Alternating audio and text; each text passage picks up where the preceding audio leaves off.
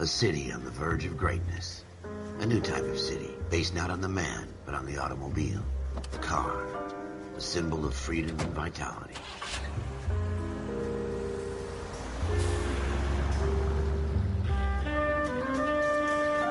Where every man can own his own home, and have room to breathe, and not be overlooked by his neighbors.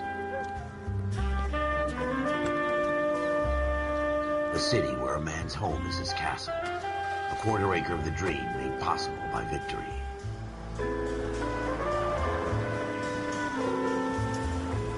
A city of opportunists.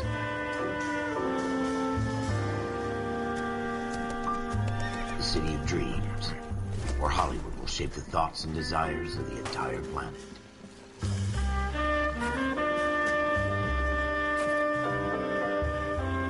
A city of pioneers.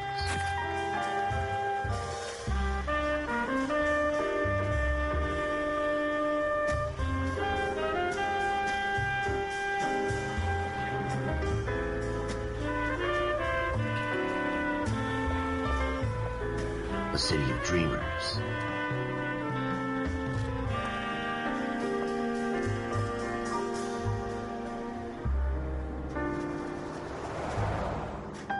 A city of undercurrents, where not everything is as it seems.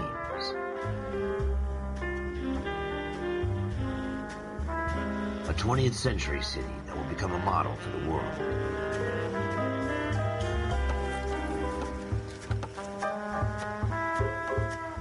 A city that has no boundaries, that will stretch as far as the eye can see.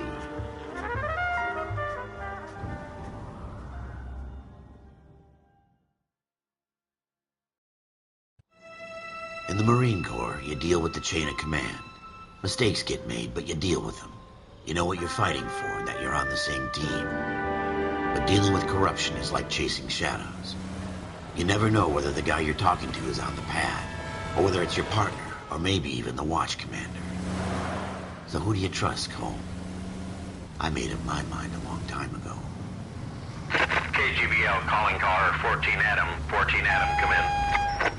Go ahead, KGPL. 14 Adam, see the detective at ambulance shooting at 6th and Industrial Street. Unit 16 William requests uniform assistance for an evidence search. 14 Adam, code 2. Roger, 14 Adam en route.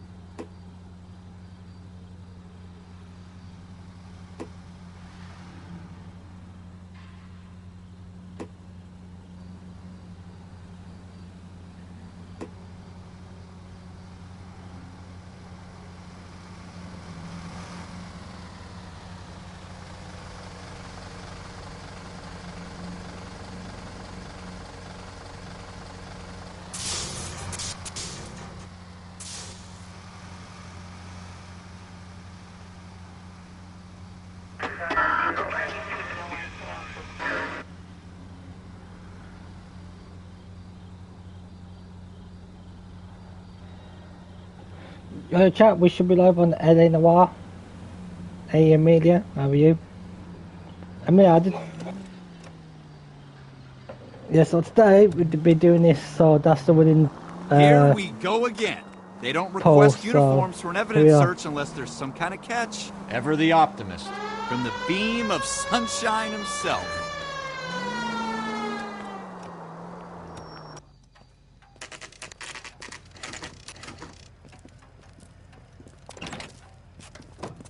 Floyd Rose, homicide. You might back up? Yes, sir. Phelps and Dunn, Wilshire Division. We had a shooting took place down this alleyway. We have the Vic, Scooter Payton, a Negro male bagged up and on his way to Central Morgue. Witness says a tall white guy, our shooter, put 2 in the Vic's head and then threw his piece. I need you guys to try and recover the gat. You want us to look anywhere in particular? Give it your best shot, guys. The dead guy's a lowlife. I'm not expecting any miracles here. And if we recover the weapon? Bag it and return it to technical services. You hurry it up, Floyd. We got places here. to be. Happy hunting.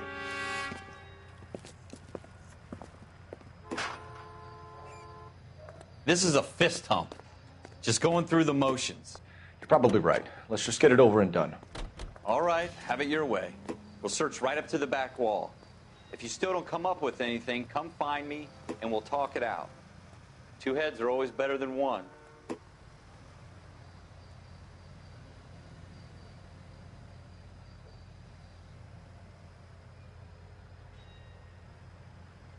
Look at this junk.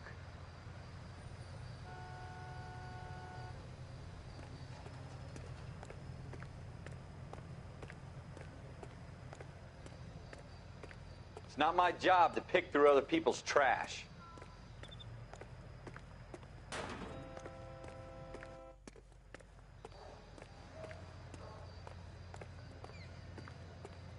What have you got, Phelps? Anything?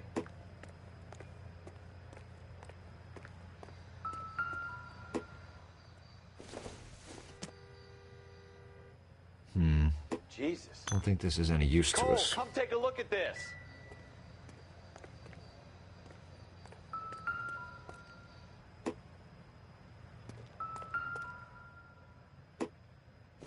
I tell you, I'm jinxed. I always get landed with this crap. Dr. Fontaine, could I have a word? Of course, young man. I really enjoyed your lecture, Doctor. Psychiatry seems to have a tremendous amount to offer. Why, thank you. I'm always happy to receive acknowledgement for my work. The mind is the last great mystery in medicine. Are you thinking of specializing, Mr. Sheldon, or Courtney Sheldon. I'm only in second year, Doctor. They fast-tracked me a year because of my experience during the war. Ah. That's what I wanted to talk to you about.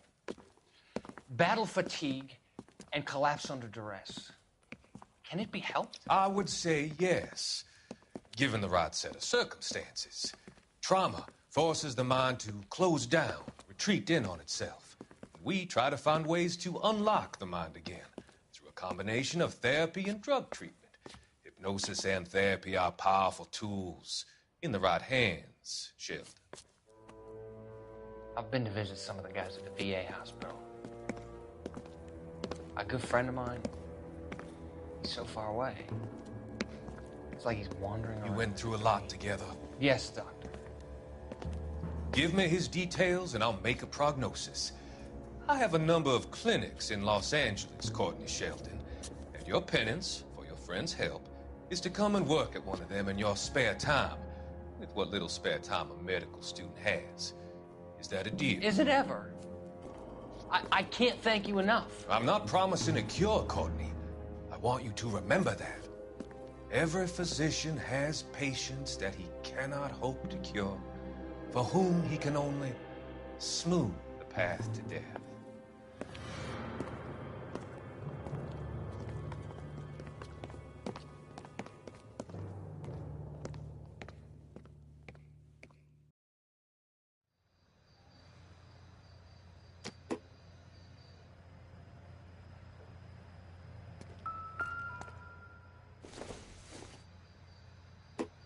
Probably nothing.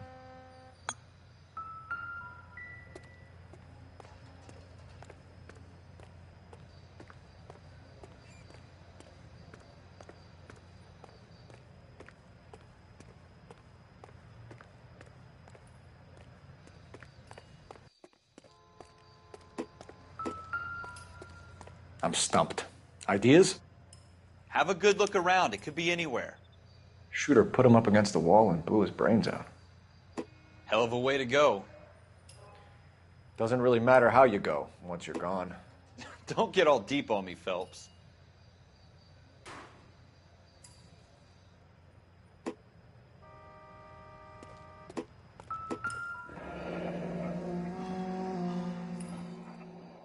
Ralph, there's something on the rooftop. How the hell did you see that? Reflection in the window. Looks like it might be our weapon. I'm gonna see if I can find a way up there. All right. Don't hurt yourself.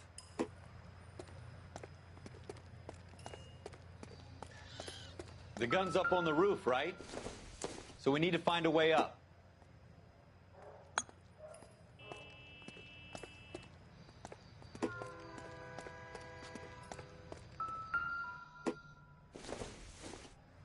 What kind of chumps do these This homicide doesn't guys pertain think to we the are? case.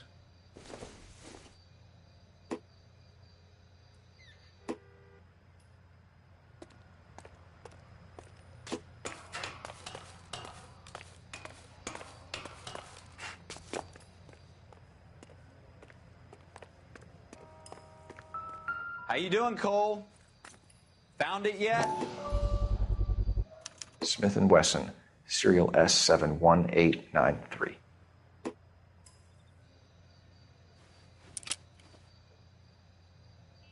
Two rounds fired, and instead of dropping it down a drain, our shooter hoists it up here. Interesting guy.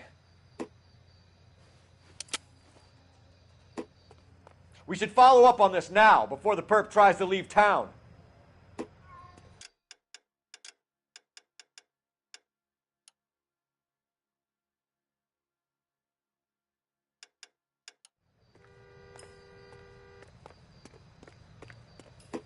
We have the gun, Cole. Let's take it back to Central. We could get a commendation. Could show some initiative, Ralph, and see if we can come up with an owner. That's a long shot, Cole. It's a pretty fancy gun.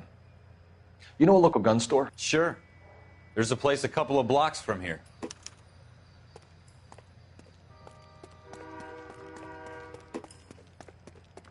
Are you sure about this? It's not really our gig.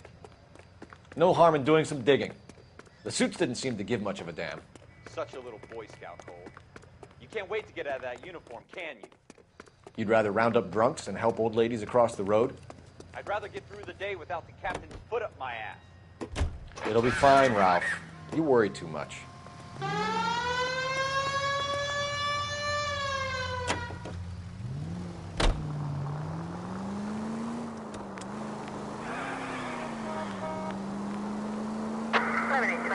Code 6.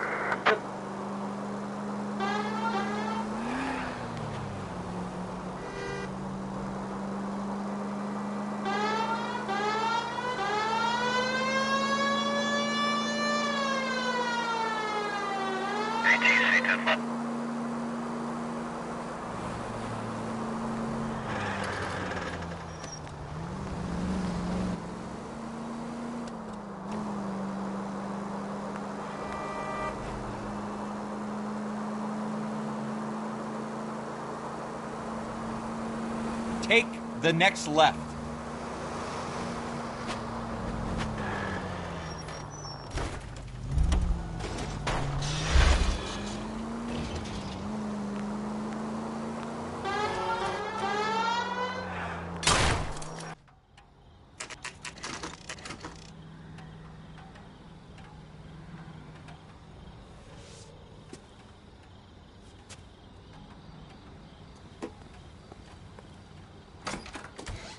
Officers Phelps and Dunn. Can you tell us anything about this gun? Smith & Wesson, Model 27, registered Magnum. Chambered for .357, nickel-plated with pearl grips. Same gun used by General Patton. You're not suggesting he's the owner? No, I'm not. You seem to know a lot about the weapon. I ought to. I sold it. You know, this piece will stop a rhino. These babies are only available special order. Here's my Smith & Wesson order book. You mind if I take a look? Be my guest. This is about something bad, right? Model 27 with pearl grips, Cole. You see it on there?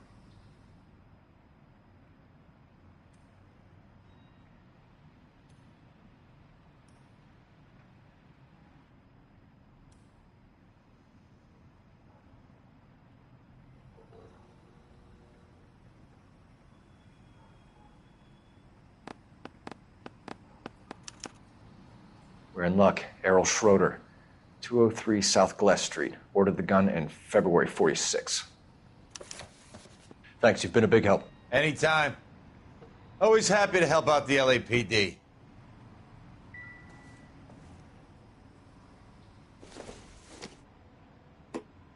Not sure this means much.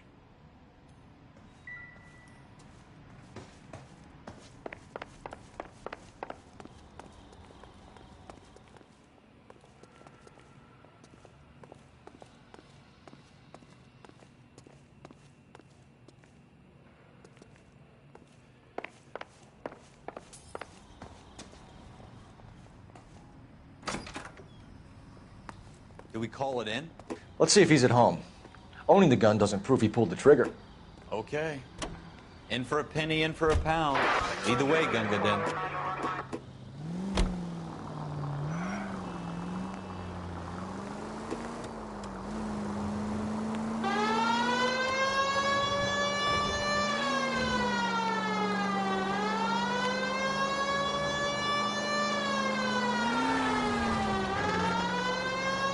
Now that wasn't so hard, was it?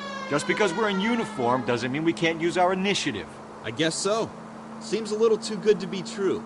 One-of-a-kind murder weapon bought locally using a real name? If Schroeder's our shooter, he's no criminal mastermind. Most of them aren't. That's why they get caught.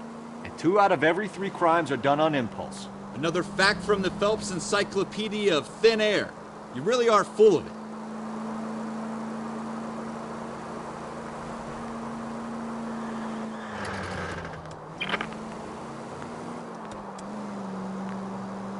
Take the next left.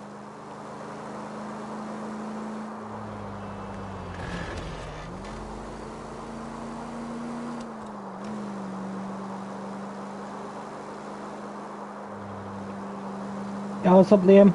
How are you?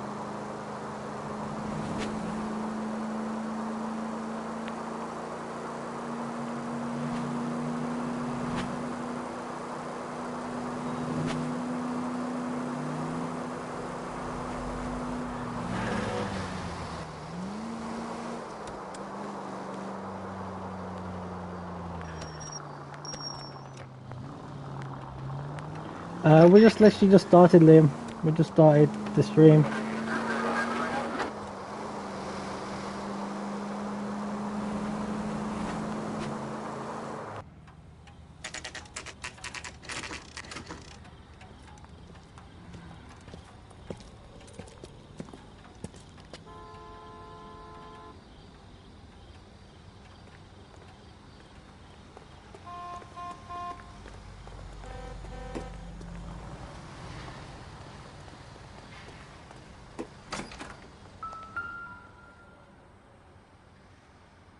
Schroeder, apartment 2.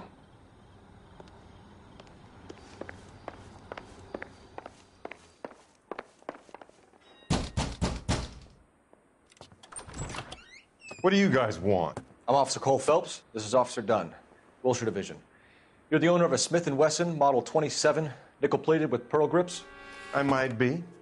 What of it? Then you'll be surprised to know that Scooter Payton was murdered tonight with your gun. You're out of your mind. Scooter? He works for me. I have that gun here in my drawer. What the fuck is going on here? You're under arrest, Schroeder. Cuff him, Ralph. No way. You're not taking me down for this. That was a very bad...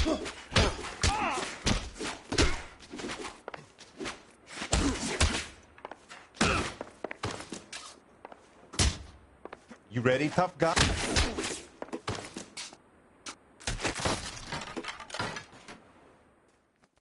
Ralph, you all right? I'm fine. I hardly felt it. He's lucky he caught me off guard. Keep an eye on him, Ralph. Yeah, Christmas is coming up in a few weeks, so cannot wait. I'll be live on Christmas Eve, but Christmas Day, no. List of names and a series of numbers. Floyd Rose's name is in this book. Phelps, we can come out of this all bright and shiny with a commendation. Or stick our schlongs in a hornet's nest. Call it in, partner. And leave the book where you found it. Officer Phelps, badge 1247, requesting.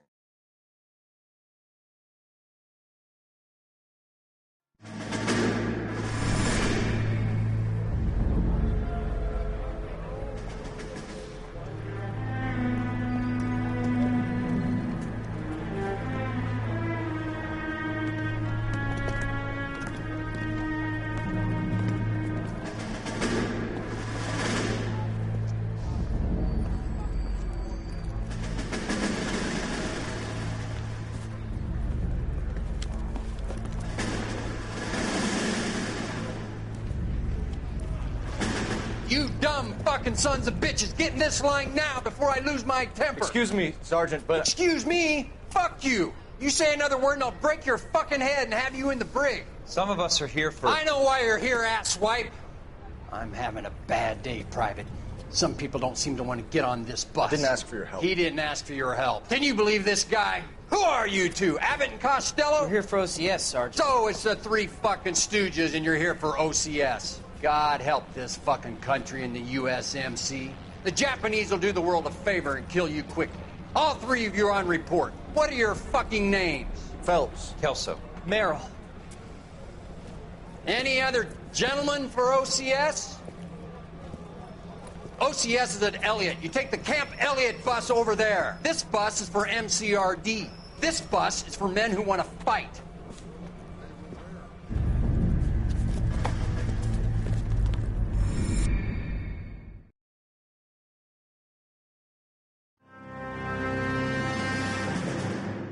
Well, you picked the right place, Cole. A city that needed an honest cop like a thirsty man needed water. You'd heard the stories, but you weren't interested. You were here to fight the good fight, solve cases, right wrongs. But the force is like politics. There's no sitting on the fence. You have to choose sides. A brown paper envelope or a Greyhound ticket to Palookaville. It could only ever end one way. All units to 211 in progress and shots fired at Westlake Savings and Loan, 1415 West 3rd Street. Unit to handle identifying code 3. We'll take that.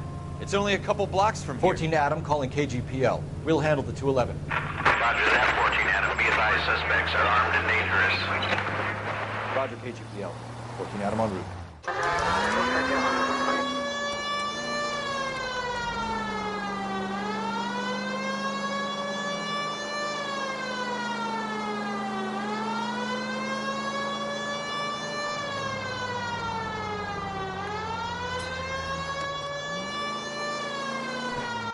Make it quick, you guys. The cops are here. We gotta move it.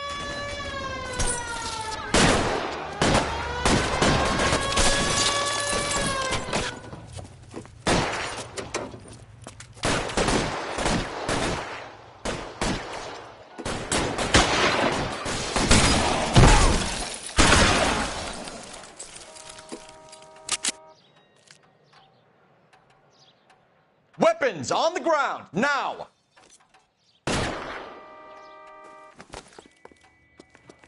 Get down!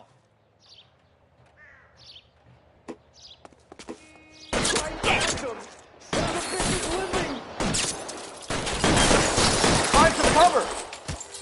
Try for the front door. Keep your goddamn head down. Use the cover, Phelps.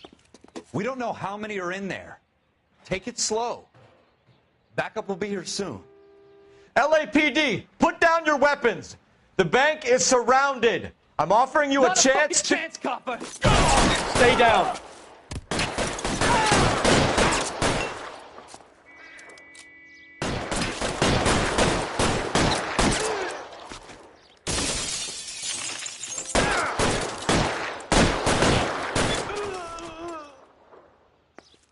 That's it? We got them all? I think we got them, Cole. Should be all clear.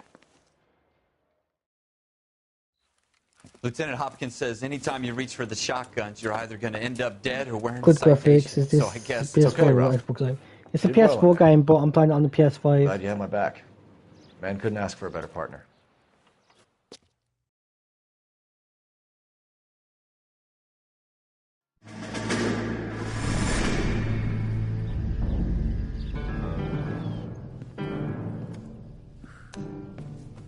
This kind of opportunity comes along once in a lifetime, Hank. I have to grasp it. You have to survive it first, Cole. Here are the veterans. The Japs love to shoot officers. If I can make a name for myself in this war, my future... Thinking of taking on a company of the Emperor's finest single-handed? You don't seem the Sergeant York type to me. When I need your opinion, Kelso, I'll ask for it. They talk about officers like you in boot camp, Cole. They call it the Custer syndrome. Guys who go around dreaming of fame and glory and getting all of their men killed in the process. Our duty is to lead, Kelso. And their duty is to die for your wonderful future?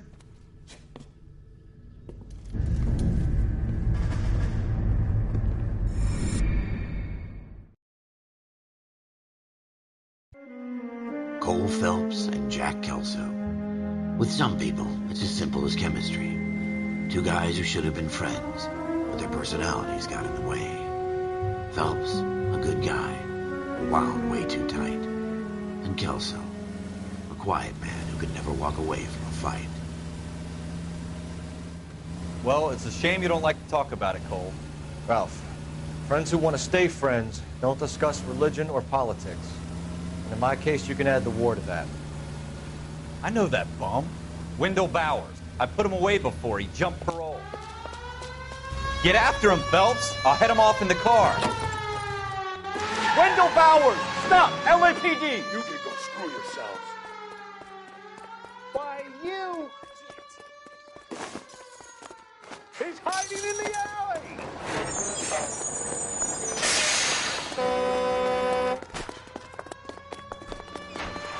Bowers! Hold it right there! Stop now or I will shoot. I won't tell you again, Wendell. Jesus, Dunn! Watch your fire!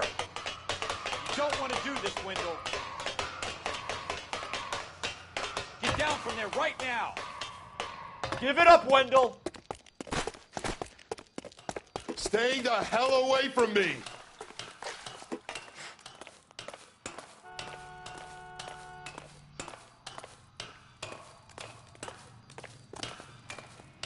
There's no way I'm going back inside.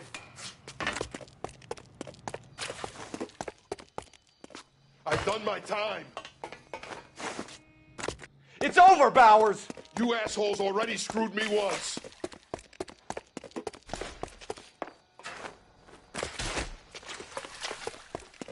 Give it up, Bowers! There's nowhere left to go!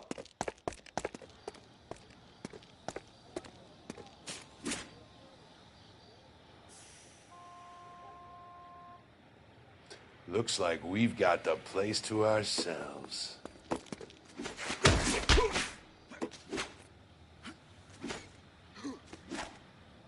Come on then, pretty boy.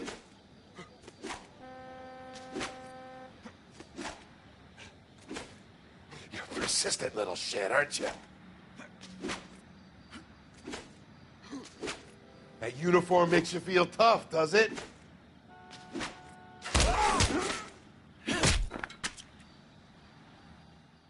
How you doing, Wendell? Your parole officer's Hey, Dragon feeling Ball. lonely. He's got a hole in his life for an asshole like you. You can make it up to him in 10 years' time. This game Watch is awesome. your head. Yeah, great. This hump One of will my be favorite back in the Rockstar Irons games Hotel by ever. tomorrow night. I played this back on the Nice PS3. work, Cole. You run track in high school? I played it on the PS3, the Xbox One. I haven't played it on Switch yet. I haven't played it on Switch. I might play Part it of the on tradition of the Marine Corps and being an officer in the Marine Corps is the ability to make tough decisions. The right decision is not always the popular one. The right decision will get the men you care about killed. These ratings and your ability to give them frankly and truthfully directly affect your chances of successfully becoming a Marine officer. Candidate Phelps, you have the floor. Esprit de Corps, Merrill, 10. Franklin, 8. Weiss, 8. Donahoe, 6. Kowalski, 6. Hudson, 5. Kelso, 2. Leadership, Donahoe, 8. Franklin, 7. Merrill, 6. Kowalski, 6. Weiss, 5. Hudson, 5. Kelso, 1. Candidate Kelso. I'm sorry, Captain, but I joined the Marine Corps to fight the enemy, not get involved in this schoolboy chicken shit. Kelso, in my office, now!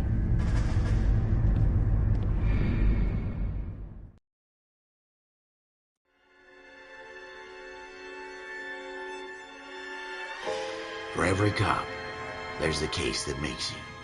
Gives you that leg up, gets you recognized as the shining new star in the squad. The case that you solve that shows that you have the gumption, the gung-ho, the get up and go to make you stand out from your average rank-and-file patrolman. This could be the one goal.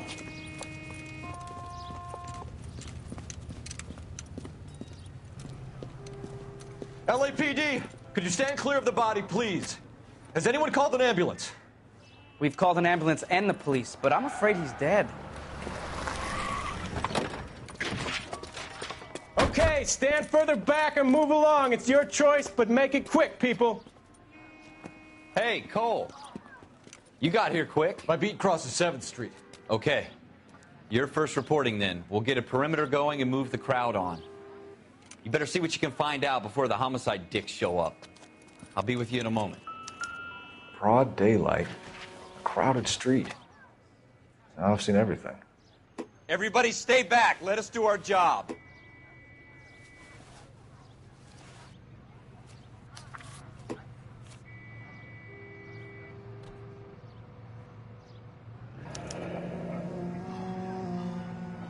C. Galetta. Layaway receipt. Pearl earrings. Made out to Bank of Arcadia.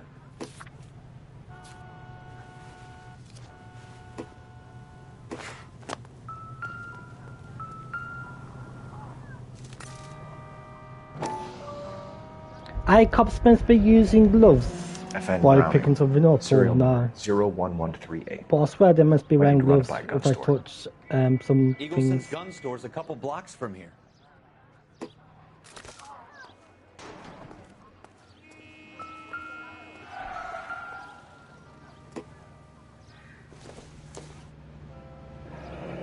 Shell casings. These look like 32s. This guy in the crowd thinks he saw something, Cole. You better take a statement. All right. Yes, it's a dead person. Clear this area immediately. Show's over. Keep moving, all of you.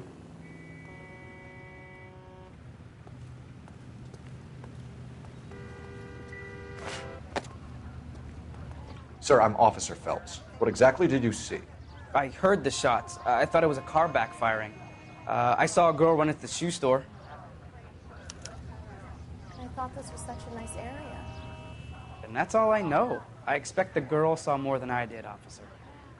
This is a crime scene. All of you move along.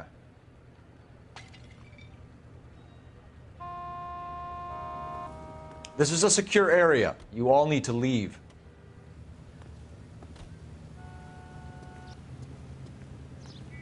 Speak to the witness before homicide arrives, Phelps.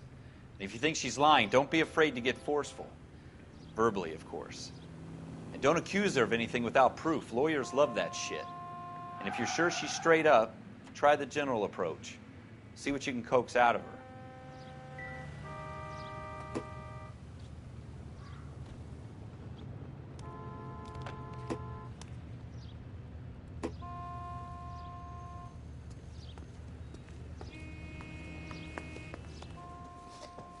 Can I help you, sir? I'm Officer Phelps, miss. I'm here about the shooting. Did you know the victim? He was my boss, Mr. Gage. Mr. Gage's first name. Everett. And you are? Galleta. Clovis Galleta.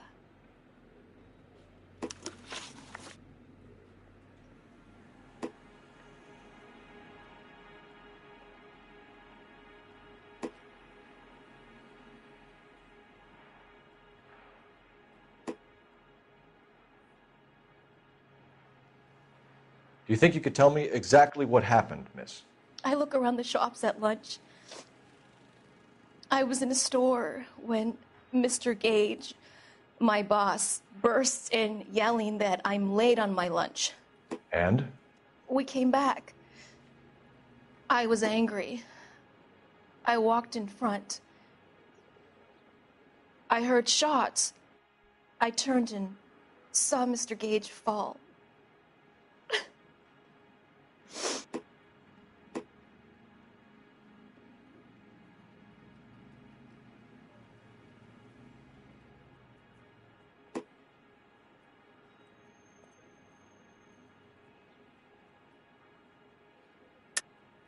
You're lying, Miss Galetta. You know what happened and why. You're going to tell me. There's nothing to tell. I've done nothing wrong. How can you prove different?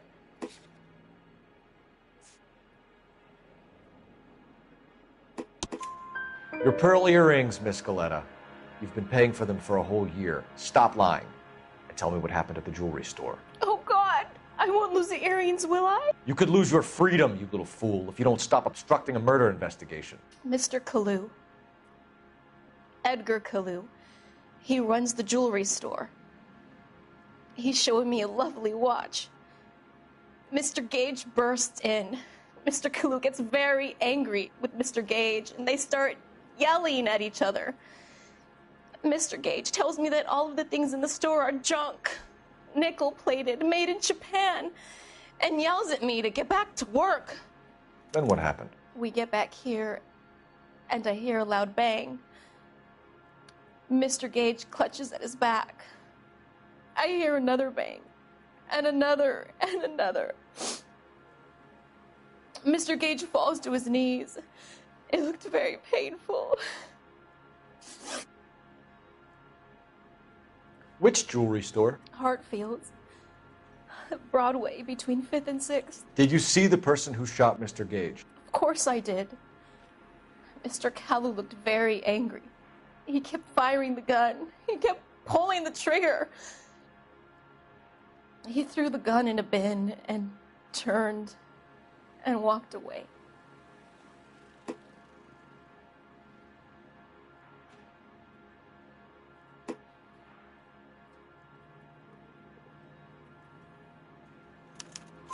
You're making me angry, Miss Galetta. Is that what you want? Tell me why Mr. Kalu shot Mr. Gage. Mr. Gage hates Jews. A lot of people do. It's not my fault if he has nice things.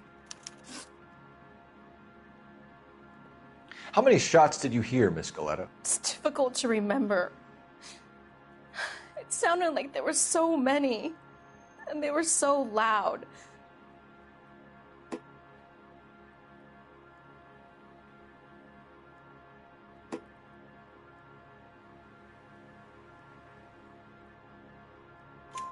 I need you to concentrate, Miss Galetta. Even minor details can become important later on. Well, there was one bang, and then another, and then 3 very quickly, close together. 5. Thank you for your help, ma'am. You've been very brave. We'll need you to make a formal statement about what happened to Mr. Gage. Does that mean I can still collect my... Never mind. Yes, officer, I'll make a statement.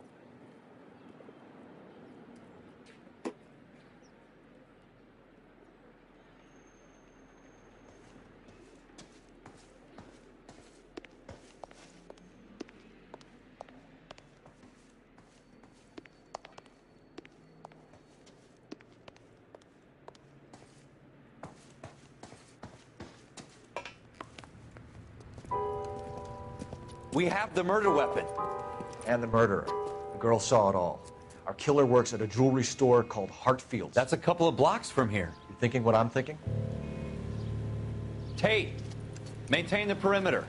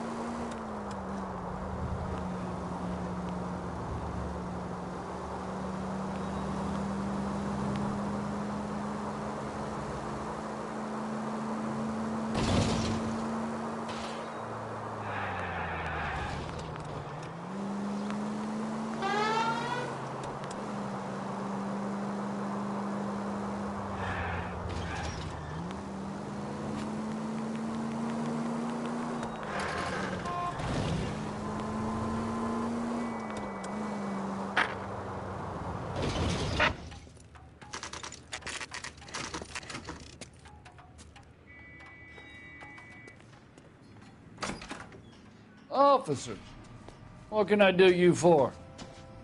Officers Phelps and Dunn, sir, Wilshire Division. We need you to trace a serial number. Sure.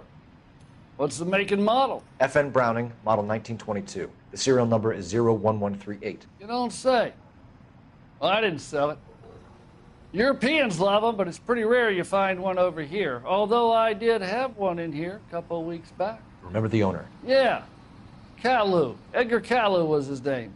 Thing looks like he'd never been fired, but he brought it in here for cleaning anyway. Then he bought a box of cartridges and he left. Do you know where we can find Mr. Kalu? Told me he was on his lunch break. Said he worked at Hartfield's jewelry store just up on Broadway. Thanks for your help.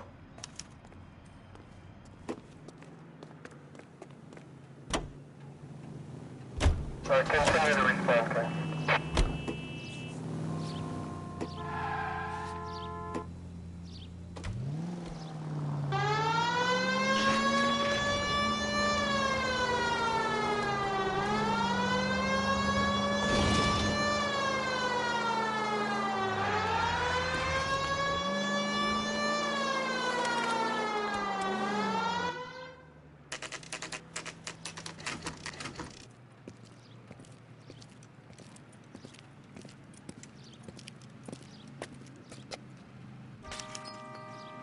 Officer, can I interest you in a new watch? Officer Cole Phelps, are you Edgar Kalu? No. Mr. Kalu is out back. He said he'd lie down. I'll buzz him for you. Son of a bitch! Go, Cole, go!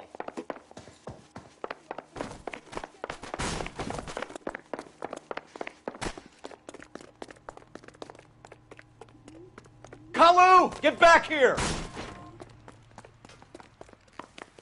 Would you recommend the special, Nick?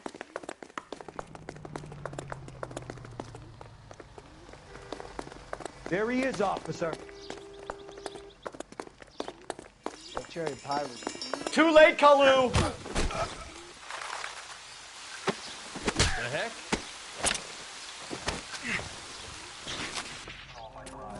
Edgar Kalu, you're under arrest for the murder of Everett Gage.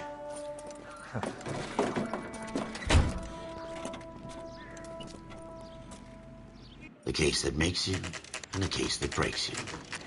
The Hi, one you Daisy. never solve. The one that keeps you awake at night. The case that gnaws at your guts and ruins your marriage. The case that keeps you propping up a bar as you relive the what-ifs, the might-have-beens, the half-leads, and the half-truths. The case that other cops murmur about whenever you walk past. The case you never, ever discuss. God's mill may grind slowly, but it grinds finely, son. I hear it's you who nabbed our malefactor from the shooting yesterday. Yes, sir. Then tell me, boyo, I hear you're quite the climber, a man of initiative. How would you like a chance at smiting this man with the sword of justice? You're asking me to conduct the interview, sir? I am, young Phelps. You've only been with us a short time and you've assembled yourself a stellar arrest record. Not to mention the fine work you did in the war, sending heathens back to the hell they came from. But I'm curious as to whether you can turn your hand to interrogation. Takes a certain animal cunning, lad. Do you think you might be ready for that? Yes, sir. I think I am. Good man. You need many things for a conviction, young Phelps. A motive, opportunity, hard evidence, and best of all, a confession. If you fail in the former, you can always use a modicum of violence to obtain the latter. How are you feeling, lad? Fine, sir. Very good. The evidence is overwhelming. May the cat eat him and the cat be eaten by the devil. Bring me a confession, young Phelps. This is your chance. Hey, Kelly. How are you? Don't fail me.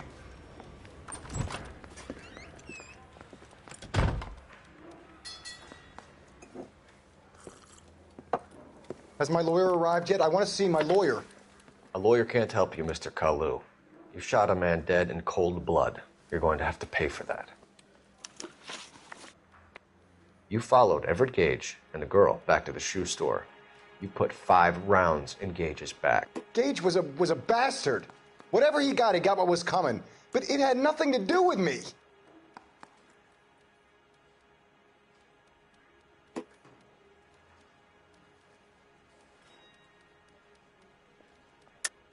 You shot Gage, and we know why. We can put you at the scene. You can't prove anything.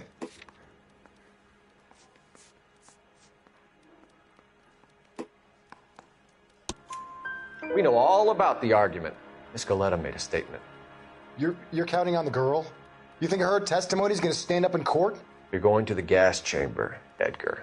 That Jew-hating fuck couldn't leave me alone. I had a sale. That girl was ready to buy. Let's change the subject. You fasting for Yom Kippur, Mr. Kalu? Yeah, let's change the subject, you going motherfucker. How about baseball? You're not denying you're a Jew, Mr. Kalu. This is America. It's not Germany. It's not a crime. Some people don't like Jews, Mr. Kalu. Yeah, and I guess you're one of them. Gage hated Jews, didn't he, Mr. Kalu? I don't know what you're talking about. You left-wing leaning parasite. You expect me to sit here and listen to your drivel? You call me that?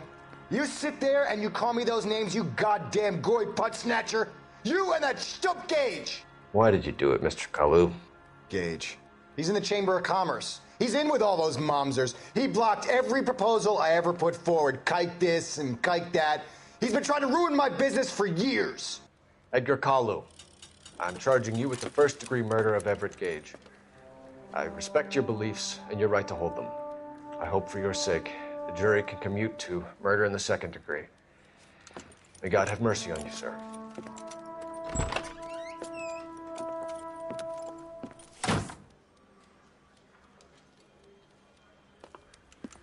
Masterfully done, Officer Phelps. It is just, Officer Phelps. Isn't it, lad? Yes, sir. Then let me have a word with the Chief of Police, young Phelps. The department needs heroes. A shining, honest face the public can admire. I applaud a man with your talent for unwavering justice. Back to your duties for now, boyo. But here's a piece of advice. Get yourself 2 suits, get them pressed. You'll be needing them.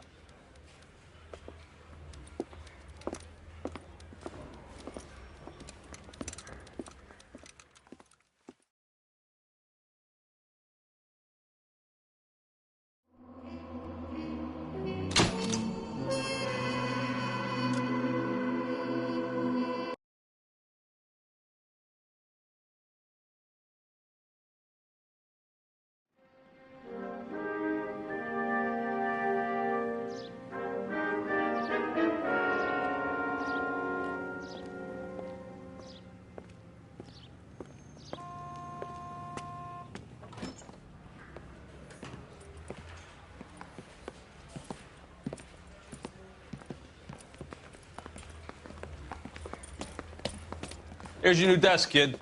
You're on traffic. The hot sheet is posted here, next to the map. What's his problem? That's Biggs. He's an institution. So this is what all the fuss is about. Why couldn't they build a freeway that goes past my place? They haven't even approved the money yet, kid. The bond issue won't be till December.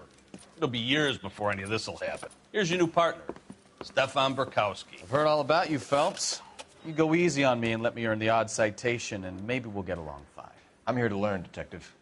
Oh, he's an intense one, isn't he, Mel? Who's intense? The newly minted detective here, Cole Phelps. Hi, Phelps. I'll be keeping an eye on you. I could spend a little time basking in reflected glory.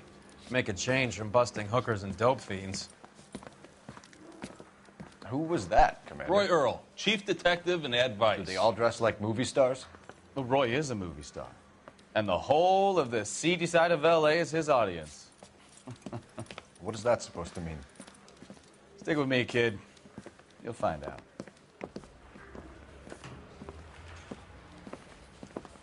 And now some housekeeping. Warm Central Division welcome for Detective Cole Phelps. Some of you guys may know Phelps. He's the cop who broke the jewelry store murder. Stand up and take a bow, Phelps. If it's all right with you, That's sir. That's an order, Phelps. Shh, quiet, everybody. Phelps is one of only 2 serving LAPD officers who received the Silver Star during the war. Really gave it those lousy Japanese, eh, Phelps? I did my best, Captain. Why, you war heroes zombie. always so How you modest. I partnered Phelps with everybody's favorite Pole, Stefan Bukowski. Hope you like work, kid. Bukowski sure as hell doesn't. Well, that's why we have partners, right? Okay, can it, guys. Stick with Bukowski. He's a good cop. He knows traffic inside and out.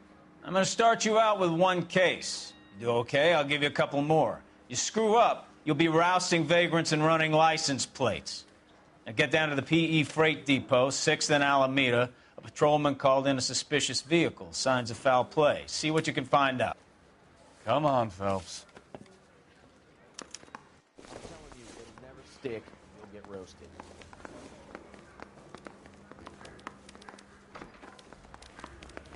I'm gonna make him.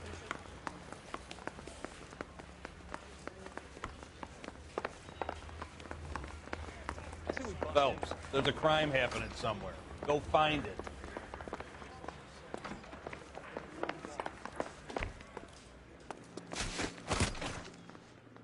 Phelps, leave him be. You know the way. You can drive.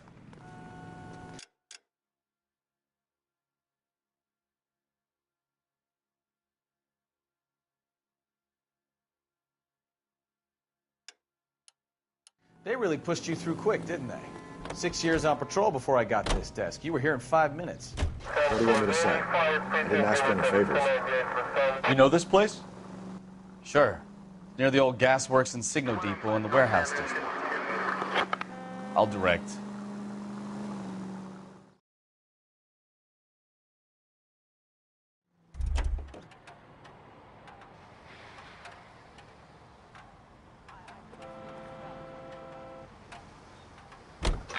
So, tell me a little about yourself, Phelps. Are we friends now? I wouldn't feel safe in a tank with you driving.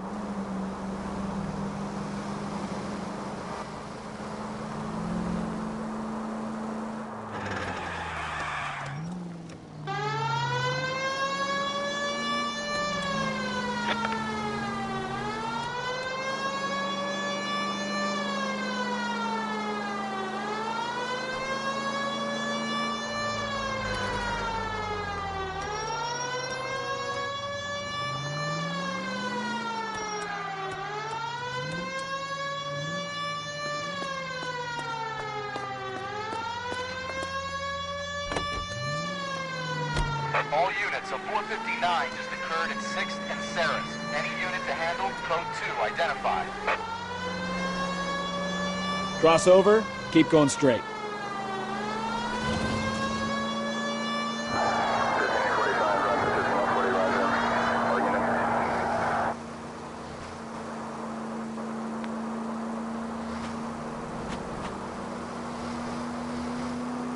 Officer shop 103 and Booth.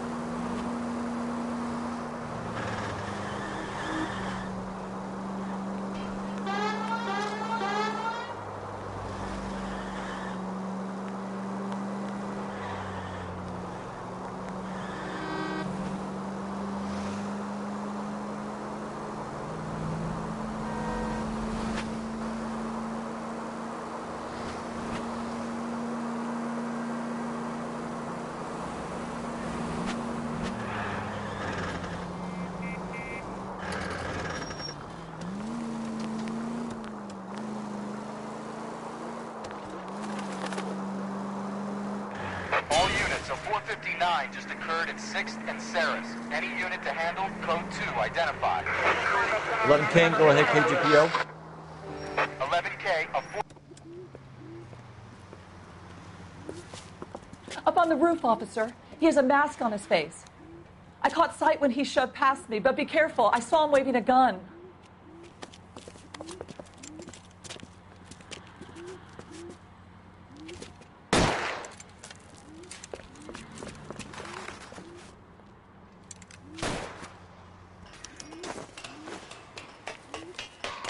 Give it up now! Make it easy on yourself! Get the hell away from me!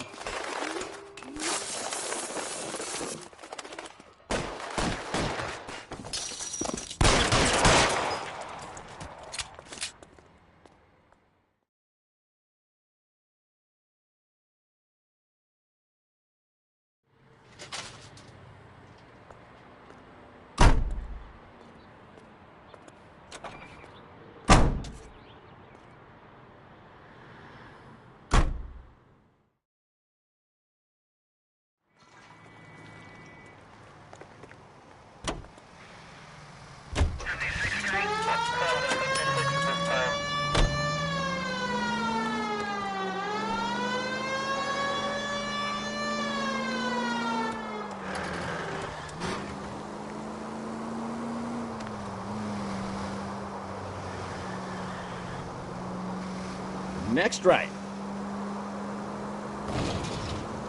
Take the next right.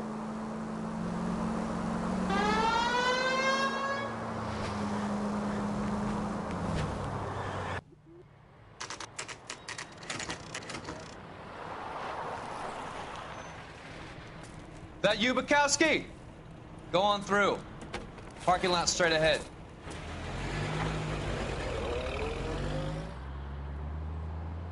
I need to get back to work, officer. The detectives are here now. You repeat to them what you told me.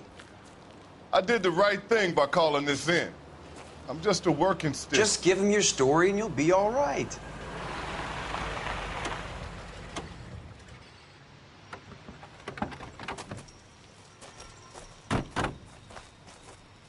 This is your first case, Phelps. It's okay to admit it if you're stumped. If you don't know what to do next, just come talk to me and we'll see what we can figure out. Thanks, Stefan. You're okay.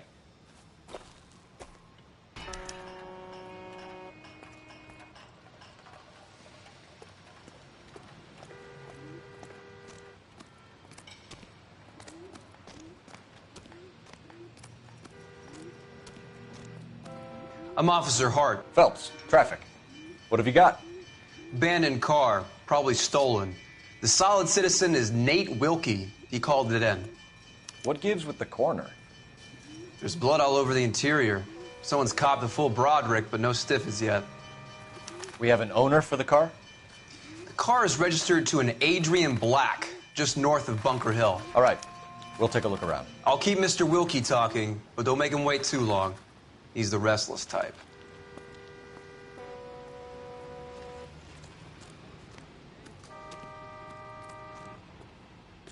How long you gonna keep me here, Get back sir? to work, sir.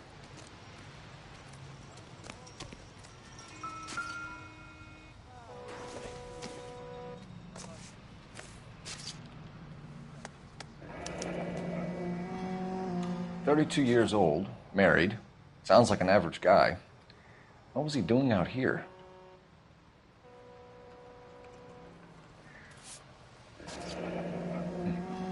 Happier times, I guess.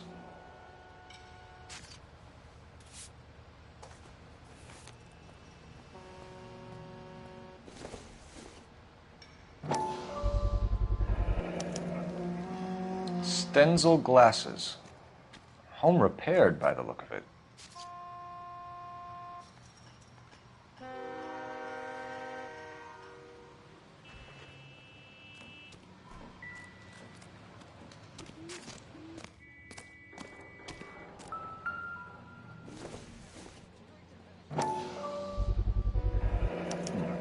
Brand name might give us something to go on.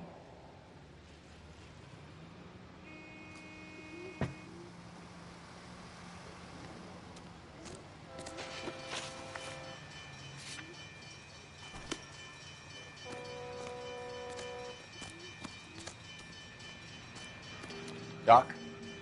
Detective Phelps. What have we got? A lot of blood for a blunt force injury. The victim must be in a very bad way. Any sign of the guy? Not unless he's in the trunk of the car.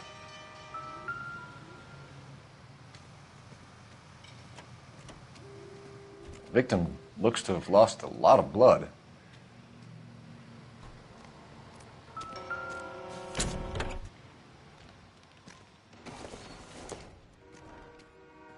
Nope.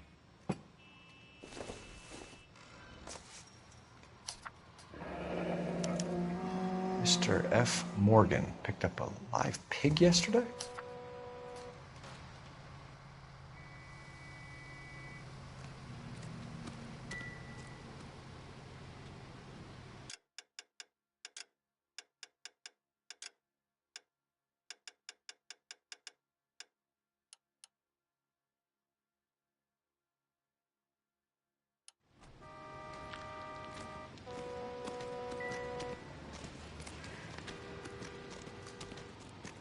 I'm at a loss. Have a word with the witness. It's not on. Sir, I'm Detective Phelps. Name's Nate Wilkie. You found the vehicle? Sure. Saw it just sitting there. Strange place to be parking your car. Figured I'd better take a look. And then I saw all the blood. So I called the police. Mind if I ask what you were doing out here? Well, I work for the railway. I was on my way out to the switch and reckoned I'd take a shortcut. Did you see anybody else in the yard? Maybe somebody hanging around the car? Nope. I hadn't seen a soul all day till you boys turned up. Do you know Adrian Black, Mr. Wilkie? No, sir. That ain't a name I'm familiar with. You ever seen the car before? Funny enough, I did. A couple of nights ago, it was over there in the parking lot. I know most of the cars that park here regularly, so it kind of stood out. The wallet by the car. Was there anything in it when you arrived? You accusing me of something, mister?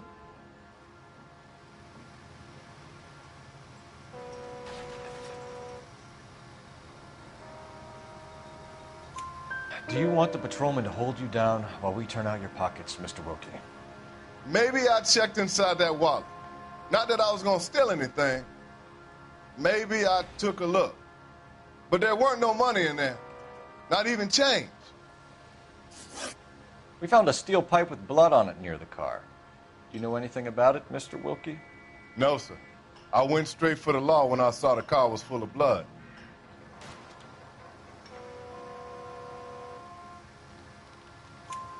When you saw the blood, was it wet, bright red, or darker like it is now? Darker, I'd say. Looked dry already. Thank you for your help, Mr. Wilkie. We'll contact your employer if we need anything more from you. If you have to, I guess. I can't really spend no more time over this. Somebody's got to inform the wife, Phelps. If you're done here, we'll head over there now.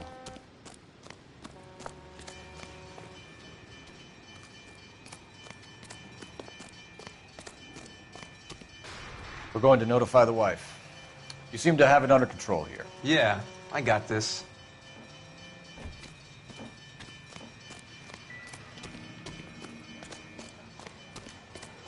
Hey, Flatfoot, you looking to get rid of that old crate? I'll give you a nickel for it. Clear this area immediately. You guys, take your time. No freight rolling through here till we're done. And we're still punching the clock. That's that guy from the papers. Solved that big case.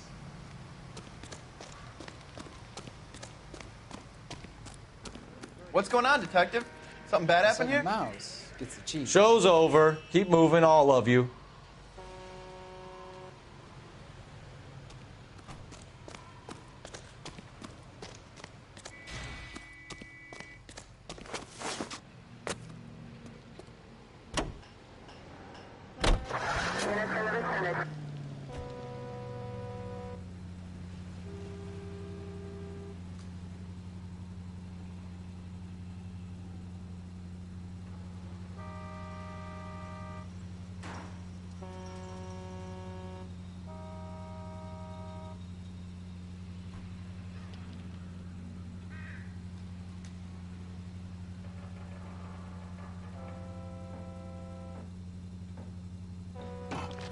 All units are frequency 2 standby.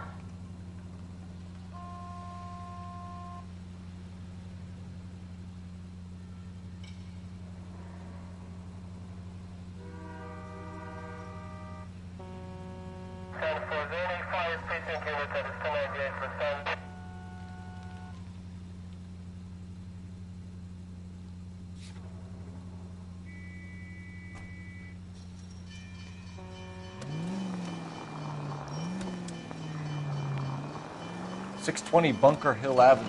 You know where that is? Behind Bunker Hill. A couple blocks north of Central Station. So, what do we tell the wife? We play it by the book. There's no stiff yet, so let's see how it plays out. Any Central unit of 415 possible mental case at 7th and Flower. Unit to handle code 3 identified. Could be a car theft gone wrong. Make Black drive somewhere lonely, then give him a tap.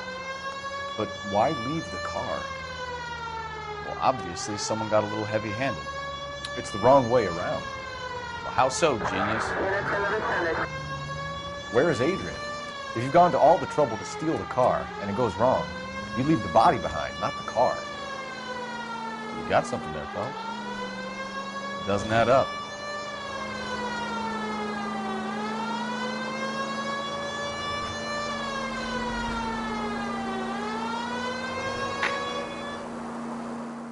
Read about the guy on the crossing yesterday? No, what happened? Over on Lincoln Avenue. This guy's driving along and his oil light comes on. He stops the car and gets out. He pops the hood and straight through the next intersection. He's on a rail crossing. Oh, you got it. He's got his head under there checking the oil, and the Southern Pacific Freight slams into his car doing 90 miles an hour. The car came to a rest more than a mile down the track. What a pointless waste of life. You'll get plenty of blood and guts and mindless stupidity working traffic, Phelps. Go left just now.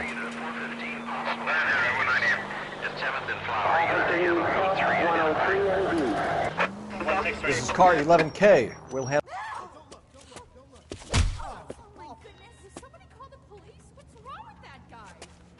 You're the one who's been sending cosmic rays into my room. I'll show you. Yes, sir. You're not going to control my thoughts anymore. Just calm down, sir. You'd like that, wouldn't you?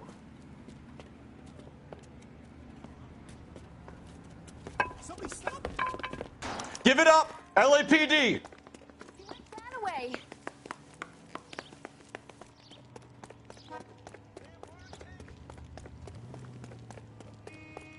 Put your hands in the air!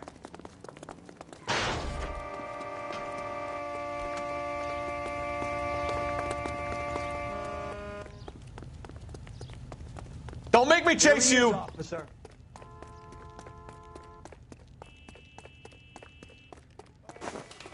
You don't understand. Someone has to stop the Venusians.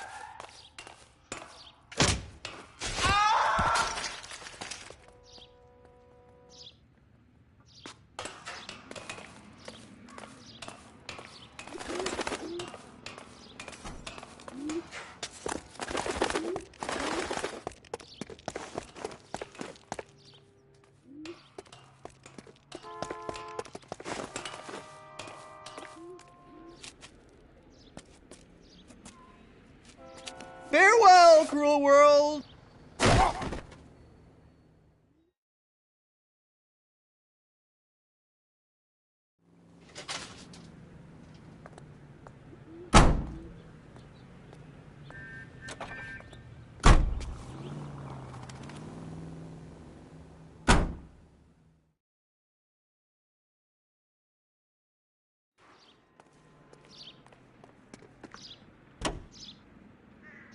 Continue to respond, sir.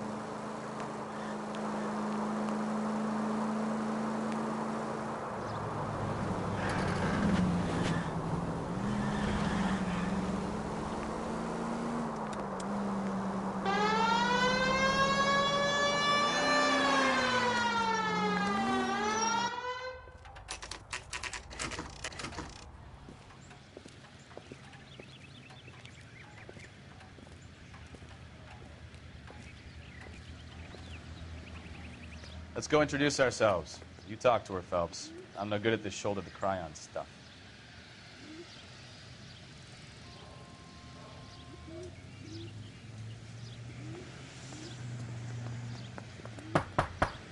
Just a minute.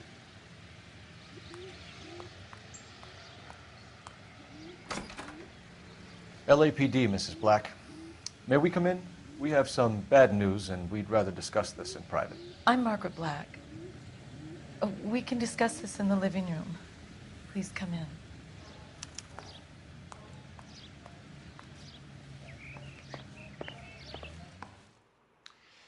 Your husband drives a blue Lincoln, Mrs. Black? That's correct. The car has been found abandoned, and I'm afraid there are signs of foul play. I knew something was wrong when he didn't come home. We believe your husband may be injured. We found a pipe on the scene with blood on it. Oh, no! My poor Adrian! Does the name Insta-Heat mean anything to you, ma'am? Yes, it does. We've just had a new water heater installed.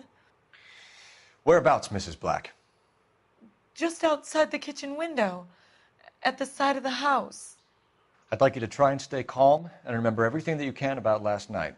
My partner and I are going to take a look around. When you're ready, we're going to have some more questions for you. Is that okay? Of course, officer. Anything to help secure my husband's safety.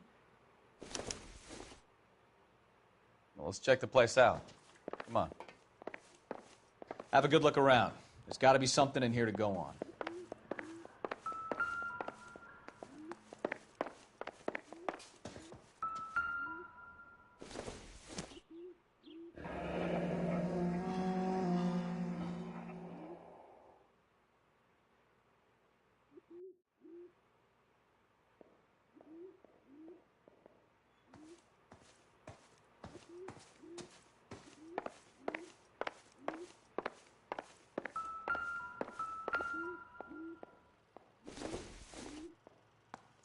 This must be Adrian's.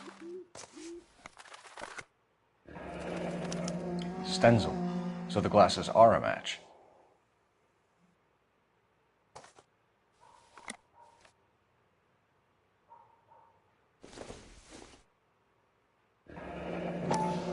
Separate bedrooms, separate pictures. What gives here?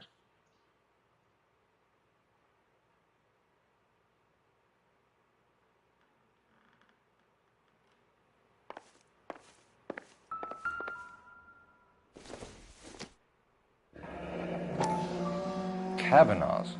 So who brought this home?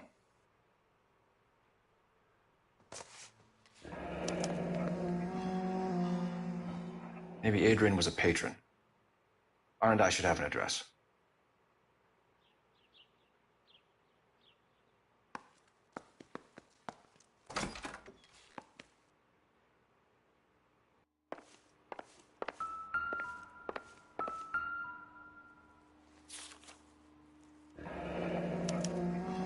A used ticket to Seattle and a suitcase gone missing. Someone couldn't wait to get out of this house.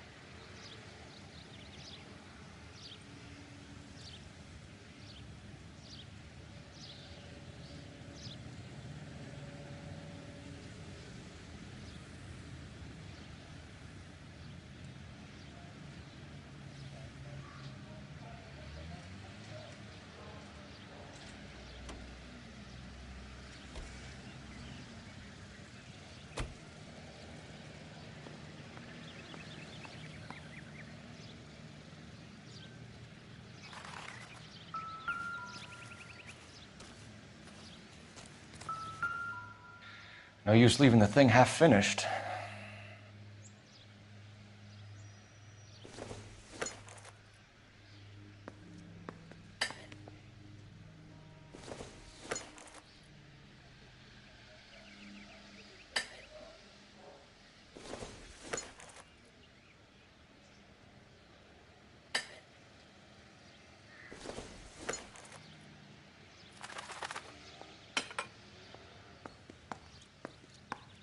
So the pipe missing from Mr. Black's heater is the same one that killed him. Huh. Seems like the assailant is a little closer to home.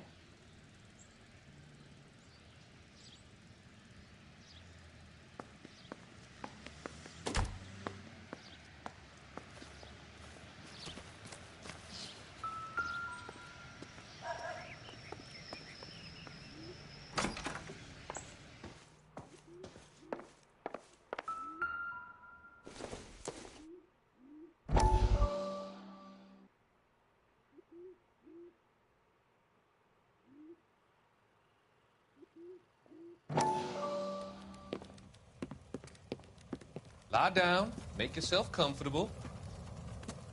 So, you're a friend of Courtney's? Yes, Doctor. He seems very concerned about you. I have these visions, these blinding visions. I can't get them out of my head. My skull, it feels like it's in a vice. I'm going to give you something to calm your nerves.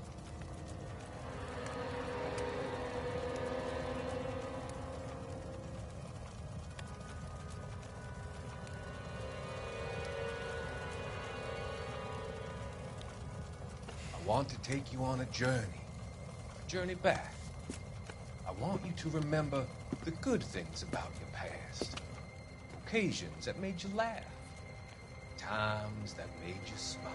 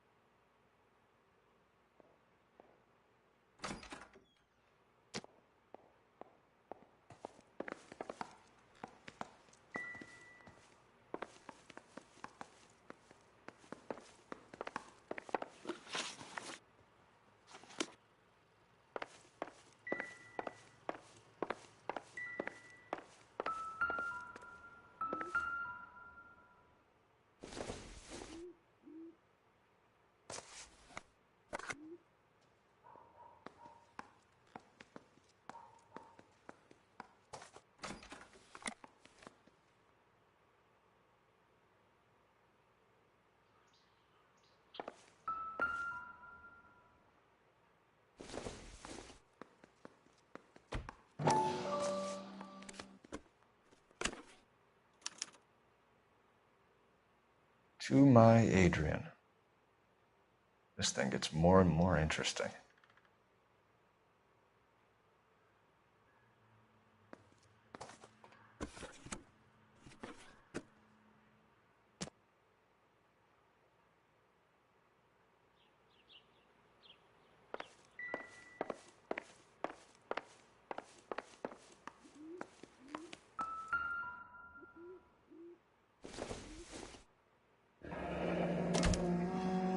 This was only recently installed, not 2 days ago.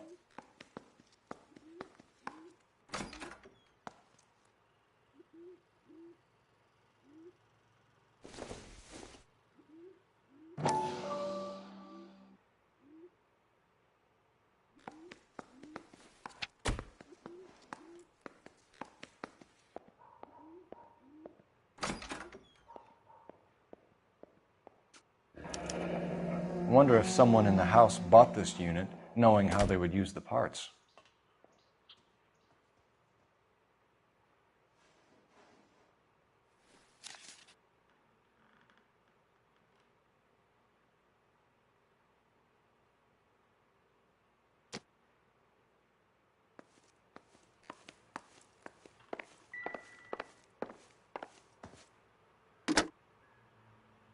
Operator, message for KGPL.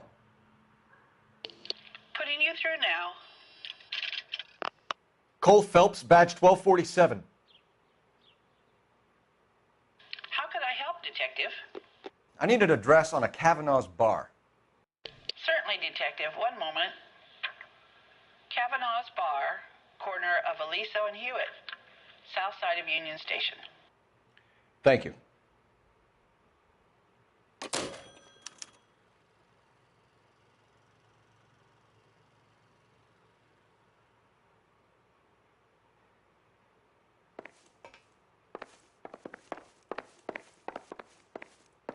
I'm all right now, detectives.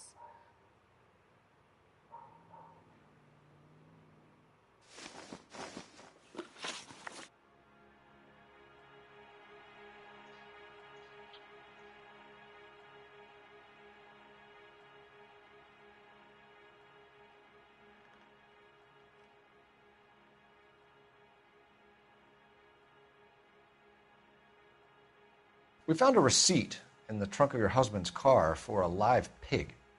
This receipt was made out to an F. Morgan. A pig? Adrian runs a tool business. That would be Frank Morgan. God knows what he's up to.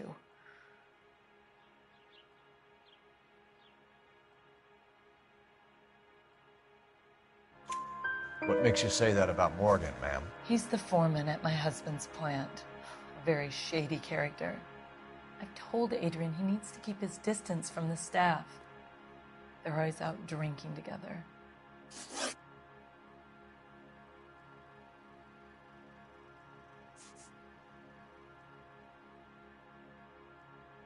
Your husband frequents Kavanaugh's bar?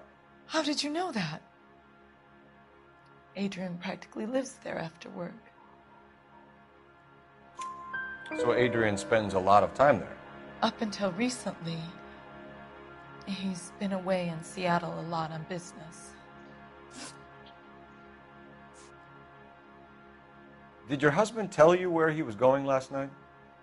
All he said was he was going to meet Frank for a drink.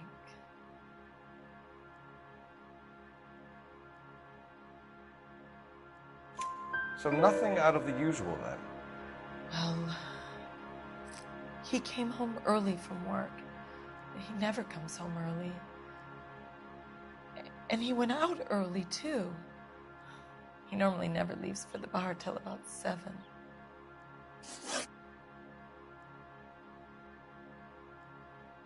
Was your husband wearing his glasses when he left here yesterday? Yes, he just bought a new pair.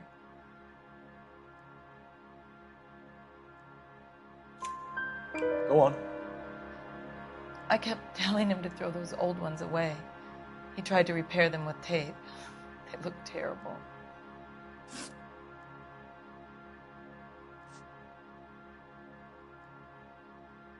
Tell us about the photo of Adrian in the bedroom.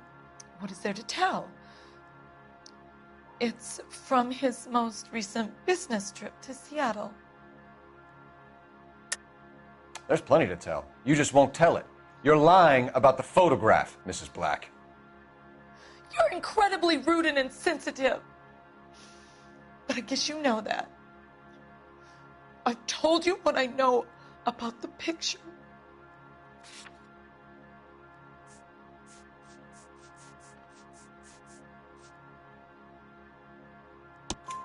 What about Nicole, Mrs. Black? Was your husband going to leave you for her? I've seen the photo frame. He thinks I'm stupid. But women sense these things.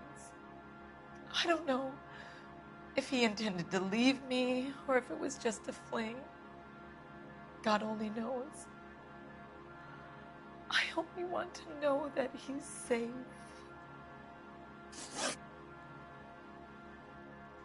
I think you should come clean with us, Mrs. Black. Your husband is missing, and after our search, I'm willing to call the circumstances suspicious. Can you account for your movements last night? You're not accusing me, are you? What an awful thing to say. I was here all night, of course, waiting for Adrian to come home.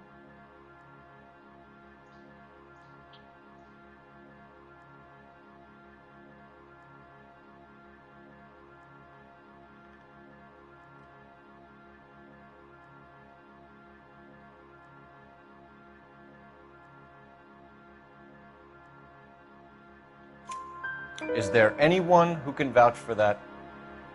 Well, no. I was here alone.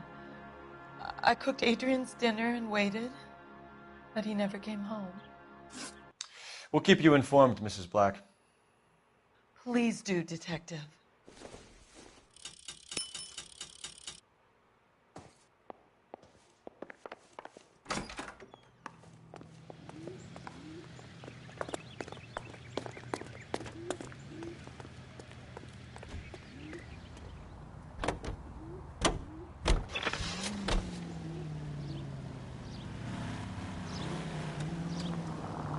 Jesus, I'm glad to be out of there. Mr. and Mrs. Black don't seem to have the happiest home life. He's too scared to divorce her, and she's too much of a shrinking violet to throw him out. If this hadn't happened, they could have stayed miserable together forever. You think she could have killed him? She sure as hell doesn't seem the type, but stranger things have happened. All units, officer needs help. 333 South Main Street. 333 South Main Street. Officer needs help. 211 and shots fired. Unit to handle code 3, identify.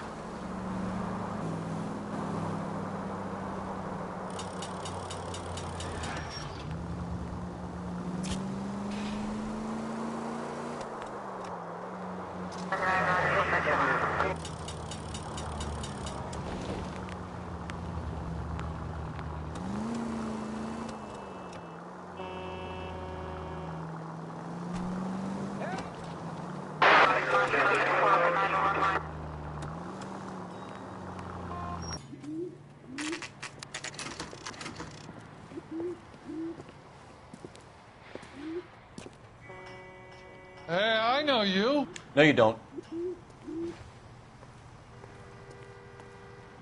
We were at school together. How about you buy me a drink for old time's sake?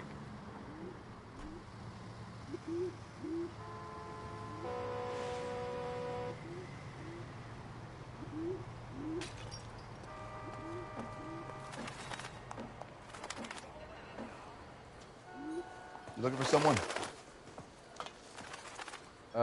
You know Frank Morgan? Could I get another spoon? Sure. Frank's a regular. He's a loner in the back.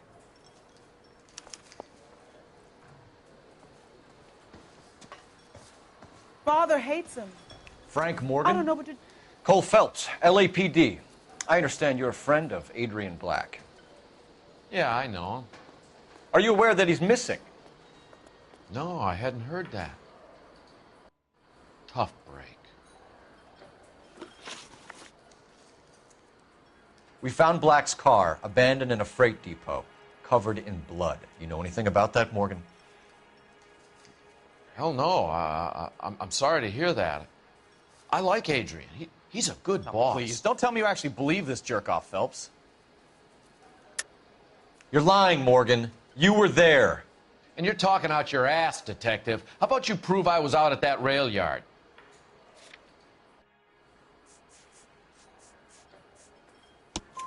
You were there, Morgan. We found a receipt in the trunk of the car. It has your name on it. We can call the slaughter yard and nail you on it. All right already. That fool Adrian's fallen for some dame in Seattle. He wanted me to make it look like he'd been attacked.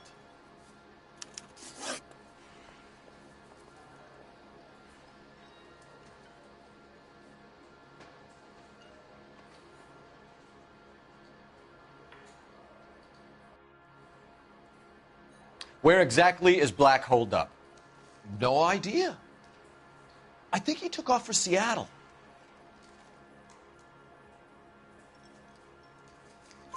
I'm tired of your shtick, Morgan. Spill it, or we take you out in the alley and we knock it out of you. He's holed up at my place. He's waiting for some money to come through before he blows town. An address?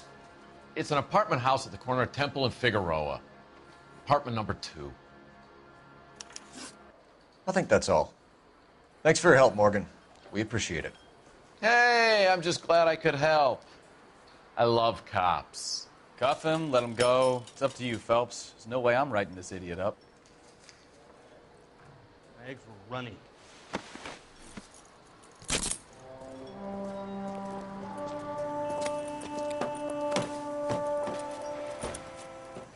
You got Morgan's address? Let's get over to his apartment.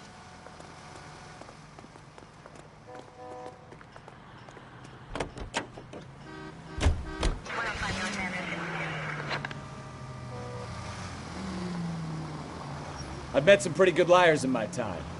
People who sound convincing because they actually believe their own bullshit. The type is clever, hard to catch out. Frank Morgan is not one of those people. No, he is not. KGPL calling car 11K. 11K, come in. 11K, go ahead.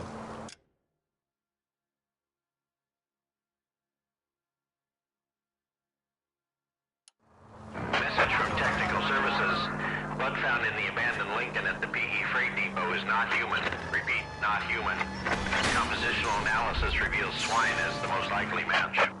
Roger, KGPL. Time to reel this guy in, Phelps. Take the next left.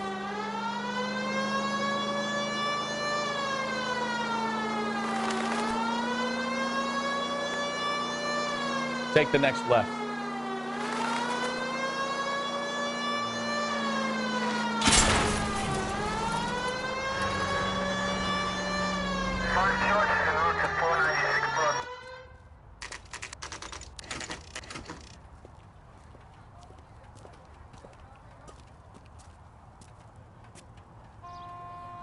Well, let's check the place out. Come on.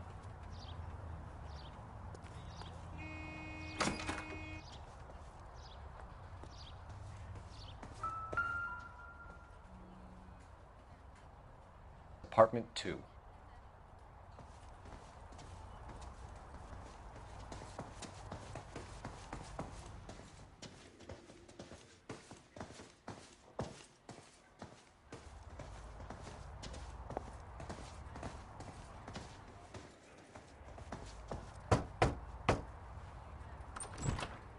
Help you, gentlemen? LAPD detectives, Mr. Black. You're under arrest. Look, I'm really sorry about this. I never tried to hurt anyone. I just needed to get away from L.A. I won't put up a struggle. Just let me get my things. Knew it! Phelps, go after him. I'll try and head him off in the car. Remember, the gun is the last resort. There's no point running, Adrian.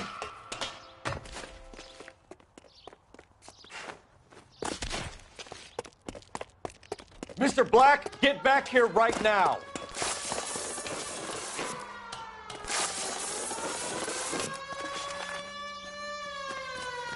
It's over, Adrian. Why not just come clean with her, Black? Why the melodrama? I thought it would be easier. No, it just got a whole lot harder. Adrian Black, you're under arrest for conspiracy and fraud. We'll see what the DA has to say about wasting police resources on a wild goose chase like this. You're gonna lose your wife, lose your job, and probably end up in the big house. I hope she was worth it, Adrian.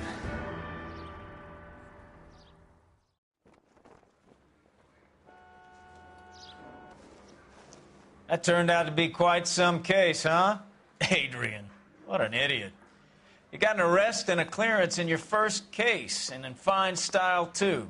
Well done, detective. Efficient investigation technique, good public presence.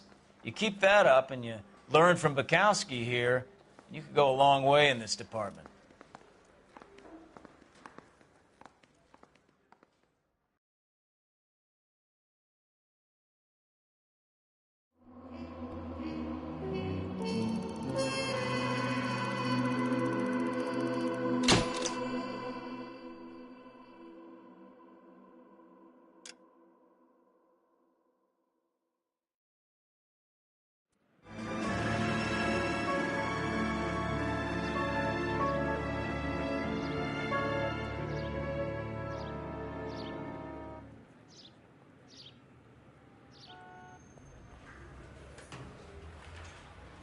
Okay, we're gonna keep this short. I'm already late for the DA. First up, Phelps, Bukowski. We got a report of a brand new Packard abandoned in an empty lot off 2nd Street between Olive and Grand. PR is one Oswald Jacobs says the vehicle was dumped in his backyard. There's a patrolman on site. Get down there and see what you can turn up.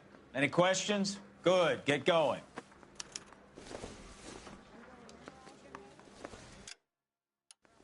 Better go earn our pathetic wages. Rimsky, O'Halloran. Intelligence has information on a stolen car racket. An abandoned vehicle. We catch all the good ones, huh, Phelps? Sounds like there's more to it than that. Nobody dumps a shiny new Packard unless they borrowed it without asking. You don't say. You're on fire today, Einstein. Very funny. Come on, my intense protege. Let's go save the world.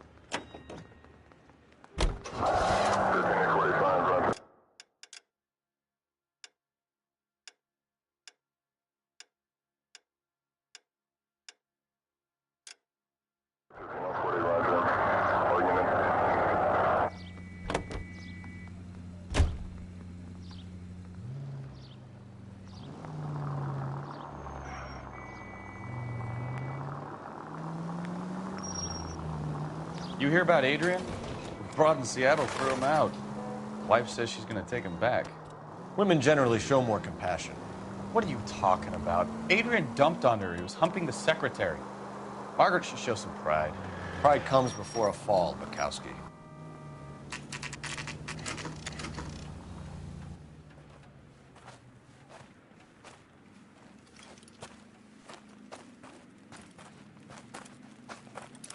Phelps, traffic. I'm Officer Houlihan. Car's down the alleyway, detectives.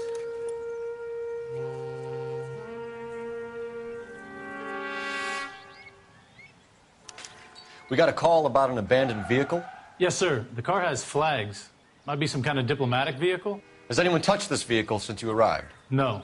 And that Jacobs bird over there was on station before I got here. We'll talk with him in a moment. Give us some time to look the place over. Sure, take your time. He's a sore-headed old son of a bitch anyway.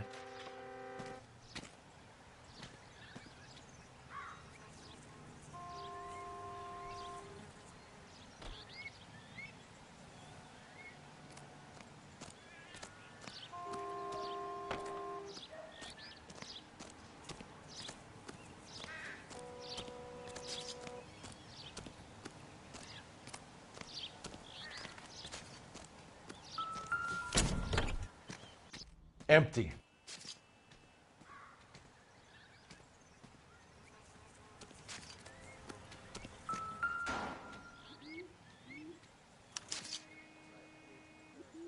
It's owned by the Argentinian embassy.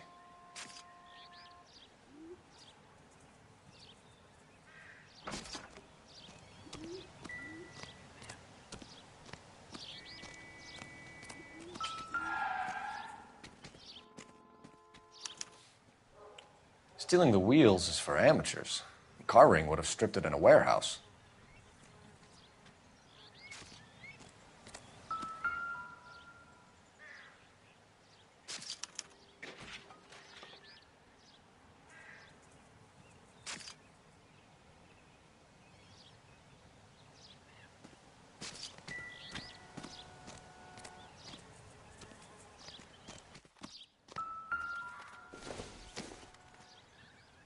Don't think this is anything.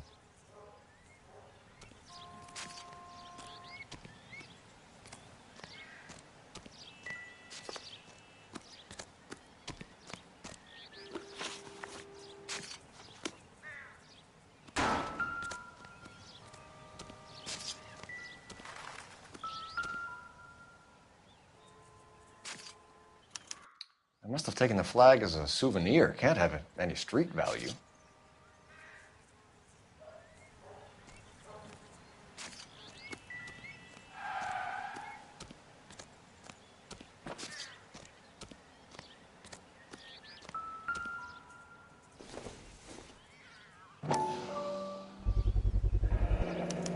Combination wrench. Must have used it to remove the wheel lugs.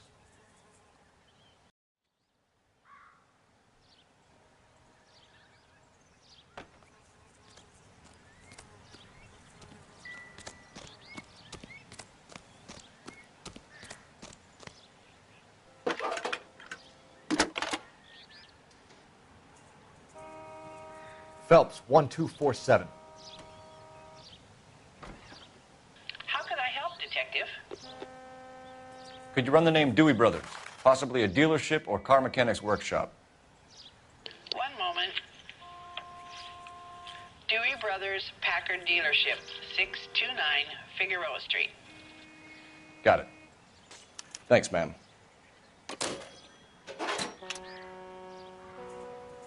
We better see what this Jacobs guy has to say. The car was dumped in his backyard, after all. Oswald Jacobs? That's right. What exactly happened here, Mr. Jacobs? Last night, I was looking out of my window. I like to keep an eye on what's going on. I can understand that. You see this empty lot? Damn kids play stickball here. Always breaking my windows. Always asking for their ball back. Can we get back to the car, Mr. Jacobs? Don't be impatient, Sonny. Anyways, last night I see this brand spanking new Packard up on bricks.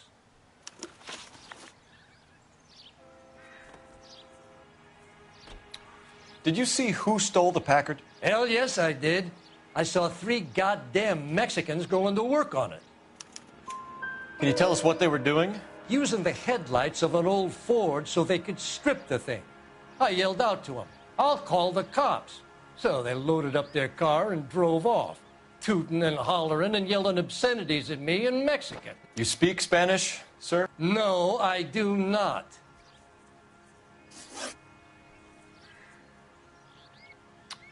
After the Mexicans left, you didn't go anywhere near the car? After I scared them off? No, I didn't go anywhere near that car.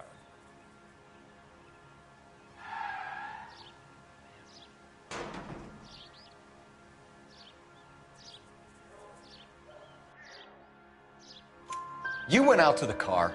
Once they were gone, you had to take a look for yourself. I was curious. Ain't no law against that. So what if I took a look around that car? You can't be accusing me of nothing.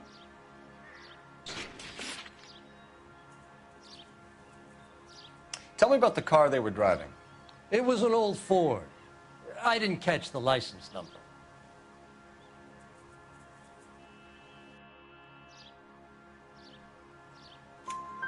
You look like the kind of guy who notices details. You're right there. The car was old, but it looked brand new. Candy apple red paint job stands out a mile. What exactly did you see them take? They was working on the tires. That's all that was took.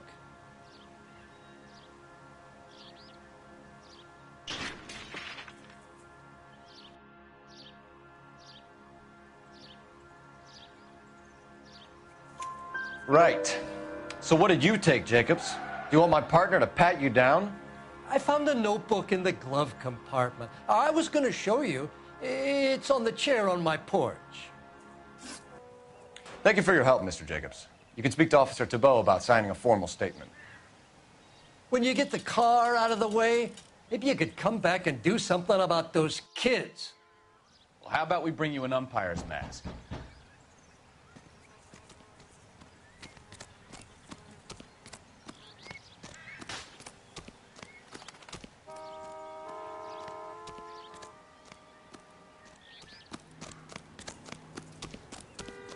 swear. So what's going on over there?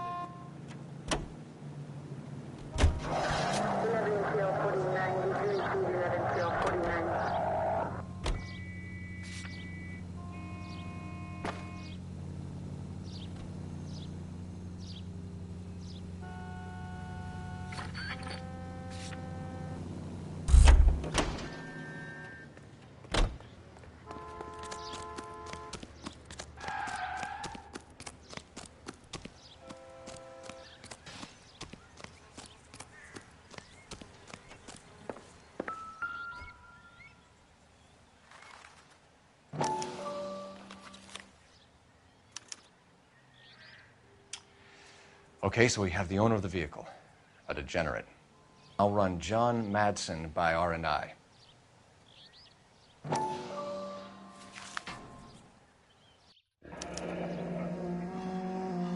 Contact details on a William Dewey. This looks like business rather than pleasure.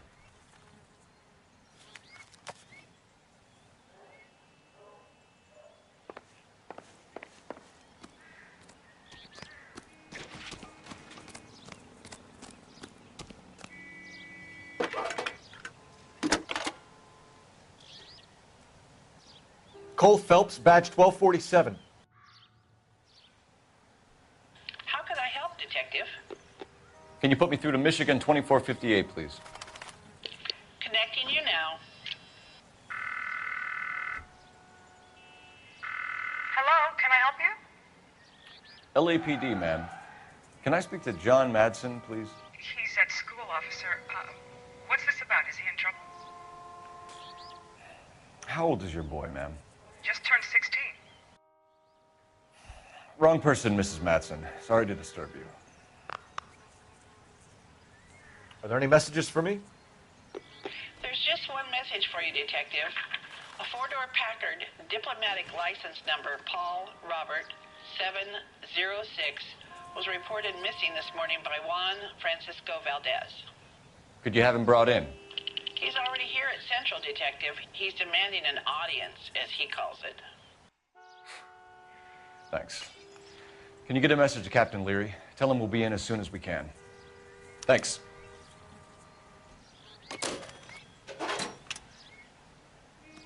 Can you cordon off this lot until we have the vehicle impounded? Yes, sir, Detective. We'll follow up on the owner. Get a statement from Jacobs, and I'll read your report back at the station.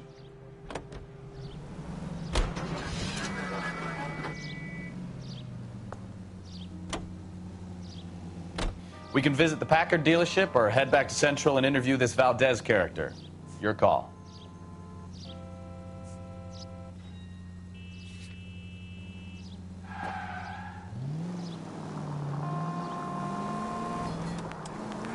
This has got to be the 50th abandoned vehicle call we have caught this year. One more, and I'm going to go crazy. Not your favorite cases? You kidding me? This is barely even police work. Of all the bad guys in this city, we get lumped with the ones who can't even be bothered to keep what they steal.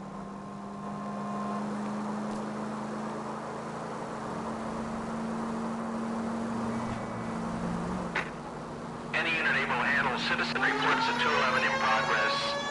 437 East 8th Street. Unit to handle code 3 identified.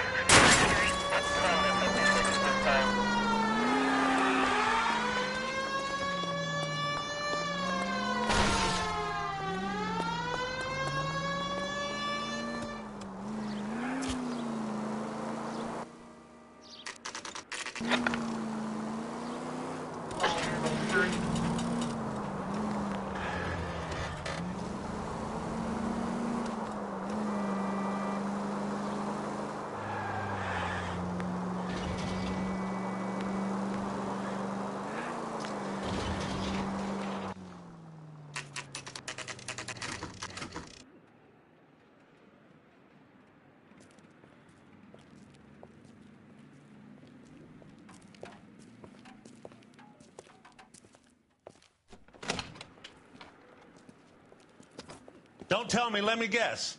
You were making your way past the lot, caught sight of the new model four-door, and couldn't help yourself.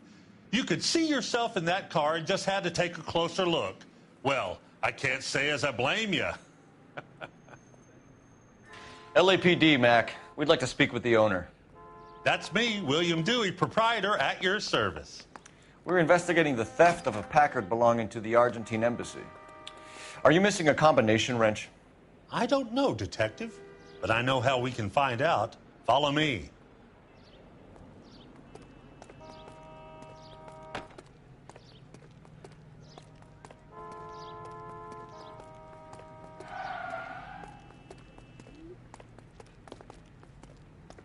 We keep all our tools in here. Mind if we look around? Be my guest. You sure you guys aren't interested in a new car? Huh? Maybe a used car. I have some nice used cars for guys in your wage bracket. Why don't you give us some alone time, Dewey? Go sell some cars or whatever it is that you do here.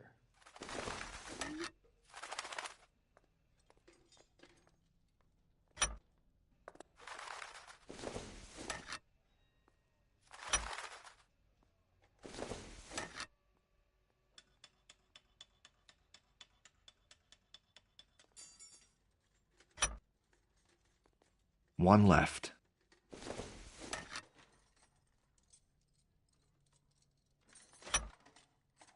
Gabriel Delgado is missing a 3/4.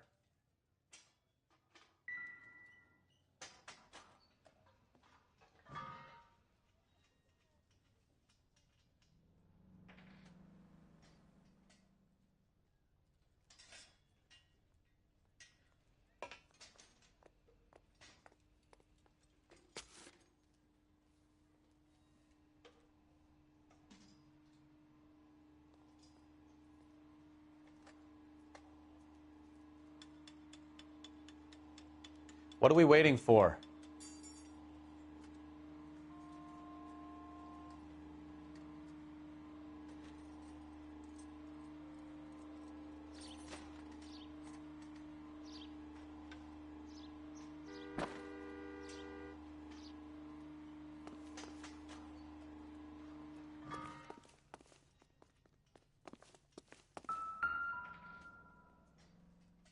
No good. We need diplomatic plates.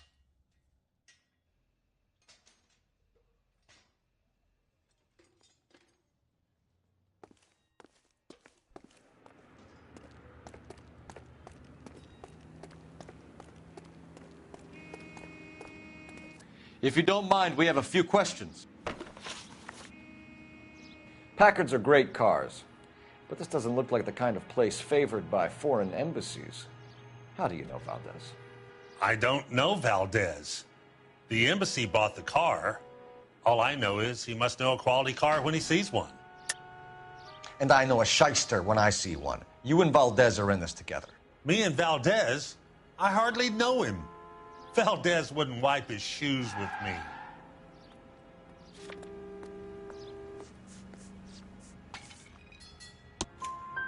We found your contact details in Valdez's notebook. He had to be calling you for something, Dewey. Okay. So I met Valdez in a bar. We cut a deal and he bought the car through the embassy. I cut him some change on the side. It happens all the time. Where can we find Delgado? I don't know. He sure as hell isn't here.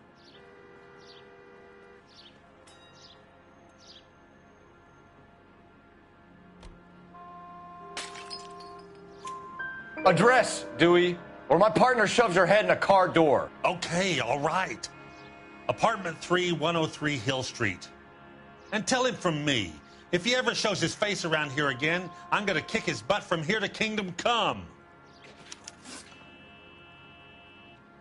A wrench from this dealership was used to strip the wheels from a Packard last night, Mr. Dewey.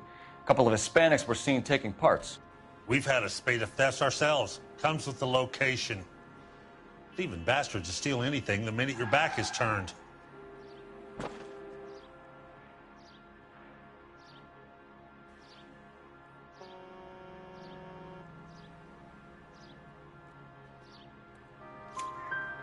What are you hiding, Dewey? Spill it. You don't want the LAPD getting too interested in this place. So I hire a few illegals. It's cheaper than hiring returning GIs, and they have less attitude. Downside is, they're a little light-fingered. Thank you for your help, Mr. Dewey. No problem. God damn that kid. I'm just an honest car salesman. Seems like you just don't know who you can trust these days. Going to movies, Dewey. You're missing your calling. Time to visit Gabriel Delgado. See how good his excuse is.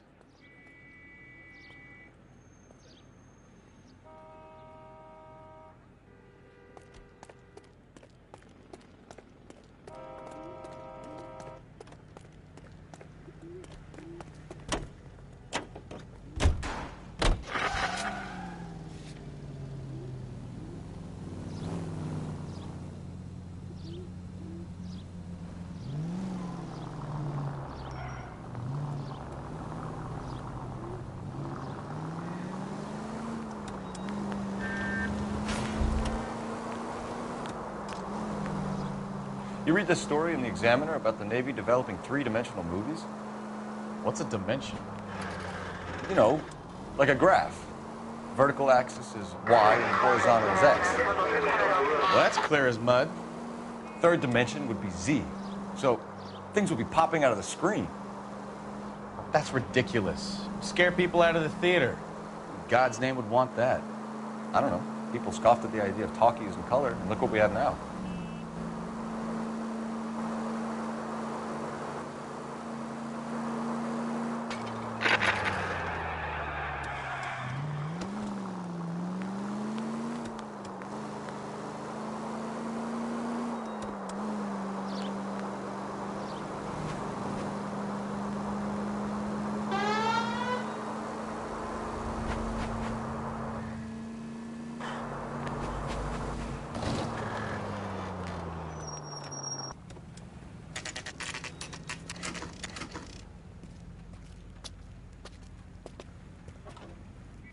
Do we have a Juan Francisco Valdez in for questioning?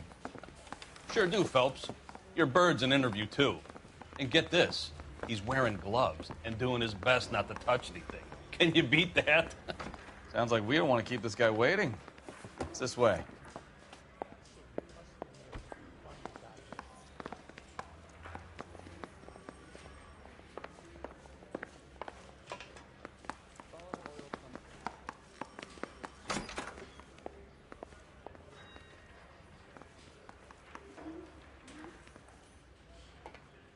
About time. Are you the senior officer I requested? I'm Detective Phelps, and this is Detective Bukowski. Have you any idea how long I've been waiting to speak with you? I am needed back at the consulate, and you keep me here like a common criminal. All right, friend. Let's take a deep breath and start all over again. Mr. Valdez. Consul General. I insist on my full title.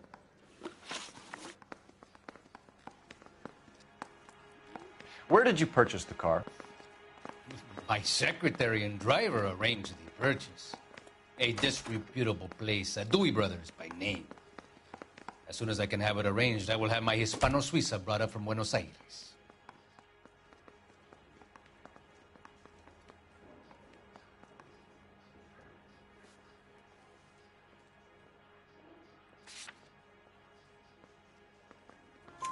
Bought a Packard, Valdez? A snob like you doesn't drive an American car. I want answers or I'll smack you around the teeth.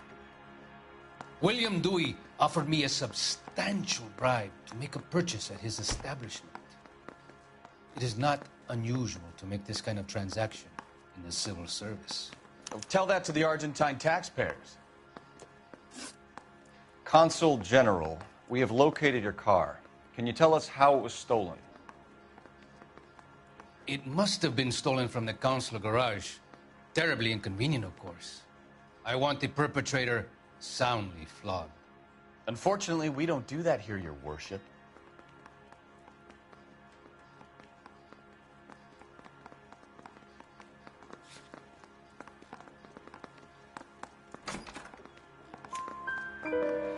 You have a pretty good idea who stole the car, don't you, Consul General? Are you going to tell me, or do I shake it out of you? There's no call for violence. I suspect a disgruntled boy from the car dealership. You have a name for this kid? Gabriel, like the archangel. I have no surname. So tell us about this kid, Gabriel. You had a run-in with him? Mecánico. A presumptuous young man who did not know his place. He presumed to ask me questions. We do a lot of presuming here in the United States, Consul General. It comes with the turf.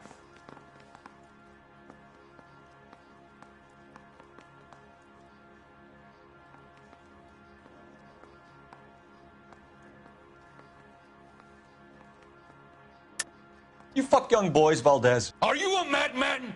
This will cause an international incident.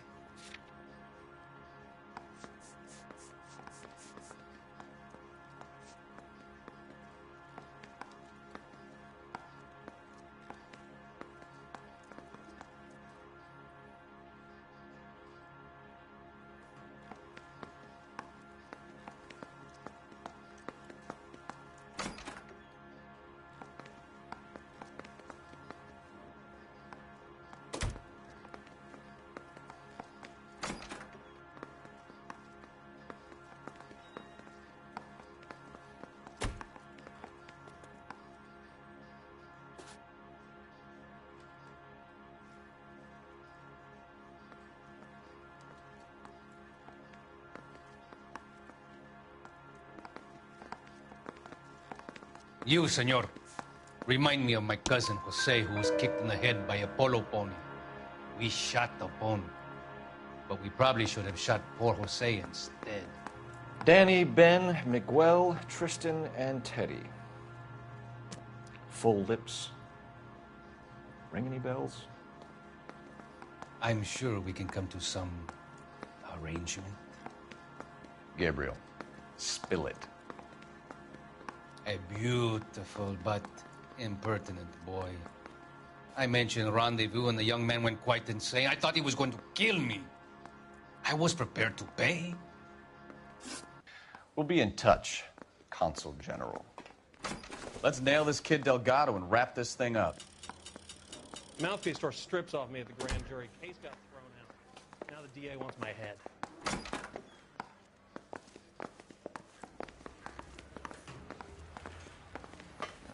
Finished with Valdez. Thank God. I'll get rid of him in a couple of hours.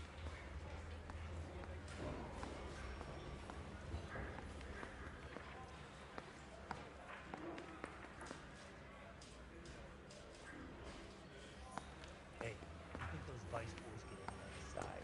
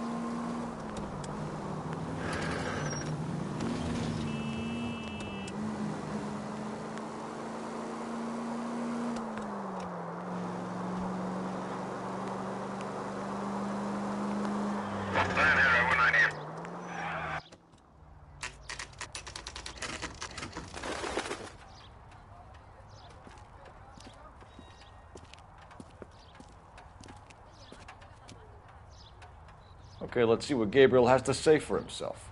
I just hope our Archangel hasn't already flown. What the hell is this guy doing?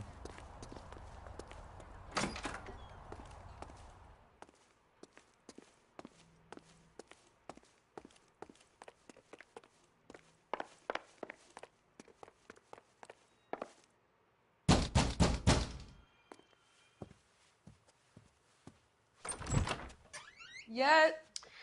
LAPD, ma'am. We're looking for Gabriel Delgado. Gabriel? We're from the police. Policia, you understand? Yes, I understand. Could you come inside? What is your name? Ana Rodriguez. Is Gabriel Delgado here, Ms. Rodriguez? No. What do you want with Gabriel? Is he in trouble? Stay where you are, Ms. Rodriguez. We need to take a look around. But he is not here. I have told you. Check out the surrounds. I'll stay with the broad.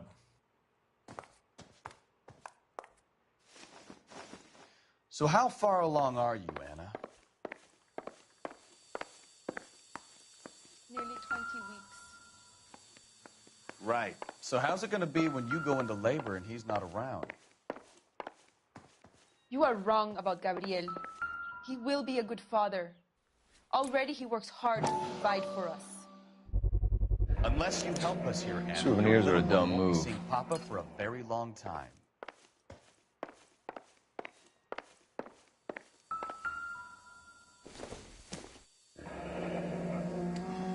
Difficult to tell whether it's the suspect vehicle from the scene. Certainly Gabriel's pride and joy.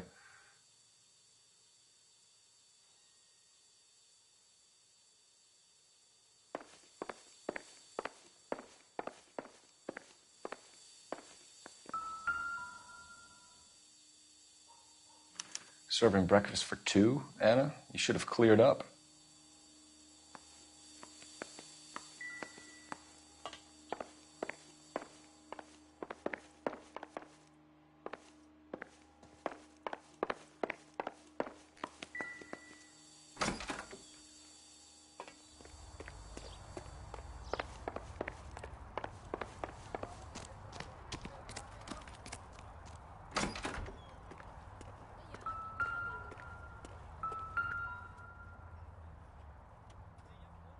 It looks like Valdez gets his wheel back.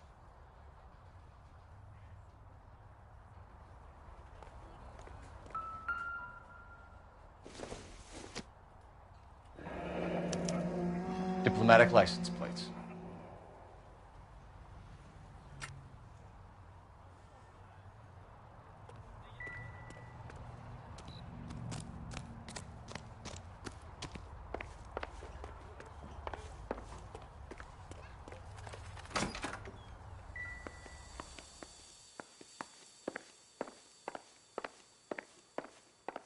You're in serious trouble, Miss Rodriguez. But Gabriel is not here. I have done nothing wrong. Why did he steal the car, Anna? The customer insulted him. He has his honor, no?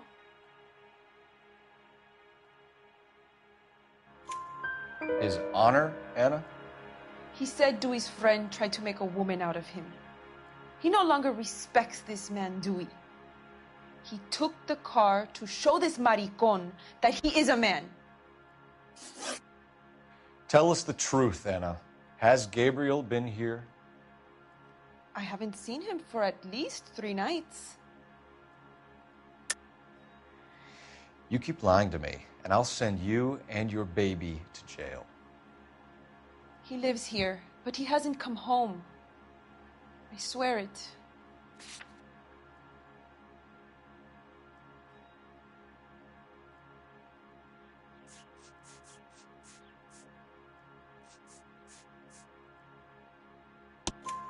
Enough, Anna.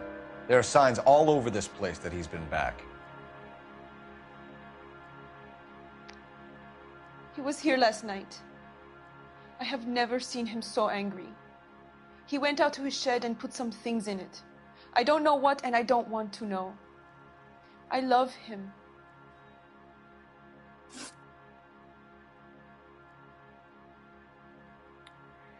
We found a license plate matching our stolen vehicle in the shed.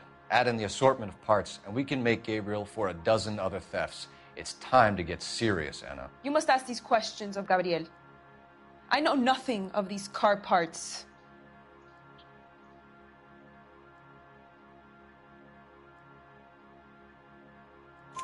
Then tell us where he is. If your baby is born in prison, Anna, the corrections officers will take it from you. You will see your son or daughter through a metal grate for half an hour a week. The start line is on 1st and Santa Fe. There is a spillway under the bridge that leads to the river. Many policia have wrecked trying to follow him. We will put in a good word for you, Anna. As far as we're concerned, this sits with Gabriel. Start line. That sounds like a street race to me. It's gotten out of hand this last year. No wonder Delgado has such an eye for fine automobiles. We know where the kid is. Let's go stop these clowns and get them off the streets. Hey, keep it down, would you? My little girl just got to sleep.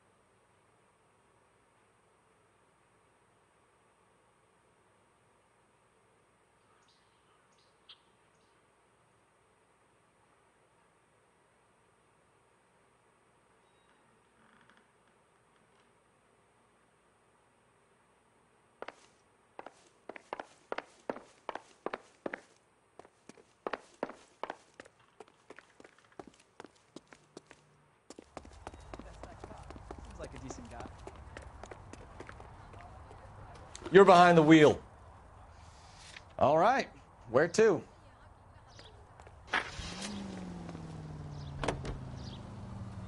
What kind of man leaves his pregnant girlfriend at home while he goes off to play cars? Pregnant girlfriends aren't always a barrel of laughs. Everyone needs to let off a little steam. Some guys wouldn't come back home at all. Are you talking from experience?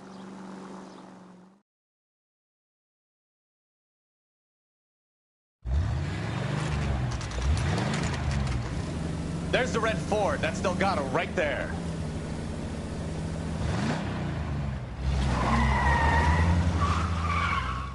Quick! They're getting away! Phelps, 1247. Requesting assistance at 1st and Santa Fe. Reports of an illegal street race. Stay on Delgado. He's getting away. I'm gonna find you! You're gonna lose him. Quick as we shut one of these races down, another one springs up somewhere else. Kids used to steal cars to sell them. Now they just want to wrap them around a leg. The next 16-year-old I have to peel off the sidewalk, you're calling the mother. I've had enough of those to last me a lifetime. Step on it, Phelps. Take him out.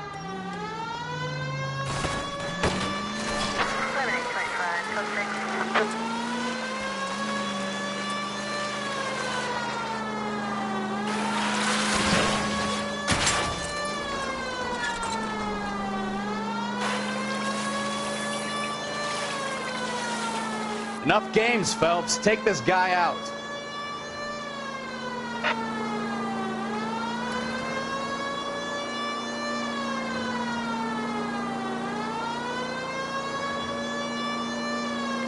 Lay into his wheel arches. Come on.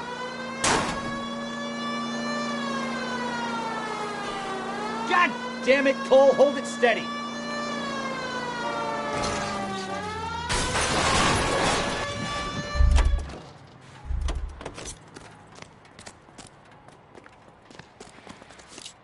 Gabriel Delgado, you're under arrest for Grand Theft Auto. Fuck you, puto! You should speak to the maricón. Valdez, I showed him. Now who's the man? I should have burned his fucking car.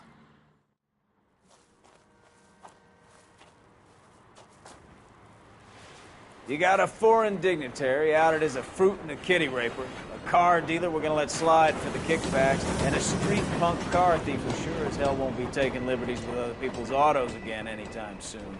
That, Detective Phelps, is not a bad haul. You keep your chin low and your hands high, and you keep bringing me clearances just like that one. That's textbook policing, and we need more of it in this department.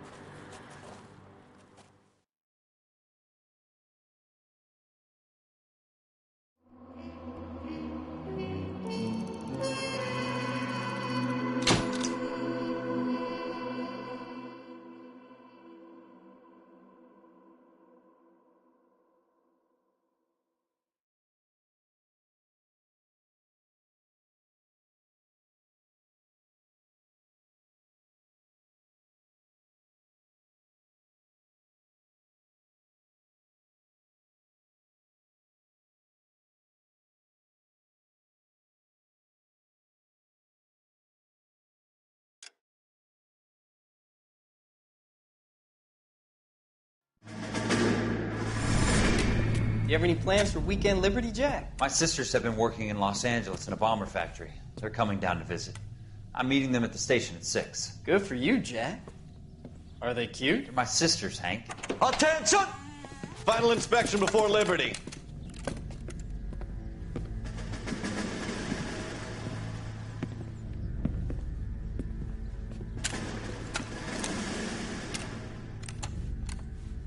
Good job, Kelso.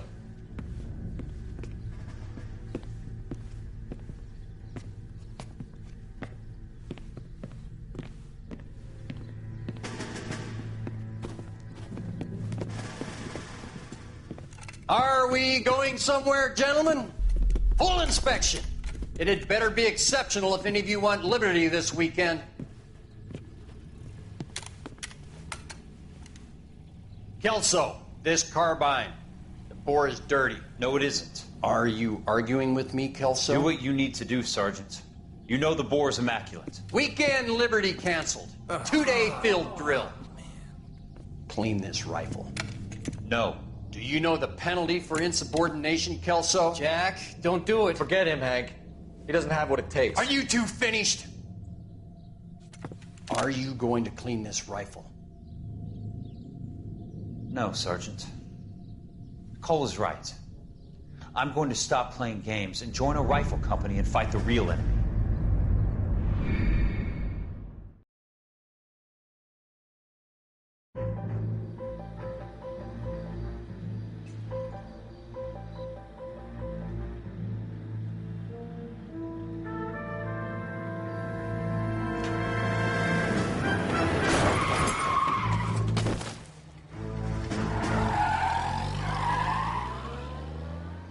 Yo, spooky.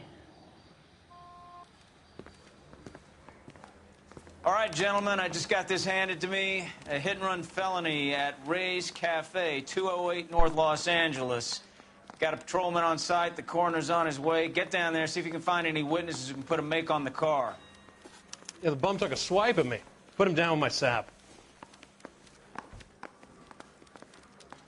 Mouthpiece tore strips off me at the grand jury. Case was thrown out. Now the DA wants my head.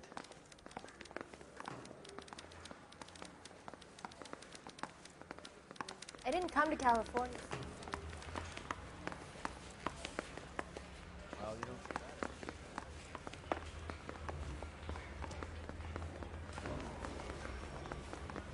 It's going to take at least a week to get an ID.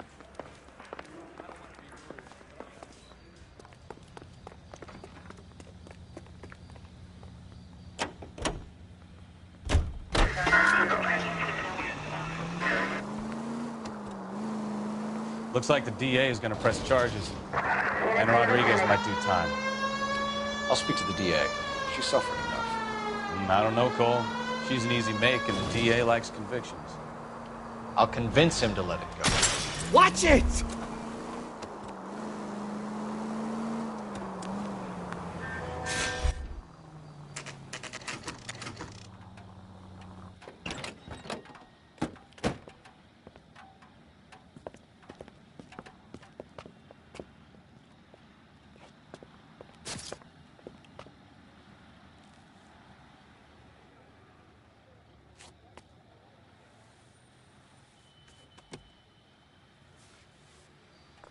Detectives, over here.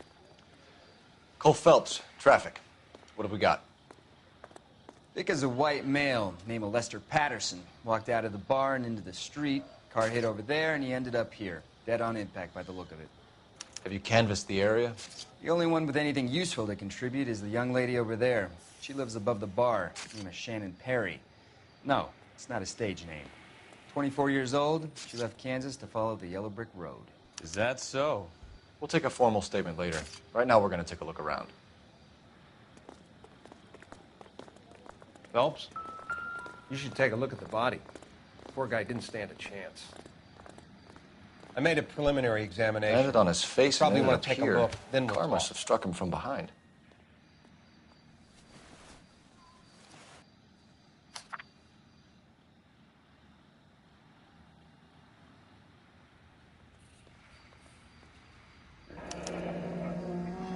Patterson has life insurance.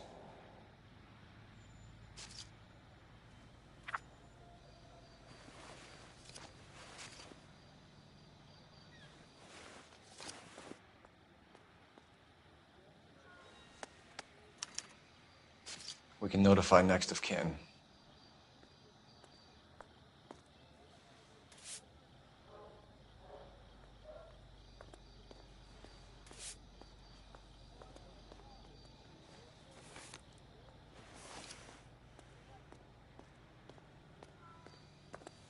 What have you got on the victim? From all reports, he was intoxicated at the time of the accident. I'll know how intoxicated once I've done the autopsy. Looking him over now, I'd say he died on impact. What about the chest wound? Isn't that inconsistent? Very common in auto injuries. Look for a car with a prominent hood ornament. Those things are killers.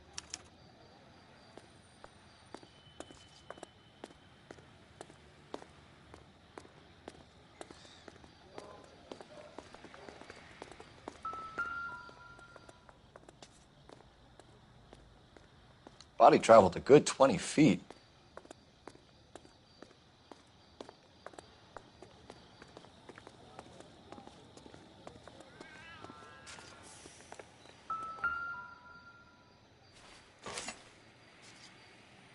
A knife covered in blood. Could be a steak knife. This is a hit-and-run case, Phelps. Anyone could have thrown away a kitchen knife. In any case, we'll want tech services to scrub the alleyway before they bag the knife. This blood is a long way from the body. Car must have been going like a bat out of hell.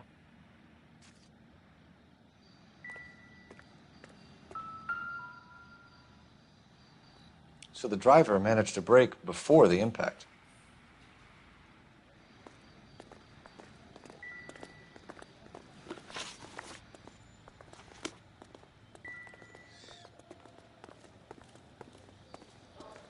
She's all yours, Detective.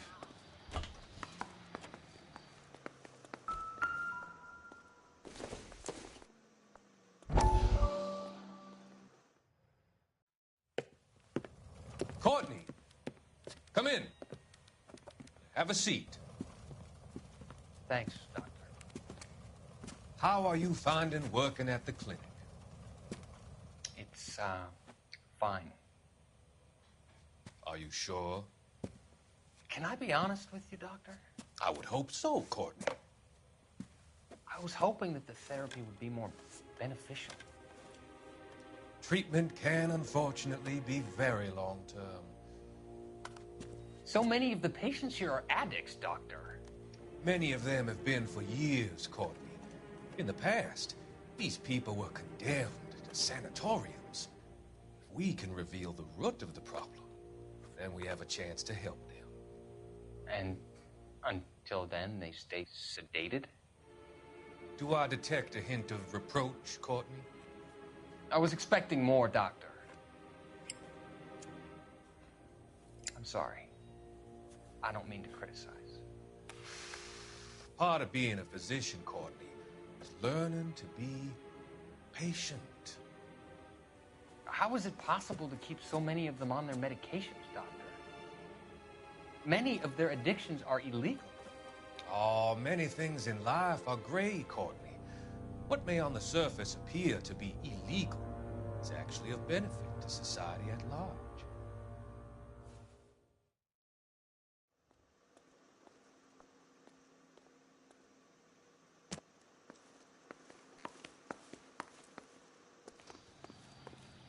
Miss Perry? Yes? I'm Detective Phelps. This is my partner, Detective Bukowski. Can you tell us what happened? Well, I came to the window because I heard people arguing downstairs. Then what happened? I saw a car hit that poor man and knock him down the street. What kind of car was it? A dark red Lincoln Continental. Did you see the license plate? Only the first three letters, I'm afraid. 3C8. Tell me more about the argument you heard. Well, there were two voices. A man and a woman, that's all.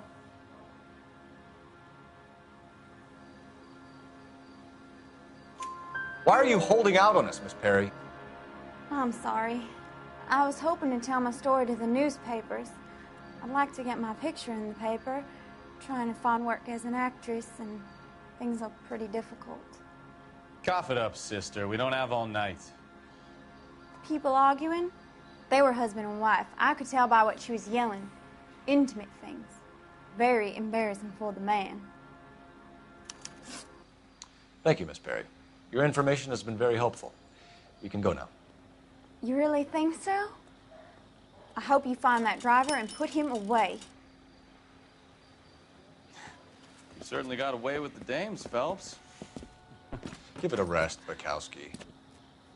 Let's see what the patrons have to say. I'll take the bartender. You work the rest of the room.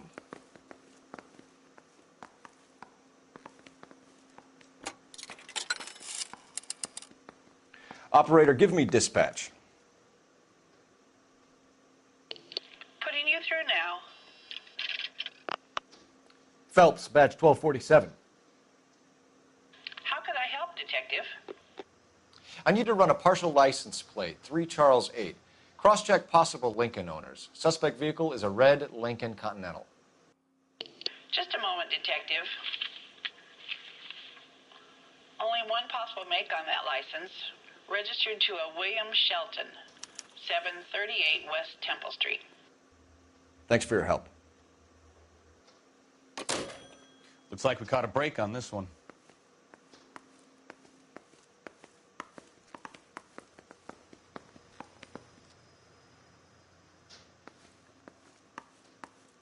I'm Detective Phelps of the LAPD. How can I help, Detective? Your name would be a good start. Dudley Lynch. Hired help. I run the place when the owner ain't around. Where is the owner?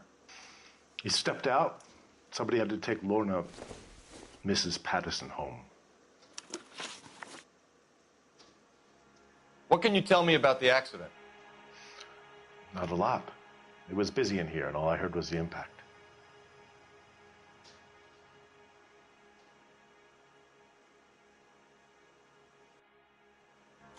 So what was he doing outside? It's against licensing regulations to drink on the sidewalk. Lester and Lorna were having a fight. The owner made him take it outside. It was pretty ugly. Do you know the victim? Yeah. Lester Patterson. He's a regular here, or he was.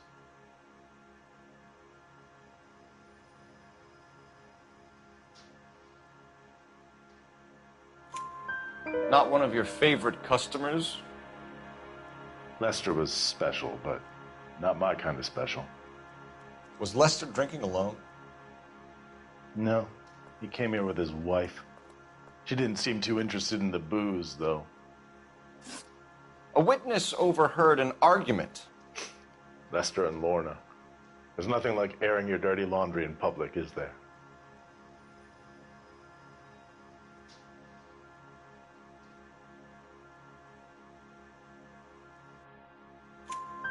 Why was Lorna Patterson in such a hurry to leave? What is going on here? Lorna was pretty upset, so Leroy took her home. Lorna and Leroy are close. They've been talking about opening a new bar. Leroy? Leroy Sabo, the owner.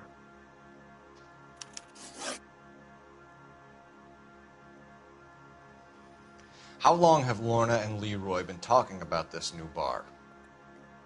Who knows? I just served the drinks.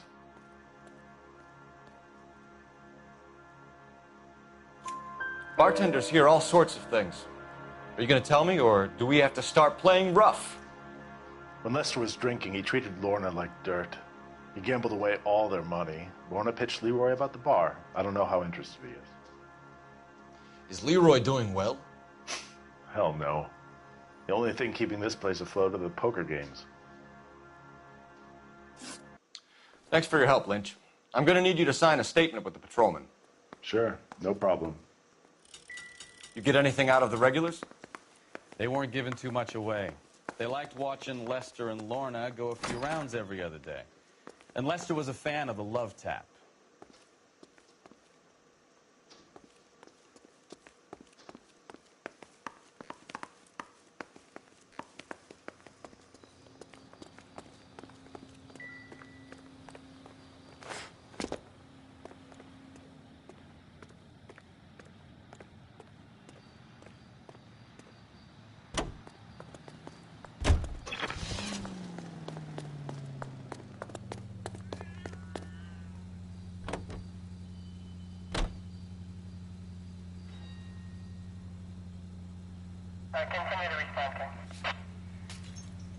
We've got to track down that Lincoln, Phelps. We find the car, and then we nail the driver. Careful where you're stepping, Phelps. I don't come down to the station house and tap dance on your desk.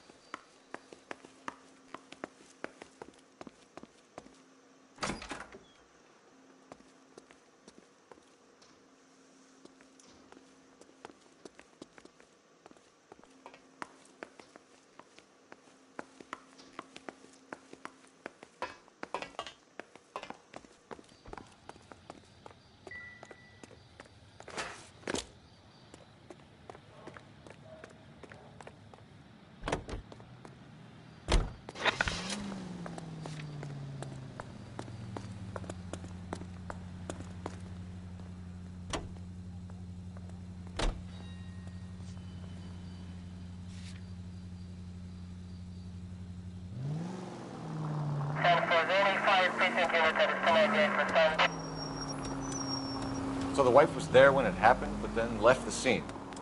You're right. That's pretty unusual behavior. She could be in shock. I saw some people do some strange things in the war after their buddies got hurt.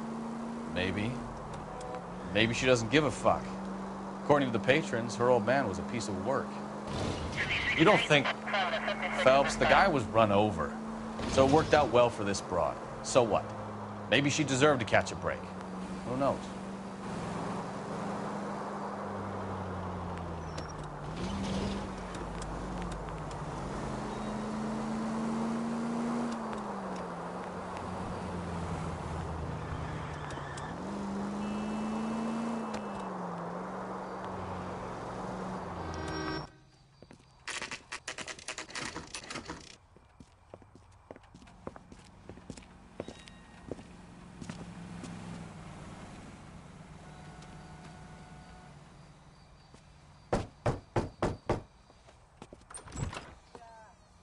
Yes?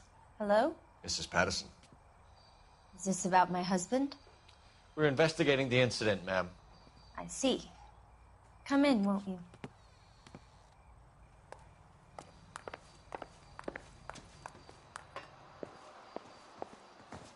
Can you tell me what happened? What's to tell? He got hit by a car and now he's dead. You don't appear to be too upset about the fact. Lester and I met on a furlough in '44. We got married that weekend. People don't understand it now, but that happened a lot back then. I see. So you probably did well to stick it out this long. What's that supposed to mean, mister?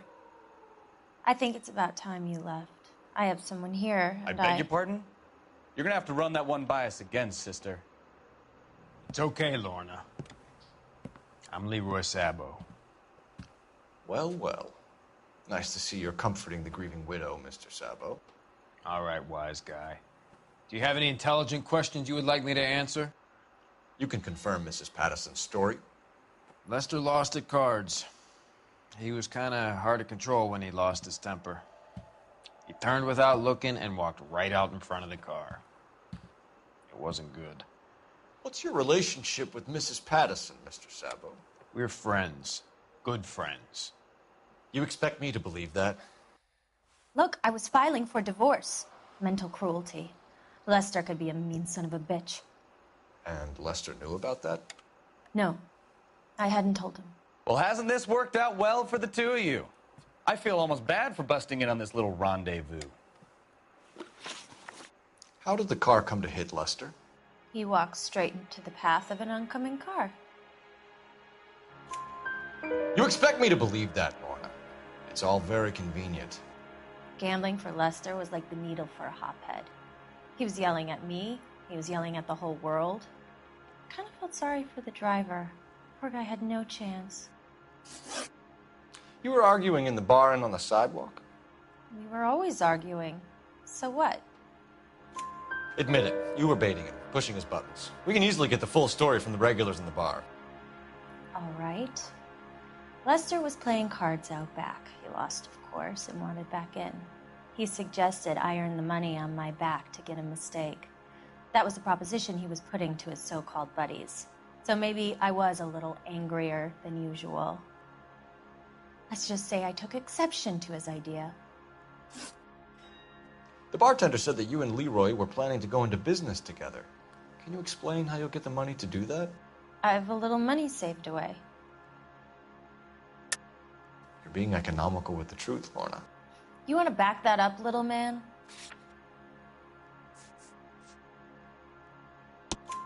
You increased the premium on Lester's life insurance. GI insurance policies have a $10,000 payout. It was Leroy's idea. Lester lived on the edge. He was always getting into fights, crap games, pinochle, you name it. Turns out it was good advice. It speaks to motive and premeditation, Lorna. You're forgetting the hit-and-run detective. You and Mr. Sabo have an interesting day. I'm sure we will, officer. Now, if you could both just leave. We're leaving, ma'am. Sorry for your loss. I can see what a tough time you're having with all this.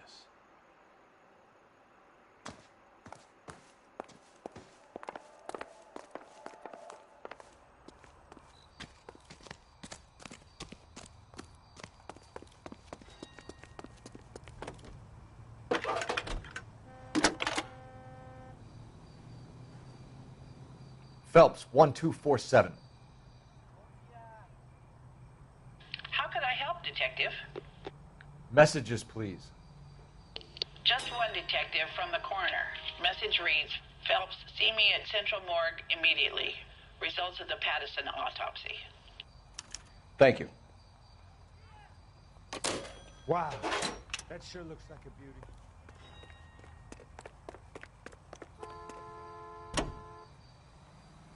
Officer Phelps, 103 MD.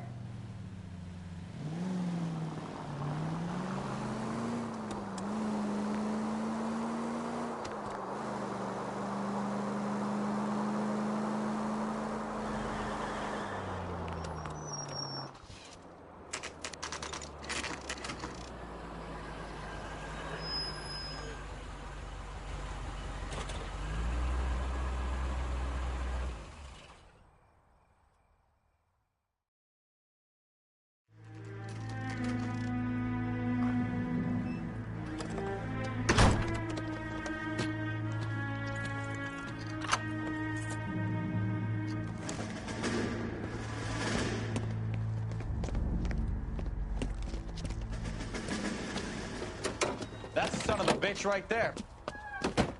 William Shelton? Yes? It doesn't look good, Shelton. You packing your bags and making a run for it? You know why we're here. Yes. The accident. We've got witnesses who can put this car at the scene, not to mention the physical damage. This is open and shut, Shelton.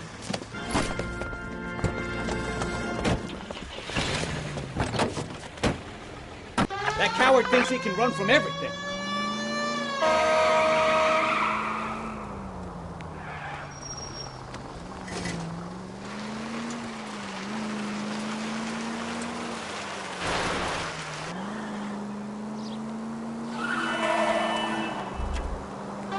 Lay into his wheel arches. Come on.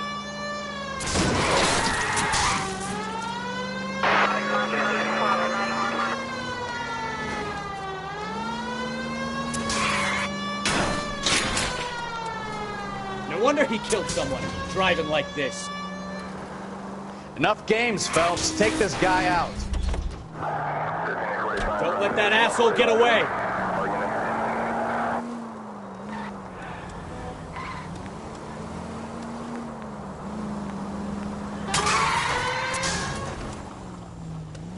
All right, I give up. That's it. Cuff him and we're done. Put your hands where I can see them. How does a vehicular manslaughter rap sound, Shelton? I hit him. I admit it. I just panicked, but it wasn't my fault. What do you mean? The guy jumped right out in front of me. He came out of nowhere. There's nothing I could do about it. Why didn't you stop? I've had accidents before. That's it. We're done here. The DA is gonna love you. They weren't all my fault. I'm a surveyor. I need my license for my job. There were people around. A woman and a man were standing right next to him. I thought they could get him to a hospital. I'm telling you, it's not my fault. The guy is dead, Shelton. You can't be serious. William Shelton, you're coming downtown. We need to talk about a manslaughter charge.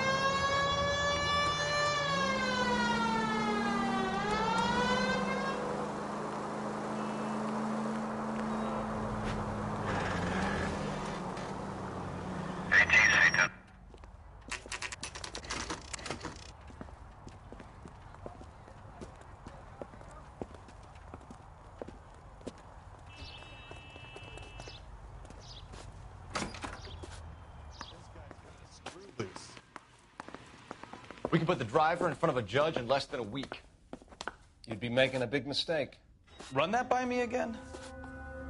The victim was dead before the car hit him. 2 puncture wounds to the right side of the thorax. Second puncture reached his heart. You're kidding me. Been doing this job 23 years, son. No one's ever laughed at one of my jokes. He was stabbed to death? Long, sharp knife. Length of a bayonet. We found a knife in the alleyway. Where is it now? Was it bagged? By Patrolman Kaplan. Perfect. I'll get you a definite match. Jesus, we got him. Murder one. We were right there and they tried to stare us down. Now they'll both get the gas chamber. We have the knife, we have the coroner's report, and I bet we could roll Sabo as a witness. Let's bring her in.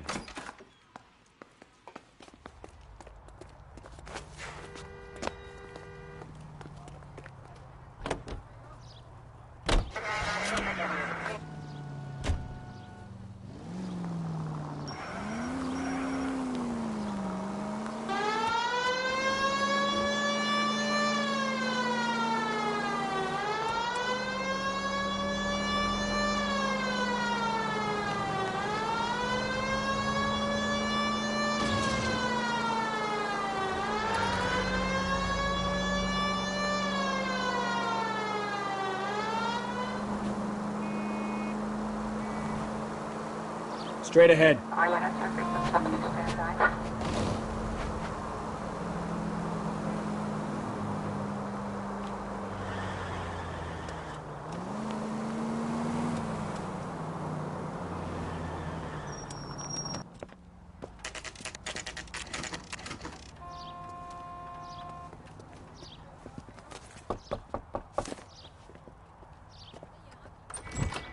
We've spoken to the coroner, Mrs. Patterson.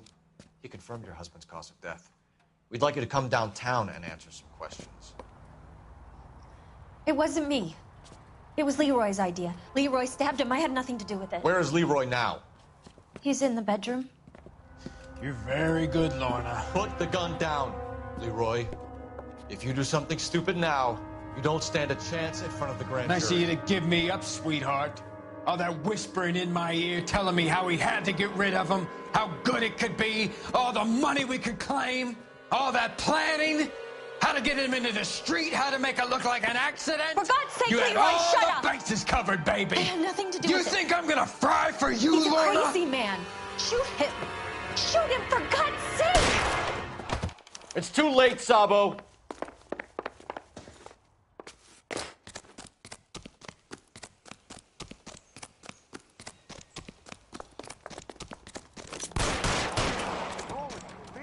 Sabo, stop or I will shoot!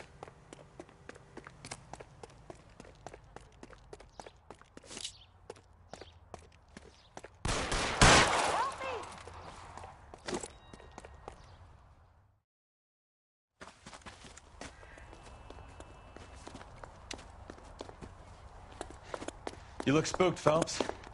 I thought you'd been under fire before. It never gets any easier, Bukowski.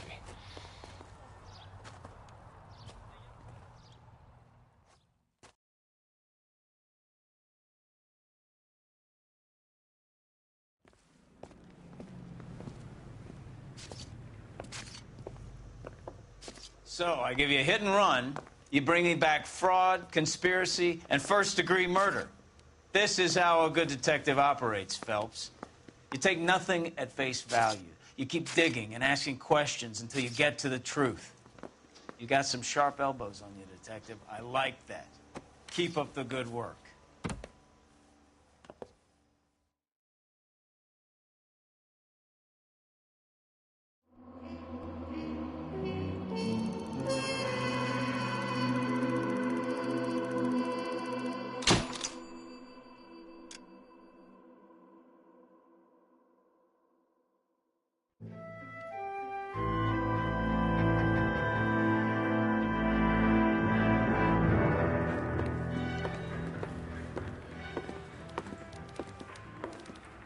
Phelps, Bukowski.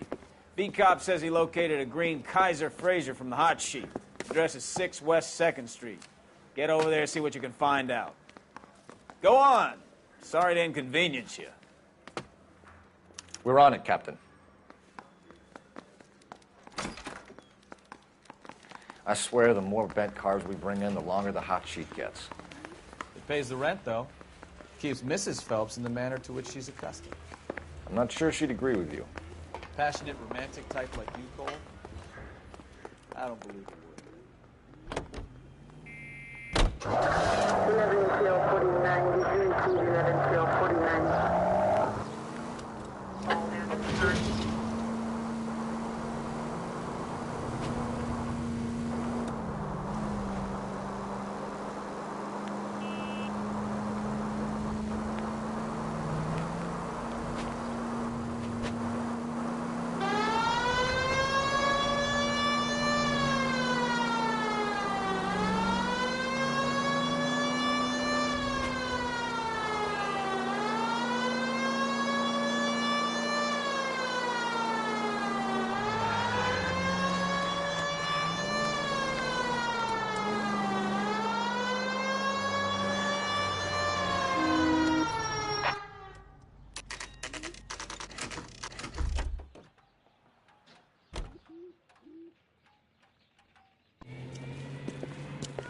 That's the car, Cole, just pulling out of the drive. Get it. Remember, we need him healthy enough to answer questions. 1247, Detective Phelps, requesting immediate backup in pursuit of a stolen green Kaiser Frazer from 6 West 2nd Street.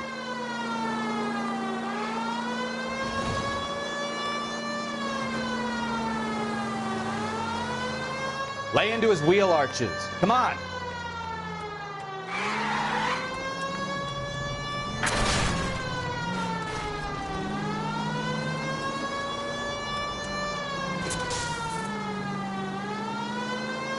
Enough games, Phelps. Take this guy out.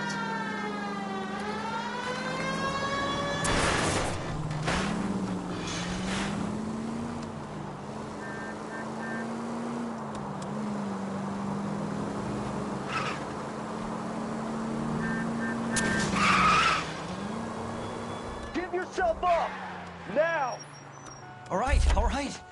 Maybe I was a couple miles over the speed limit. Show me your hands! Get bracelets on him, Phelps. Why did you run from us? I saw a big car in my rearview mirror with two tough guys bearing down on me. What would you do? What's your name? Cliff Harrison. You're under arrest. For what? What are you talking about? Nice try. I'm talking about the car being stolen. You're out of your mind. I bought the car, and I've got the paperwork to prove it.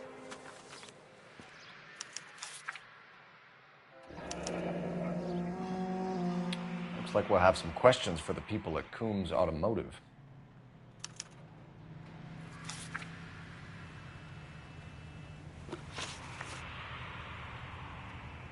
You purchased this car from Coombs Automotive Company? Yeah, that's right.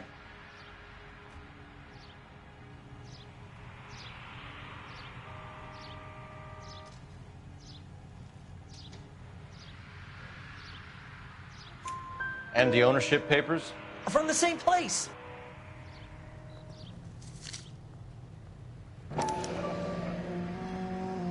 If this is a forgery, it's top-notch. This will need to be traced.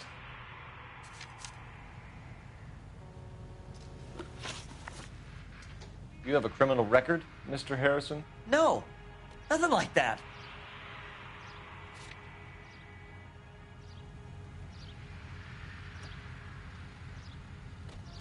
You better give us something, Cliff, or we're gonna make this hard on you. I didn't steal the car.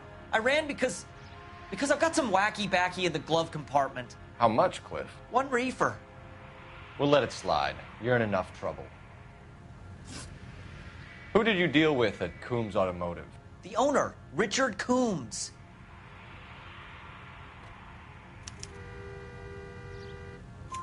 And he made out the bill of sale personally? Of course he did. He kept a facsimile for his records. Check with him. We're going to get to the bottom of this, Harrison. Until we do, you're going downtown. You gotta be kidding me. I'm getting arrested for buying a goddamn car? If everything is legit, Harrison, you'll be out soon. Until then, if I were you, I'd keep my mouth shut. Bag his possessions as evidence and have him arraigned for grand theft auto. Right, Detective. Do you know who my father is? We need to get to Coombs Auto and check out Harrison's story.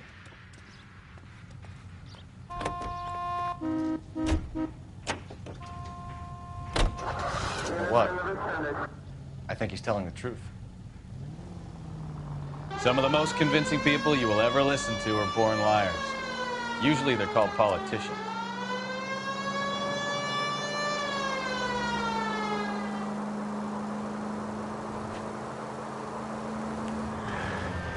The paperwork all looked above board, and he seemed like a clean-cut kid.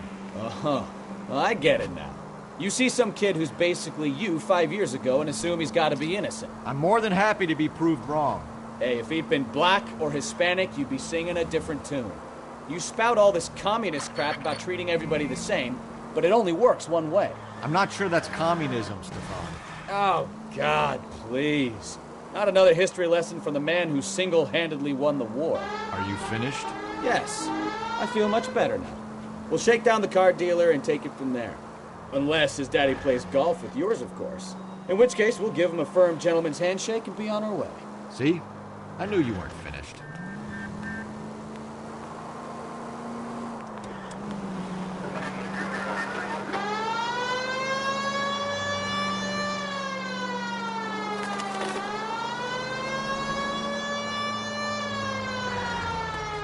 Slow down.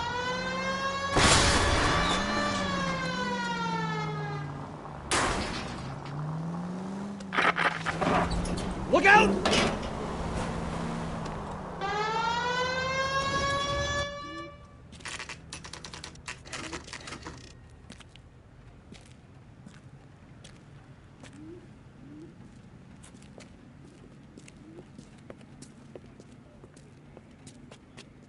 Not another step.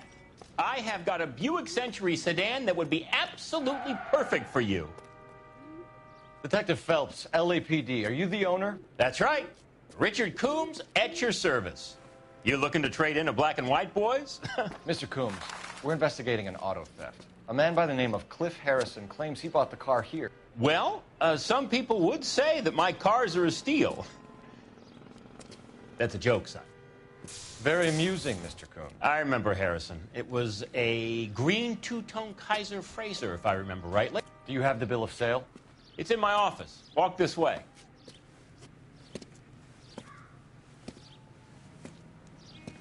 That's a joke, too, son. Phelps, you mind if I shoot this guy? He's getting on my nerves.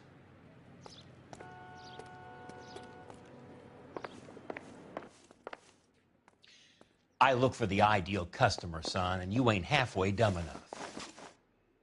Here it is. Got the original pink slip there, too.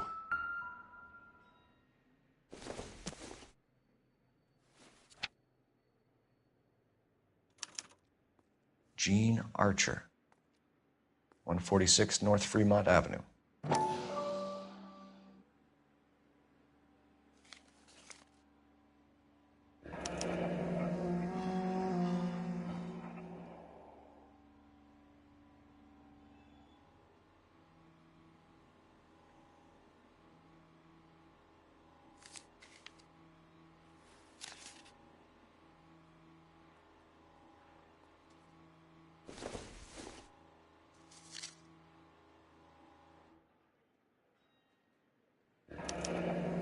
Harrison's purchase receipt was legit, at least.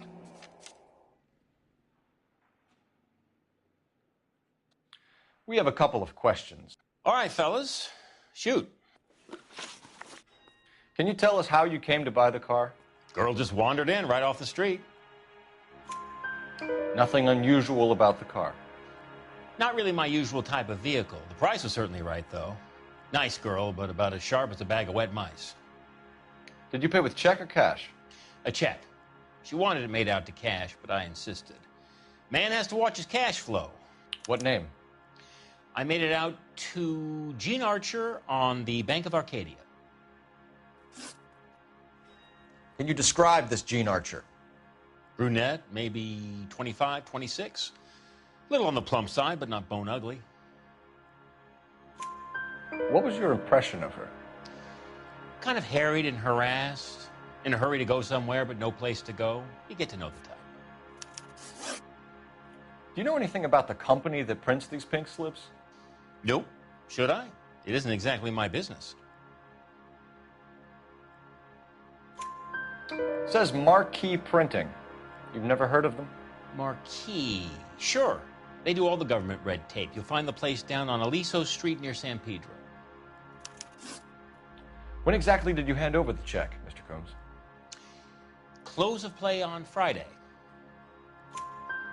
Why didn't you pay her cash? You knew the car was dirty. I had an inkling. When people are in a hurry for money, always pay by check, son. Gives you a couple days to back out. This was all above board. Yes, of course it was.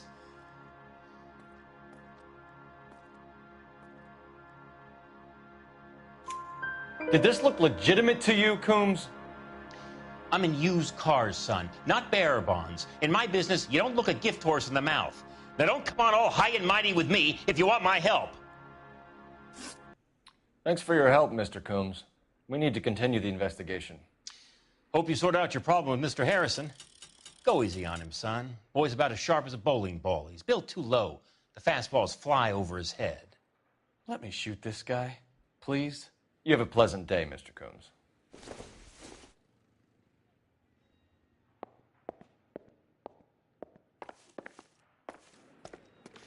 Well, Harrison might be off the hook, but we can still run an APB on Gene Archer. Get on the horn and call it in.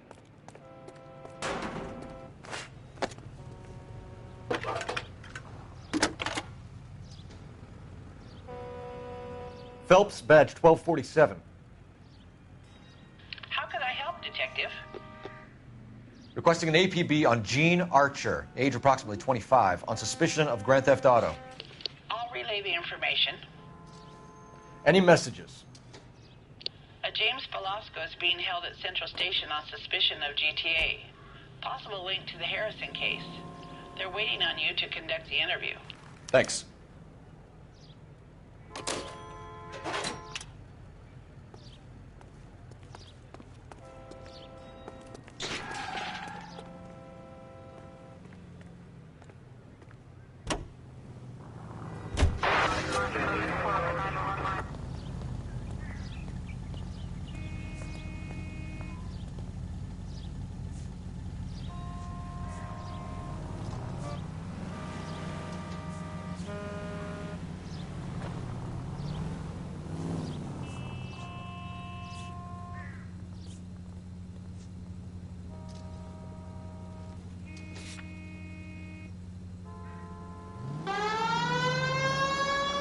Here's a chicken and egg question for you. Do you think you have to be an asshole to sell cars? Or that selling cars turns you into an asshole? You've got it in for everyone today, haven't you? I've always got it in for car salesmen. Doesn't matter what day it is. And why do they always think they're comedians when they're about as funny as a heart attack? Maybe the more annoying they are, the quicker you sign on the dotted line, just to get the hell out of there.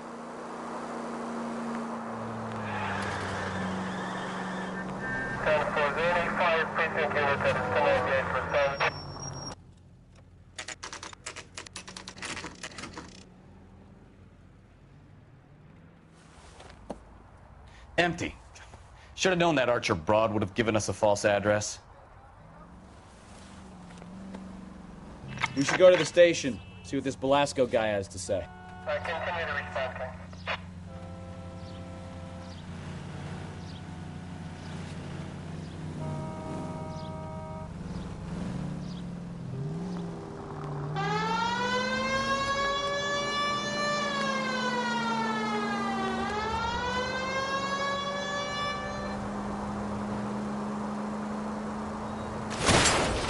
Jesus, Cole! TGPL to any unit, the 459, they're now at 267 South Main. Unit to handle code 2, identify.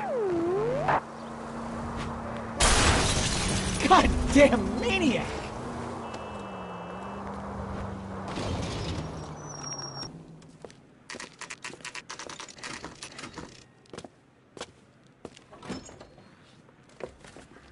Detectives, Velasco is prepped and ready in 2. Another stolen car with legit papers. Thanks.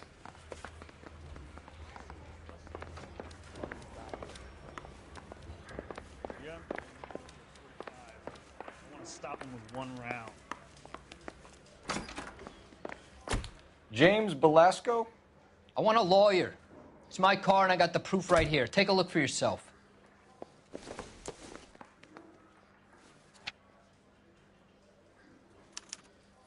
The paper is real enough, Belasco, but the car isn't yours. This pink slip is a forgery. He ran the light on Olympic, and we finally collared him on Temple.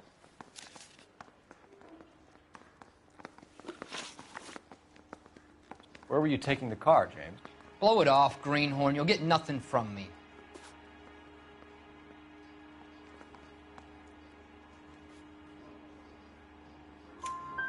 You're a two-time loser. If you don't give me something, I'm gonna ask the DA for the maximum. You're looking at 10 years, Belasco. Kiss your youth goodbye. I want a deal. Keep talking and we'll see what sort of deal you're worth. My job is to drive the cars out of state. Nevada, Arizona, sometimes New Mexico. With the paperwork they provide, it's normally a breeze. Does the name Jean Archer mean anything to you? Nope. Never heard of her. You're a liar, James. Say that again. I'm telling the truth. I don't know the broad.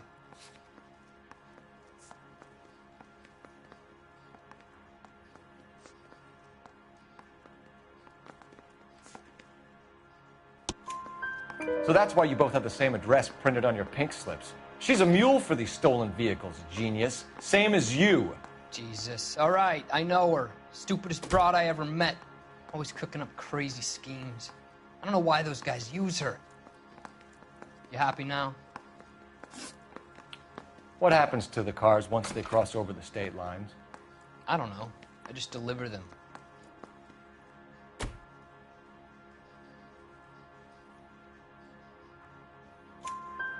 Give me something, Belasco, or I'll take you back to the cells and tell the whole station you're a child molester. How long do you think you'll last? Okay. I hear you. The cars get sold in Chicago or back east. Sometimes I bring back cars coming the other way. Where do you pick up the cars, Belasco? Warehouses. Mainly in East downtown.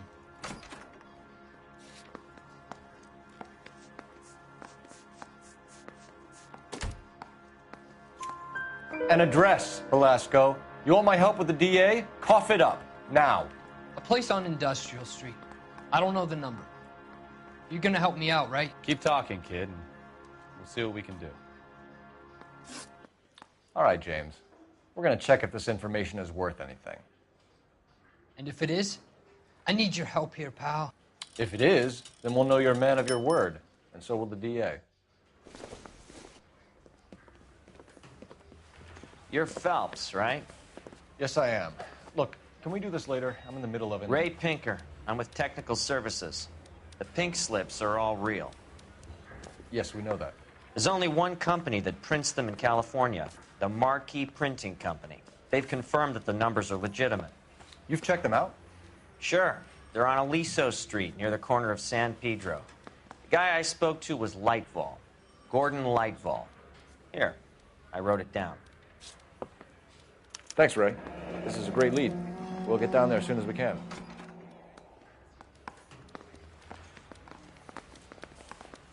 Phelps, your GTA suspect, Gene Archer, spotted by a patrolman. Western Union office, 253 South Hill. Less than a minute away down the street if you run. Go! She won't hang around.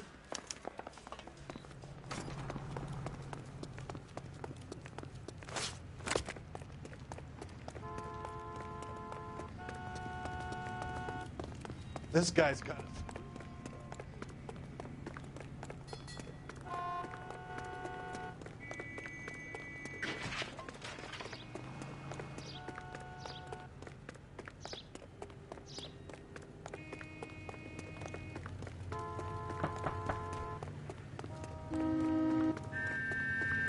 Papers, solve that beat.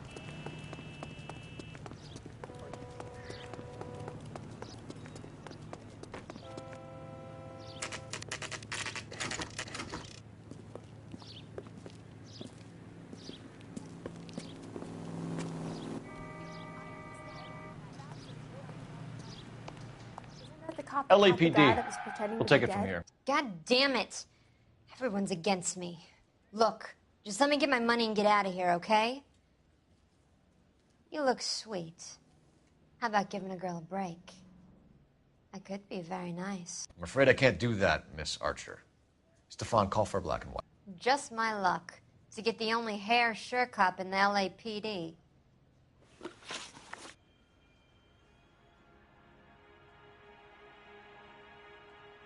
The car you sold to Coombs was stolen, Miss Archer. There won't be any money. I handed over all the right paperwork when I sold it, Buster.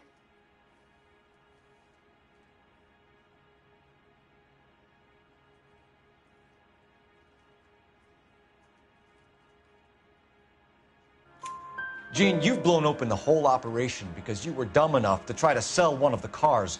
What do you think they're going to do to you? Give me something. I was just doing what they do. They paid me $50 to drive the car. I made $2 grand selling it. You made $0. And if they catch you, you're dead. Is that all your life's worth? Look, a girl needs things. I don't see you looking out for me. How long have you and Belasco been delivering cars? Who is James Belasco?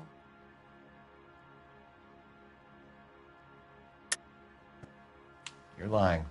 James Belasco. I don't remember mentioning his first name, Miss Archer. Oh, well, I think you did, didn't you? Well, I'm sure of it. Anyway, I don't know him.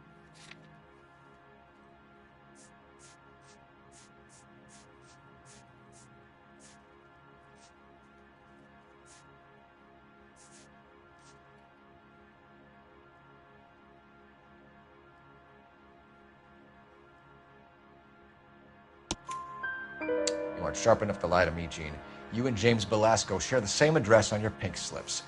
We have him in a cell. Okay, so I know the creep. The pink slips are real. The home addresses are always vacant lots. Bigelow is always boasting that the paperwork is legit and that if we stick to our stories... And don't try and sell the car? Yeah, that too. Tell me where you picked up the car, Miss Archer. Look, I can't remember. Let me go, will you? Please. What have I got to do? Trying my patience here, Gene. I'll have the reporters down here and have your picture in all the papers. You'll have nowhere to run. All right already. I get the message. I pick up the cars from a guy named Bigelow. 58 Industrial Street. Big warehouse full of goons. Now you've got what you want. Can I go? Please? No, you sure can. We've got a car waiting outside for you. Some career advice, Gene. Get out of crime. Marry someone boring who has money and will find you captivating. Is this guy for real? He takes a little getting used to, but yeah, he generally means what he says.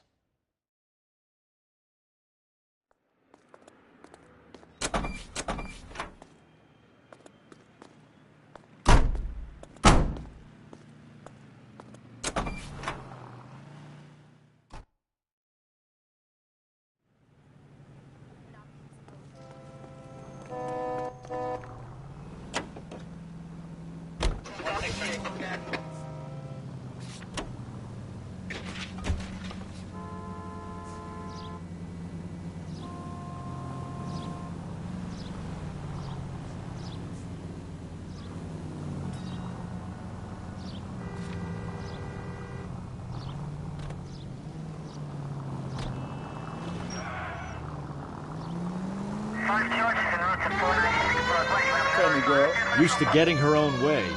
Little did she know her feminine charms were useless against the impenetrable Cole Phelps. She's not my type. And what is your type, Phelps? I'm married.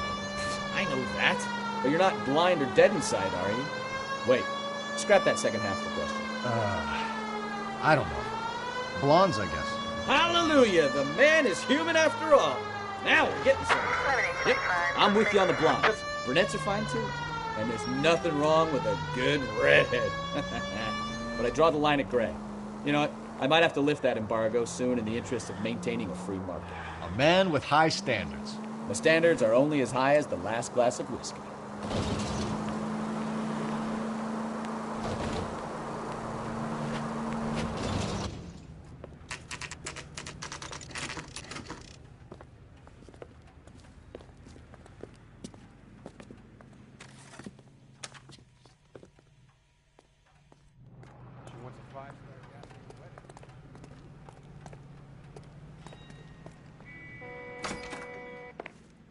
And what can I do for you, gentlemen?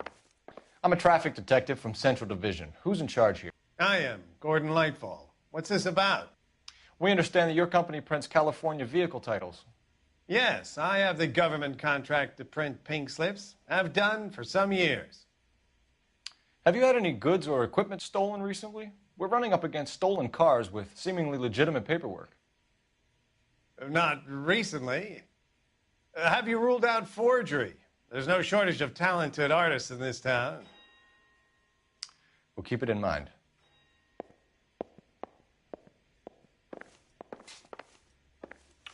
We have some questions for you, Mr. Lightfall. Mr. Lightfall, we're currently working 2 auto theft cases. Do you know anything about a car theft ring? Certainly not.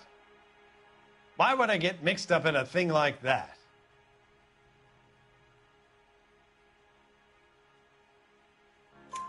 We have suspects with legitimate pink slips that were printed here, Lightfall. You better give me something before I bring the whole department down here. Don't be hysterical, Detective.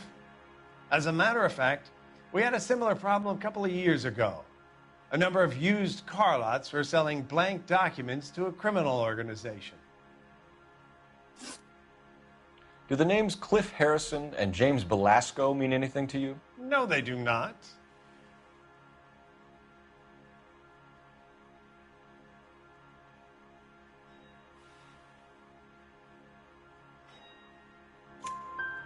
Harrison bought his car from Coombs. The pink slip looks good, and that points the finger here. Do you have any employee trouble? No, I don't. They've all been carefully screened. Look, now that I think about it, the name Coombs sounds familiar. I think they may have been involved in stolen documents in the past. Do you have a delivery ledger, Mr. Lightfall? We would like to cross-check against the Coombs Automotive Emporium. It's a little out of the ordinary, Detective. I'm not sure I can share those sorts of records.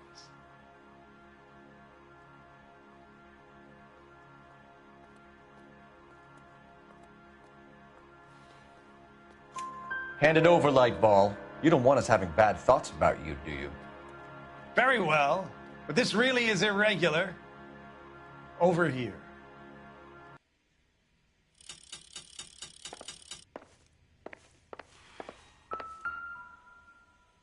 Look for patterns, recurring names, unusual addresses, anything out of the ordinary.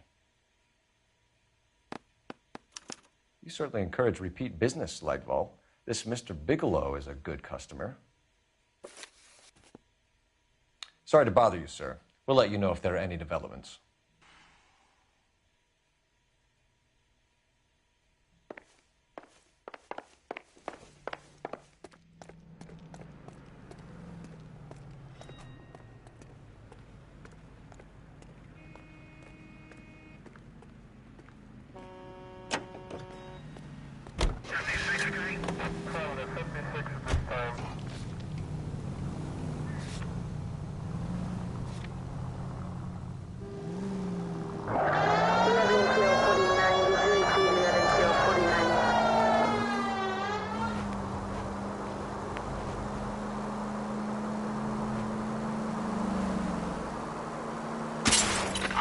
Shots fired, officer needs help.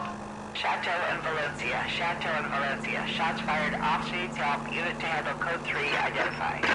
Can we try to get there in one piece?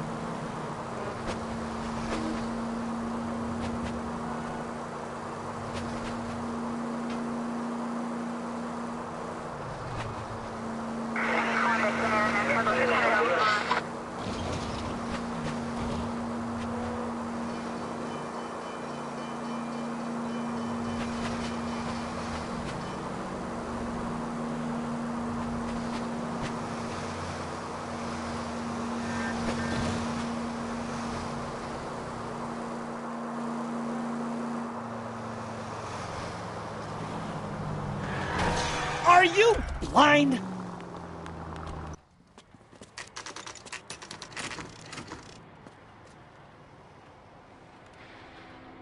think we should call for a couple of black and whites. Get Fleischer down here. I thought you Marines were gung-ho, Cole. You have a .45, don't you ever want to use it? I'll take the back. Just give me a few seconds to get around there.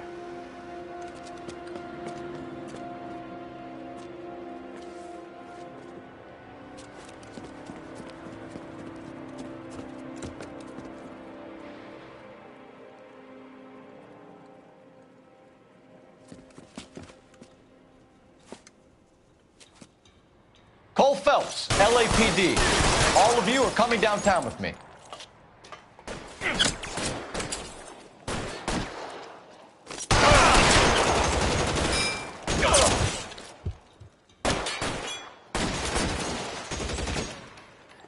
Keep moving!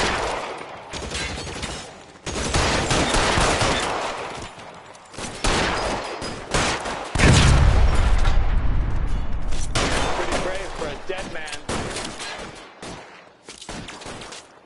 Covering fire! I'm gonna put holes in you, ass.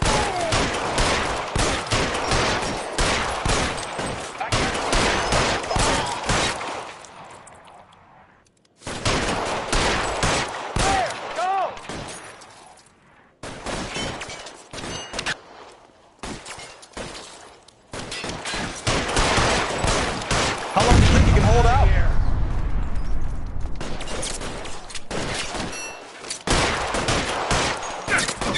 Move, move!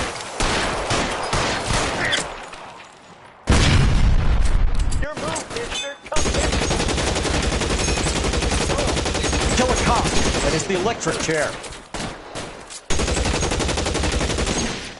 Get in cover! Let's clear the top floor. I don't want to get drilled.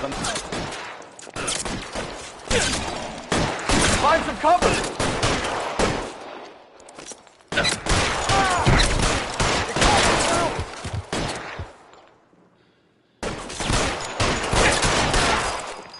Try the door at the end. I heard something.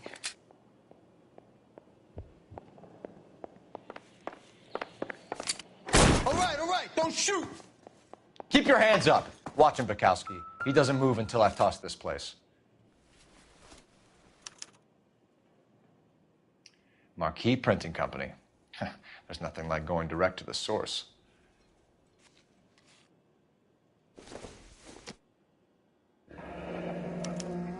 Betting slip. Looks like Mr. Lightfall has been on a losing streak.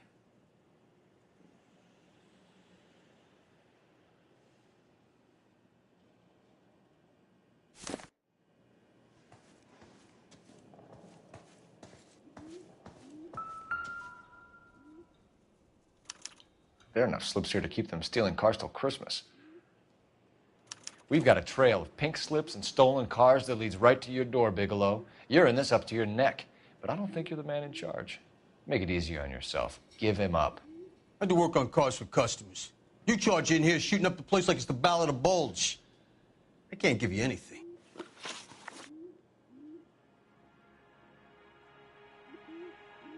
We know about marquee printing. You can make this easier on yourself by giving us your man on the inside. I sometimes repair cars and put them back on the road. I need a pink slip to resell them. There's no problem there.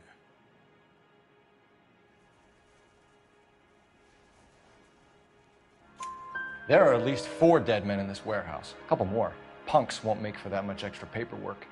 We'd be doing the legal system a favor. Okay, tough guy, I get the message. Lightfall, the guy who runs Marquee. He's the big shot. He likes to spend big at the track. He owes people. Lightfall, the guy with no luck at the track. Tell me about him. It's one of the guys lying over there. You're right. He has no luck.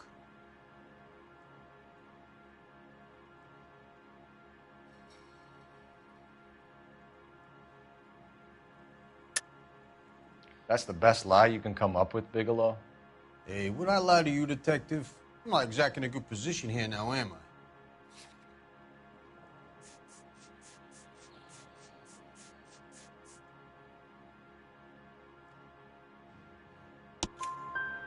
Gordon Lightfall owns Marquee Printing, a government print shop. He's losing big at the track. He has these big government contracts. He's in hock over 20 grand. If the feds find out, contracts will be all over. Lightfall plays ball. All right, Bigelow. The heat is off you. Play your cards right and you'll be able to count your time in Quentin on one hand.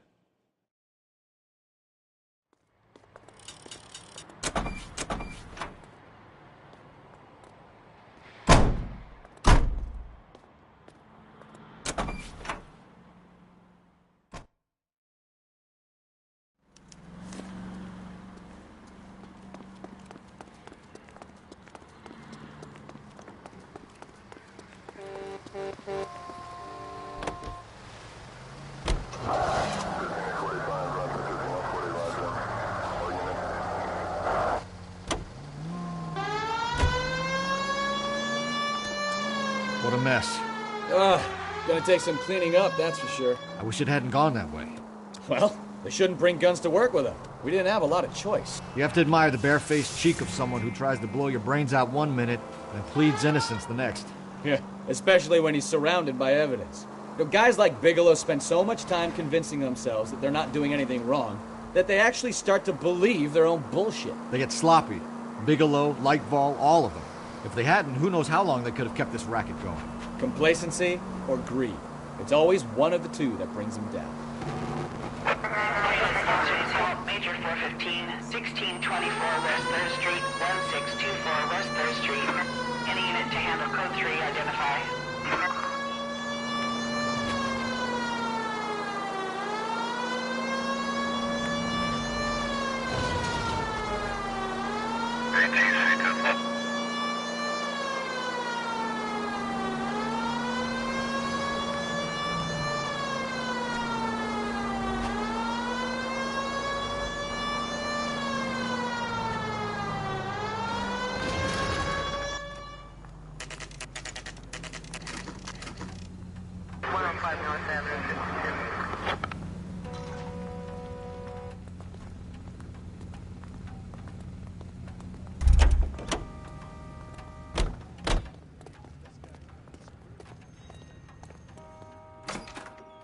You're under arrest. You again? This harassment is starting to wear thin. We found a box of pink slips in a warehouse full of hot cars. You signed for them, Lightfall. I signed for all the orders and deliveries. You'll need something better than that, cowboy.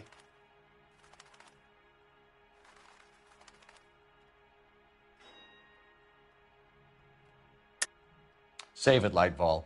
We already have all we need to send you down. I've had enough of this. You either produce some shred of proof, or I call my attorney.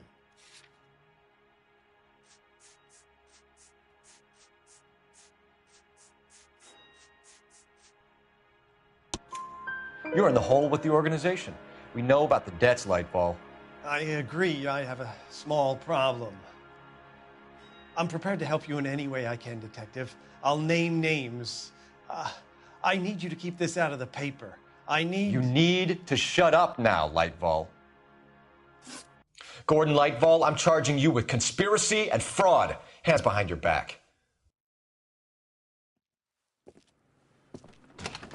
The LAPD Central Traffic Division has today smashed a nationwide auto theft ring, writes crime correspondent, blah, blah, blah.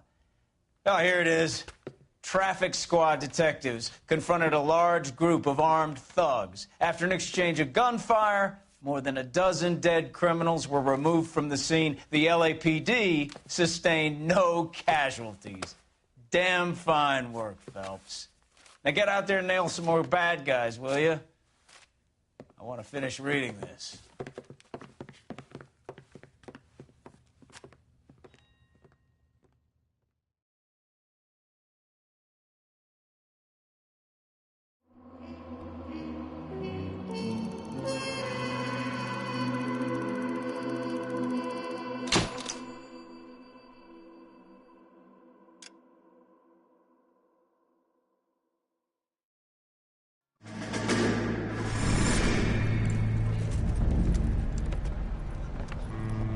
My family runs a shipping business in San Francisco.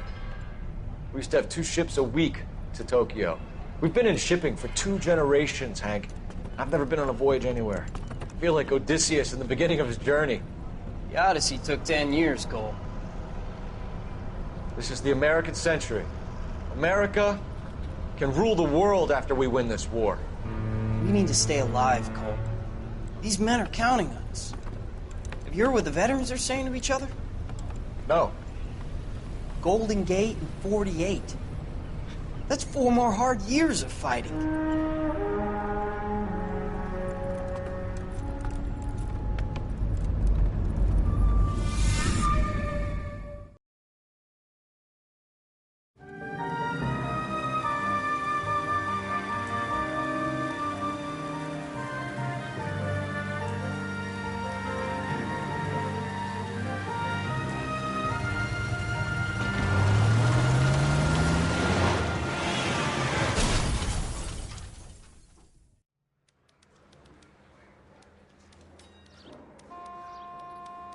Phelps, Bukowski, you have a new case. 2 women, possible drink drive. How was that a case? The broad says she was doped and that somebody tried to kill her. Where did this take place? That's the bit you're gonna love. Right across the street. What? A Chevy Styline took a nosedive off the escarpment, fetched up underneath a Cola King billboard. Up to it, boys. We got bad guys to catch. I'm telling you, it'll never stick, and you'll get roasted. See you later, fellas. Try not to work too hard. Look at you, banter moving boys. It's a tear to my eye watching my caterpillar grow wings. I'm just trying to fit in. Educated, hardworking, straight as an arrow. I hate to break it to you, Cole, but you'll never fit in at Central.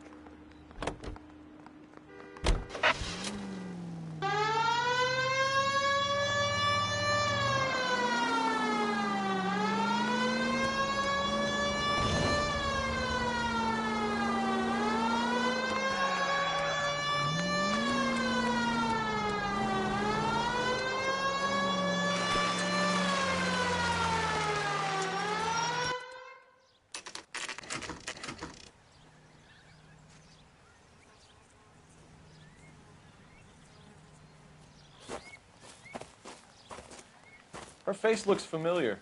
Well, that's June Ballard, Tarzan's sister, beast of the Amazon. She's married to Guy McAfee. The captain has moved to Vegas now, but the 2 of them still have juice. Phelps, traffic. Detective Phelps. Hey, Bukowski. Long time no see. You could have called this in by megaphone, Enrique. Phelps, this is Enrique Gonzalez. Enrique was a pretty decent middleweight. What do we have, Gonzalez? Broad drives right through the empty lot and off the side of the escarpment. Her story is that a movie producer doped her and her friend and sent the car over the cliff.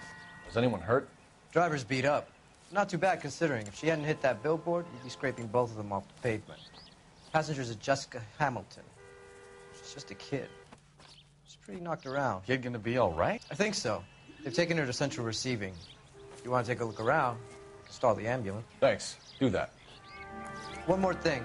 Watch out for the driver. She cuts rough. If you're looking for the coroner, he's down by the crash site.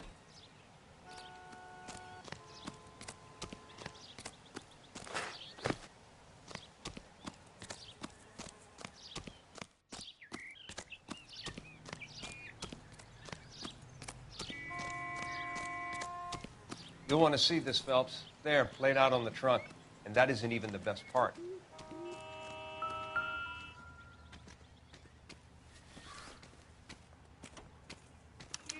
They've been torn off. Where did you find them? They were stuffed in the young lady's handbag. I'll run a trace for semen when I get back to the lab.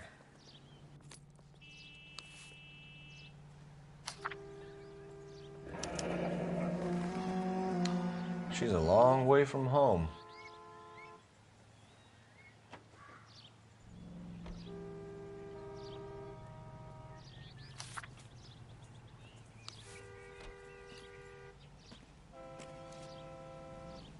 Drunk driver? Maybe not. How so? Well, a head I found without a body piqued my interest. See what you think. Alas, poor Yorick. I knew him, Horatio. Is it real? No. I think it's supposed to be a replica of an Indian shrunken head. It's some kind of curio or movie prop. See the casting marks? What's it made from? Plaster of Paris would be my first guess, then painted. So we can rule out the murder angle? No, you can rule that in. That thing was wedging the accelerator to the floor. Whoever did it wanted these women dead. How does someone manage to tip their ride straight off a cliff? If the driver's in a fit state, we should ask. Looks like they're lucky they weren't more badly injured. Must have been unconscious. Being relaxed tends to lessen the soft tissue damage.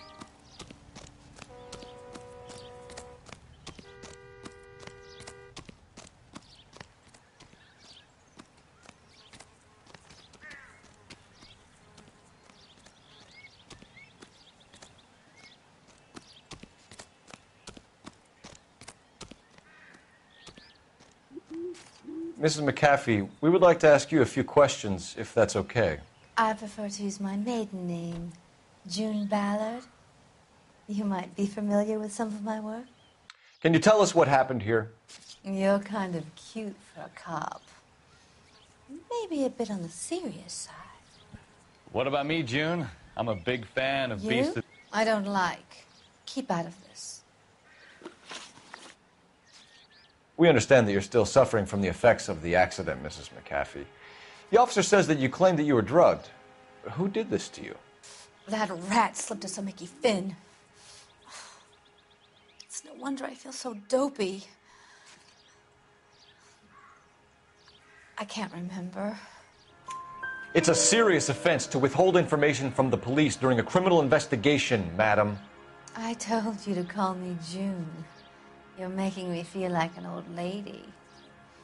And don't bother your handsome head about this. My husband will settle the score with Mark Bishop. What can you tell us about the passenger in your car? Jessica Hamilton. Poor Jessica. It's been a rough day for her. She's desperate to break into movies. What more can I say? I think you're lying, Mrs. McAfee. I think something happened to Jessica yesterday before the crash. I'm offended, Sunshine. Do you have any proof?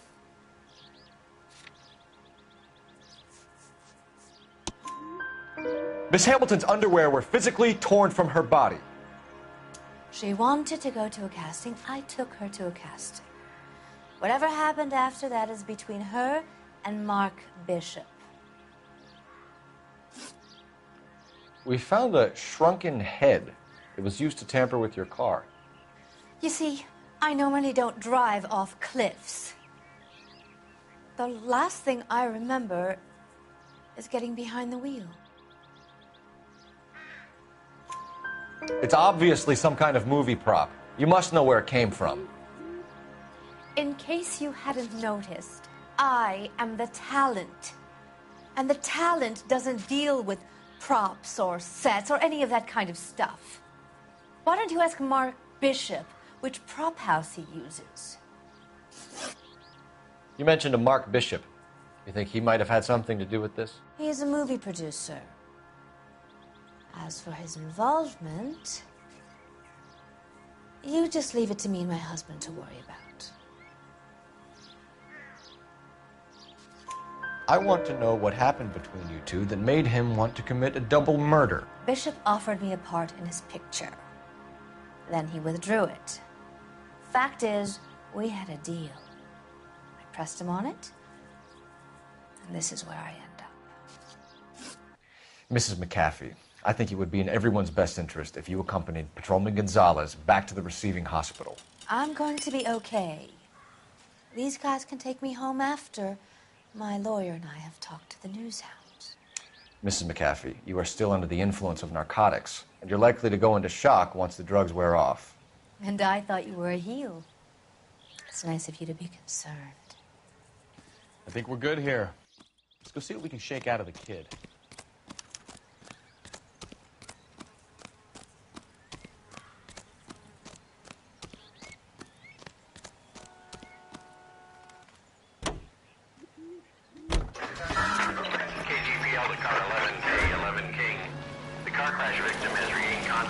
Central Receiving Hospital.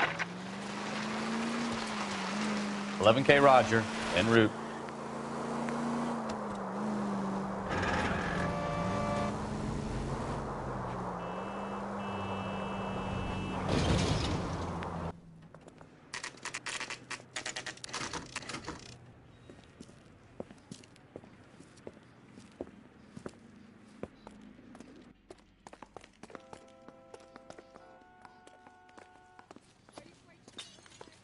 Hello, Detective Phelps, here to interview a Jessica Hamilton.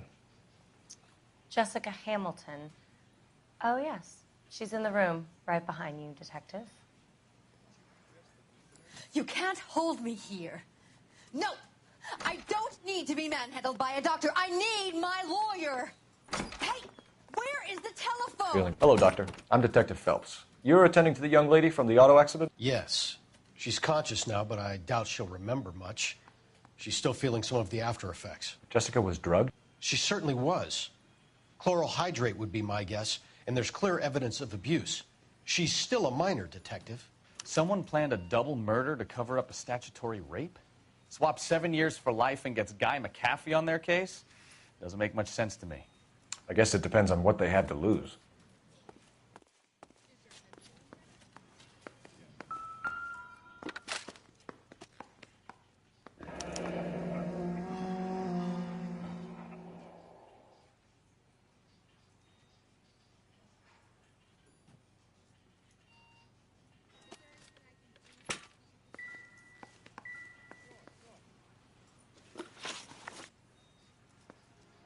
Can you tell me what you remember about the crash?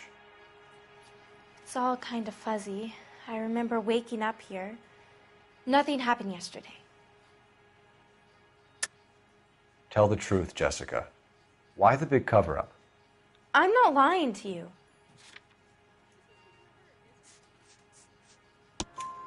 We found your underwear in your handbag, Jessica. You need to tell us what happened. The doctor told me what happened. I didn't want that. I just wanted to be a star, to be in movies.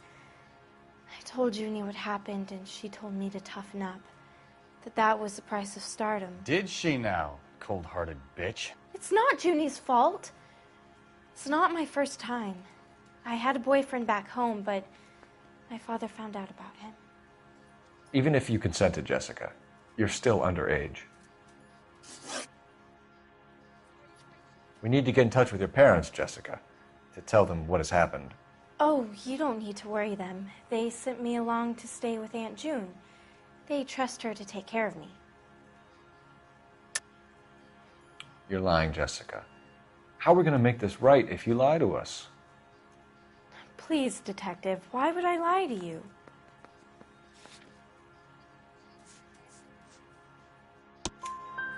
Because you're a runaway, Jessica, and you don't have your parents' permission to be here. Now, do you want to tell me what really happened? I went with Junie to this strange place. It's difficult to remember. Someone gave me a drink to calm my nerves, and then I felt faint. I think I must have passed out. How did you meet Mr. Bishop? Well, Junie is a big movie star. You probably know that. She's doing a new movie.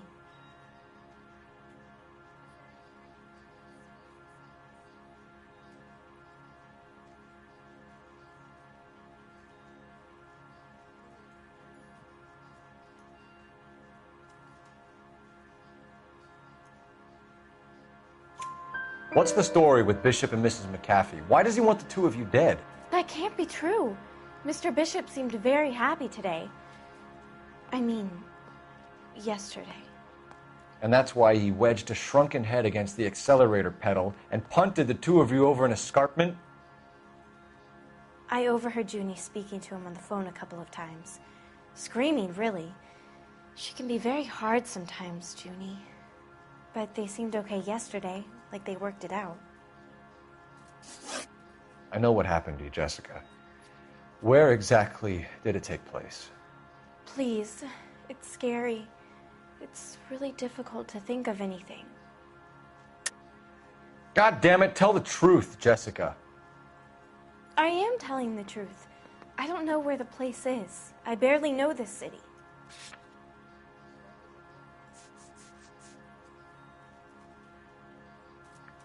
You're off the hook, for now. Jessica, I really need you to help me here. I remember the mermaid. Was the mermaid in the movie too? No, it was on the front of a building.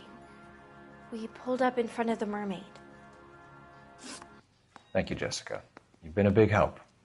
Here's my card. If you think of anything or you need some help, just get in touch, okay?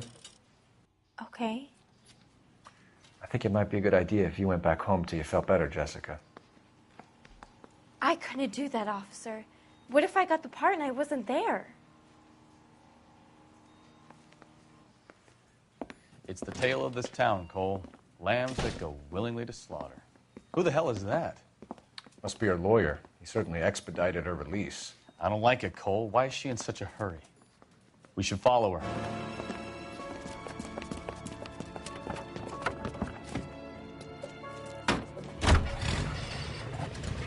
There she goes. Come on.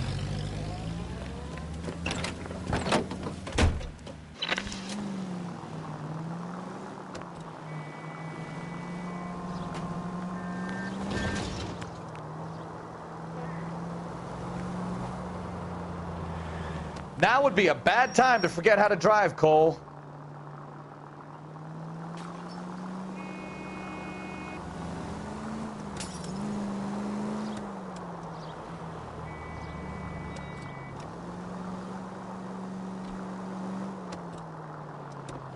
She seems to have made a remarkably speedy recovery.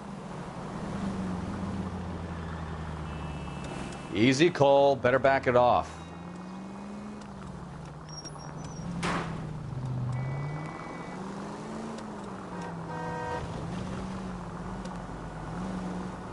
All units are frequent sub 2 standby.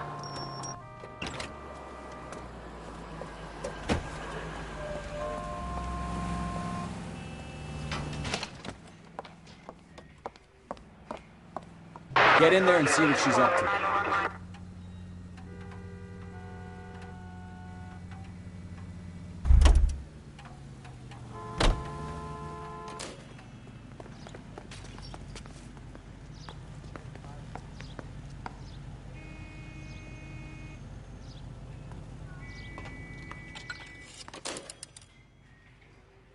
Baby?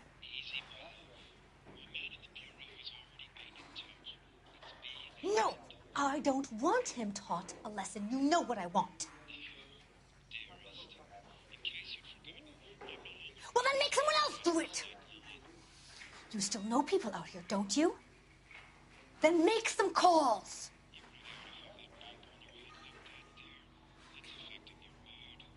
I'm gonna be very clear about this.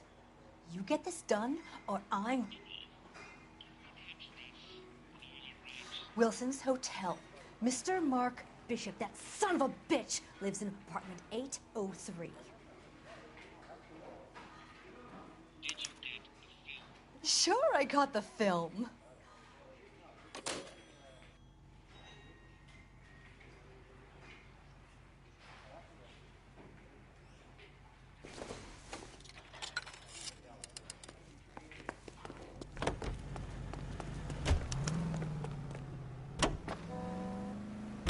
So what's the story?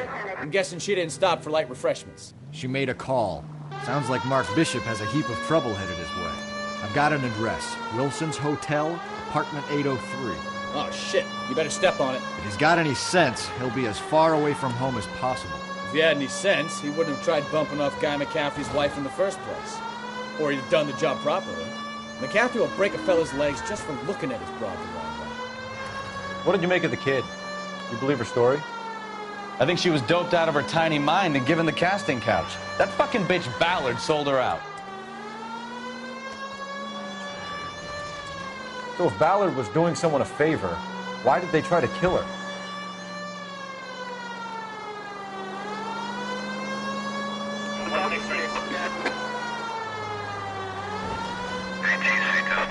All units units in the vicinity in car 11K, 11 King, a 415 in progress at apartment 803, Wilson's Apartment Hotel, 1220 West 7th Street, Westlake Park.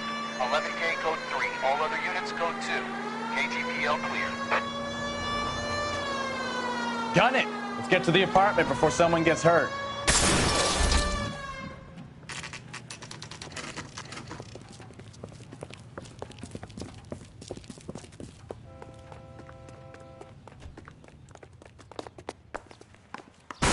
You the cops? I tried to stop them. It's room 803, left out of the elevator.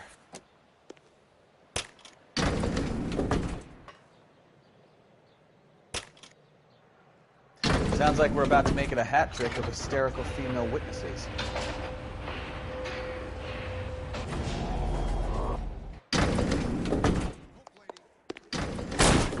Give it up, LAPD!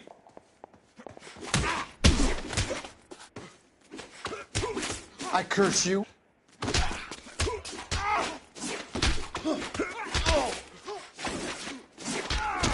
I'm about to break.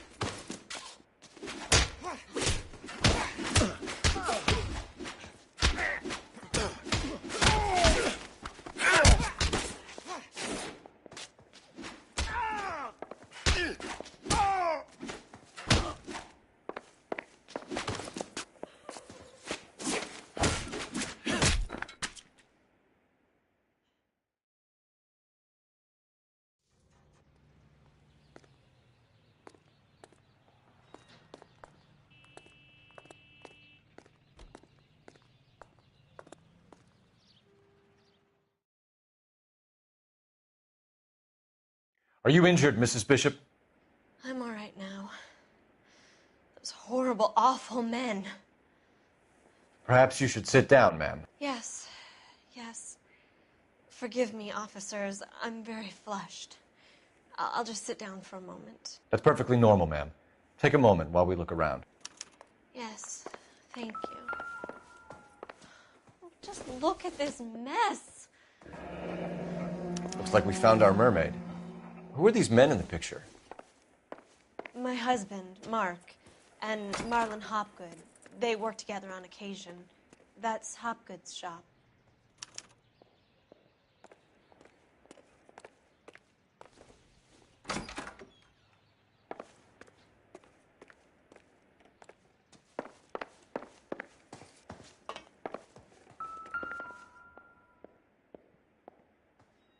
Great Wall of Babylon. A replica of a replica. Looks like the old movie set downtown.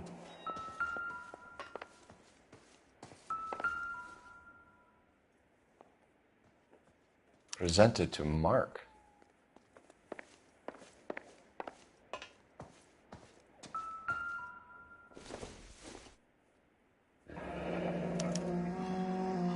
What do you have to do to earn $20,000?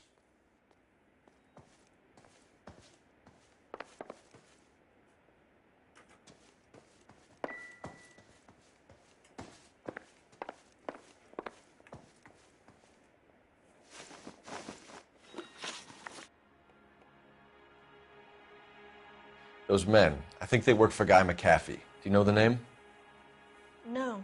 Why should I? June Ballard is married to Guy McAfee. Have you heard of her? That slut. She's been badgering my husband for days. Mrs. McAfee alleges that your husband tried to kill her and her friend last night. I think you should tell us what you know. My husband's a movie producer. This has something to do with his new picture. He doesn't include me in his business. June Ballard said she had a deal to be in his new picture. Mark repeatedly told her no. He had Joan Leslie lined up for the role. That's how he got the finance. June made all kinds of threats. She was very rude to me. You know June Ballard? We were both on the same picture a few years back. That's how I met my husband. Where can we find your husband, ma'am? He told me he would be on set. That's all I know.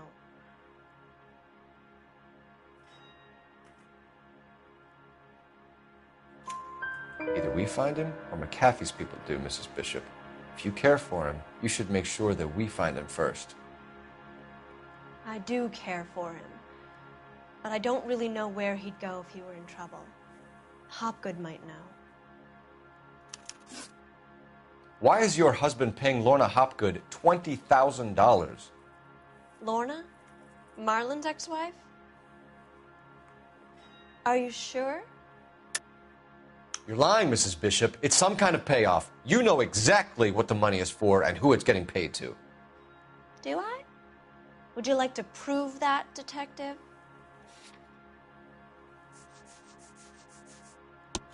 Your husband looks like he's being blackmailed. They obviously have something on him if he's prepared to kill to cover it up. Why is the payment going to Hopgood and not McAfee? Lorna works at a check-cashing place in Hollywood. You need to ask Hopgood why he needs that much money in cash. Your husband was at a casting yesterday with a young girl? Not that I know of. He told me he was looking at locations. The picture's been cast. Jessica remembered a mermaid. The mermaid on the front of the prop store. You better come clean with me. This is a sick town, detective. Are you sure you really want to know? The truth is, my husband likes them young. And you think that's okay? I was 16 when I first met him. I thought he was a genius, a magician with film. I was 20 before I realized he was just a B-movie hack. But he's nothing compared to some of the monsters at these big studios. My guess is Ballard sacrificed her little friend. Happens to a lot of girls. Your husband is in trouble. It could go easier for him if you were more helpful, Mrs. Bishop. He's a big boy, detective, and so are you. This is Hollywood. There's always a deal to be done.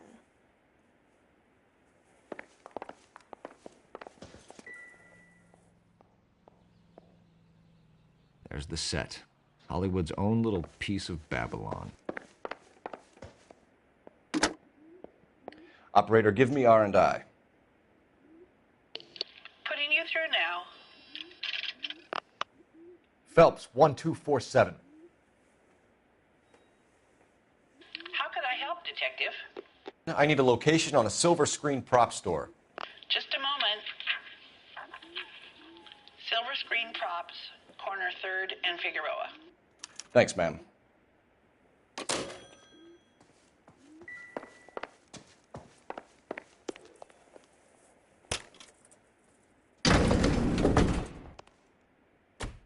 An aging movie star, a wannabe starlet, a movie producer's wife. They're finally rubbing shoulders with the almost too famous. And from the stories they've given us, clearly none of them can act.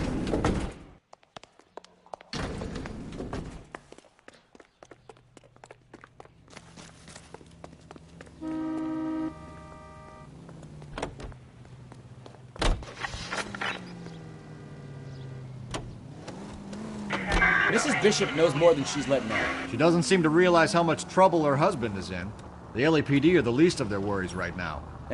You'd think she'd have gotten the hint after those hatchet men redecorated her apartment. Maybe she's just loyal. Or she's in on it. She didn't seem like your average giddy broad with nothing between the ears. Or she might just be trying to buy enough time for Bishop to put a couple of oceans between him and McAfee. Continue to respond.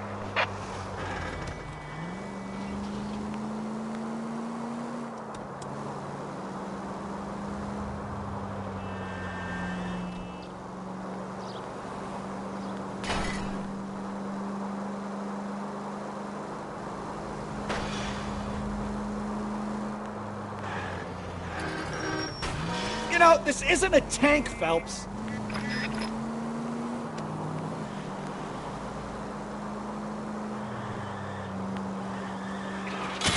Oh, I knew I should have driven.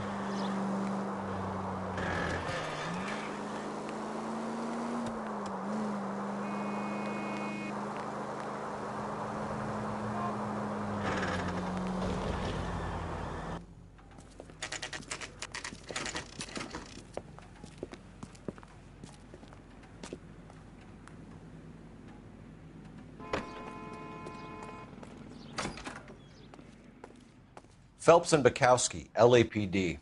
We're investigating the attempted murder of June Ballard and Jessica Hamilton. Christ. I'm Marlon Hopgood. How can I help? You hold castings here? How'd you hear about that? I got a little soundstage out back. Lead the way.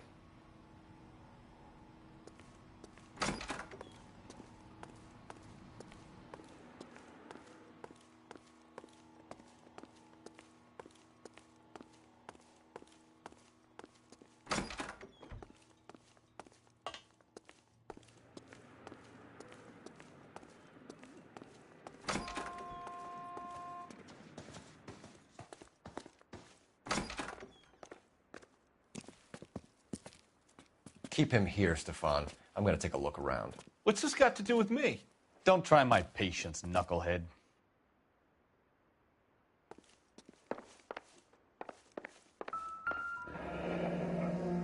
Turn off the lights, Hopgood. Why would I want to do that? Humor him.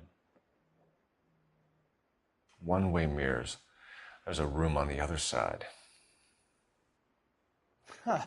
Well, well. Find a way into that peep den, Phelps. I'll stay here and keep our pervert company. Doping a 15-year-old kid and abusing her in a screen test. What is wrong with these people?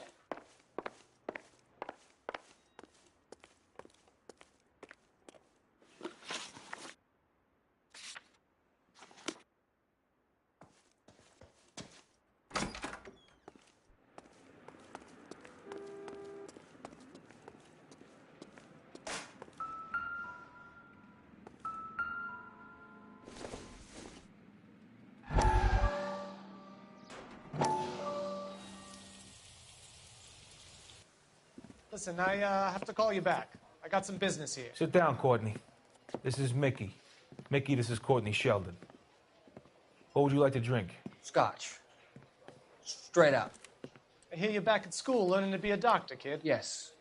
That's right, Mr. Cohen. So you want to be a doctor and a dope peddler. Interesting combination, huh? Do we have a problem, Mr. Cohen? We might have, yeah. Selling your dope to my boy Lenny looked like a good move, but Lenny has been supplying, wholesale, so to speak. The Bindle boys in this town aren't used to the juice without a little of the middleman taking his cut. Lenny promised that wouldn't happen, Mr. Cohen. And Lenny works for you. What can I say about Lenny? Let me think. Oh yeah, he's a putz. And he's lazy, and he's greedy, but he's my wife's brother. And how can you make a cake with those ingredients, huh? Jeez. So how is that my problem, Mr. Cohen? Well, kid, the only way we're going to be able to make this work is to do some repackaging. We need to get the dope out of those dinky little cardboard boxes and... Syrettes. Yeah, syrettes. Great. We can put it into a big vat so we can water it down a little bit.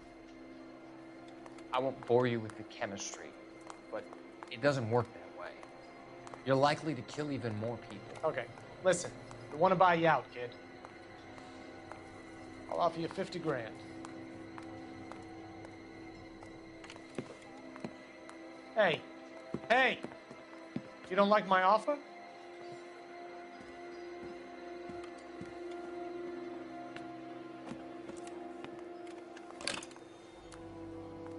The Sheldon kid? I think I want him dead.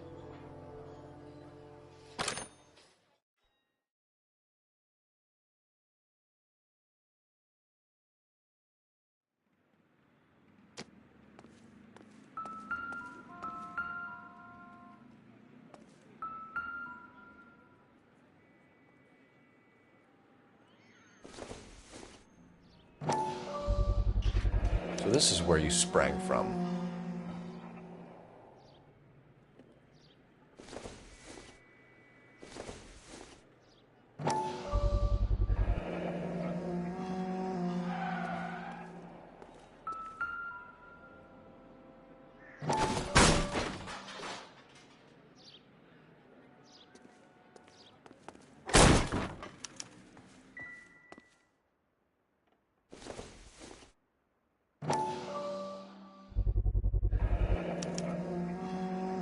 Jungle Drums, 8th and Francisco. Attention, Mark Bishop.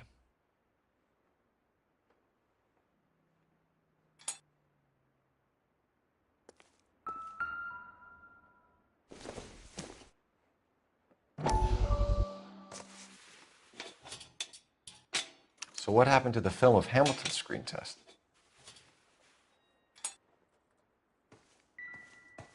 I wonder if they saw this, how many budding starlets would still get on the bus to come to Hollywood.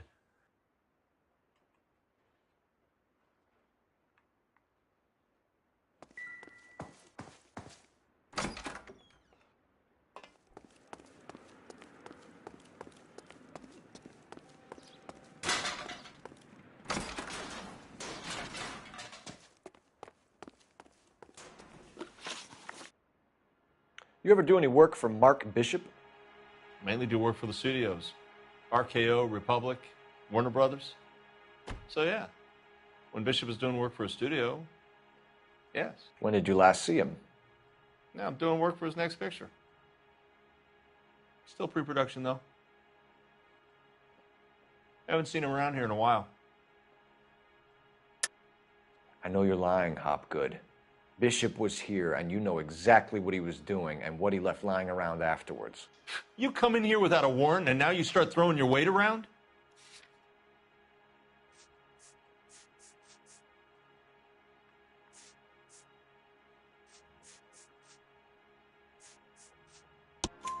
A 15-year-old girl told me how she was drugged and molested at a casting house. I found the chloral hydrate in your drinks cabinet. You give me something or I will break your fucking jaw, Hopgood. Bishop was here with June Ballard and the girl. A lot of producers and directors use this place. I'm not responsible for what goes on here. McAfee's men are looking for Bishop. We need to find him first. Any idea where he might have gone to ground? If he really tried to kill McAfee's wife, my advice to him would be to leave town.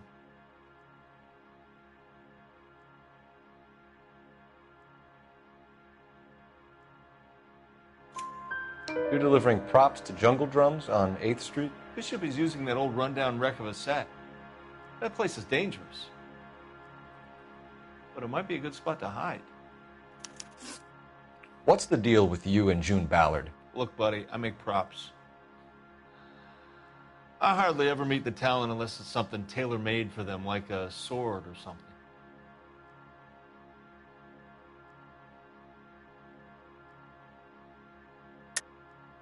You and Ballard are blackmailing Bishop. That's why he cracked. You got nothing on me. My hands are clean on this.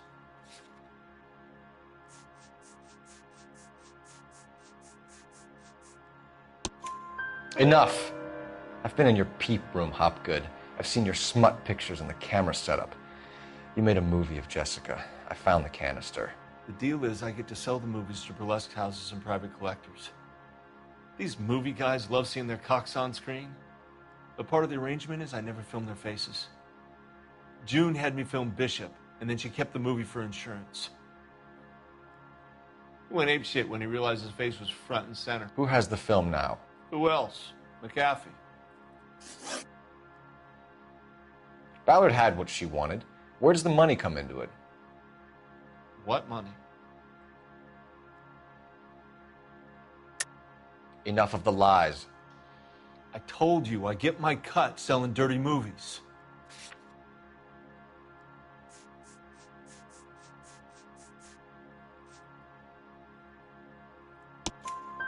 Your ex was getting 20 large from Bishop. If I wanted to skim 20 from Bishop, we'd do it through the movie budget. June said she'd sell him the film once the movie had wrapped, but Guy wanted cash. He's in a cash-only business. You think I had a choice in this? That's all for now, Hopgood. We're taking you in. Phelps. Roy Earl, advice. Hold on a moment. This is clearly a vice case. You've been roughing up my informant? Hopgood is a vice informer? Yes, he is, Phelps, and a very important one. Look at that mug. Have you been upsetting these two officers, Marlon? So we just drop it? You do if you know what's good for you. You need to catch the movie producer before an angry husband does, from what I'm hearing. I'll be making a full report to the captain, Detective. You do that, kid. We're all very impressed with you. Let it slide, Cole. Let's get out of here. Detectives. Johnny Goldberg. You work for Mickey C. That's right, detectives. You wouldn't happen to know the guys who roughed up Mrs. Bishop earlier today by any chance? No, not us. We don't do that kind of thing. It's the husband we'd like to talk to. This is a police matter. You don't want to be taken in for obstruction of justice, do you, boys? You could try the obstruction rap, but it won't stick. We could beat that. You've had your 10 cents worth, gentlemen. Bishop knows how the world works. Mrs. McAfee hits him up for a movie part. Happens every day. But Bishop takes it a step too far and tries to rub out Mrs. McAfee. Naturally, Guy is going to get upset. What made you think Bishop would be here? We figure he might be planning a little accident for Hopgood, too. Those two guys have got some unfinished business. You let us know if you find Bishop. Guy McAfee can be a very generous man. I'm only going to warn you once, gentlemen, to stay out of this. This is a police matter. We will be bringing Mark Bishop into custody. At least he's polite. Kind of dumb, but polite. But I'm a lot less polite, you smug son of a bitch. So let me put it in ruder terms that even a pair of blockheads like you might understand. The only reason that you don't have bars on your windows already is because you're small fry. And we don't waste our time on small fry. You stay away from Bishop, and you stay away from me. Is that clear enough for you, asshole? Now run along back to your boss so we can pat you on the head and tell you what good boys you are.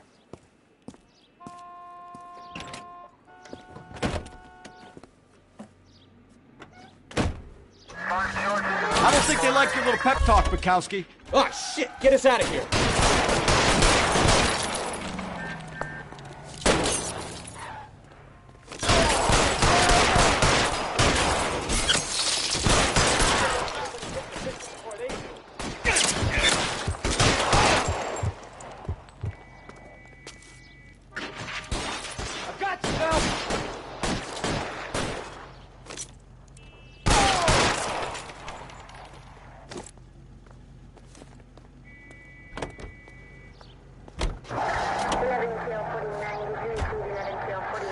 Let's see him chase us now. On to the movie set, Phelps. Let's roll. Oh, Christ. When they say working traffic is like watching paint dry.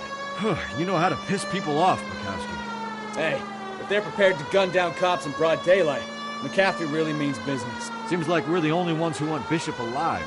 I have a good mind just to let him go work on the son of a bitch. I'm about done putting my life on the line to protect some child molester. That's our job, unfortunately. They don't get to dole out the justice.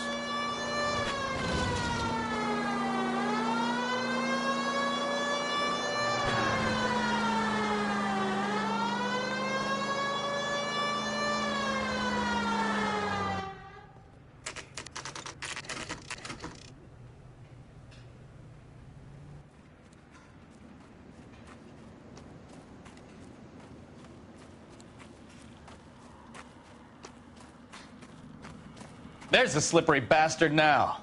No. God damn it! Mark Bishop, stop! LAPD! Get him, Phelps. I'll cover the exit. 11K calling KGPL, requesting assistance at 8th and Francisco, the abandoned movie set. We're trying to help you, Bishop! Suspect on foot. This is all a big 03 mistake! KGPL.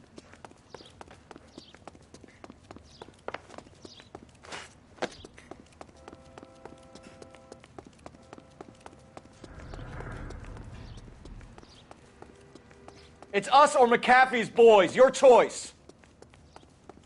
I didn't do anything.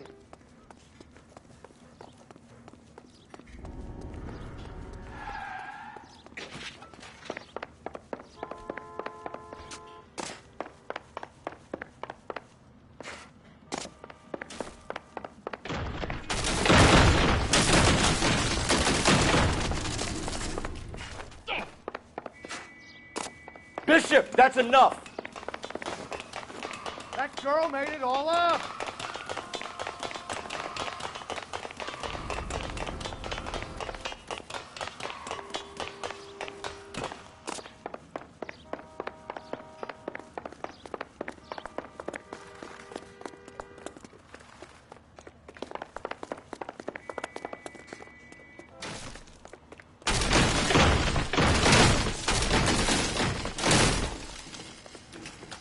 Don't make this any harder on yourself, Bishop.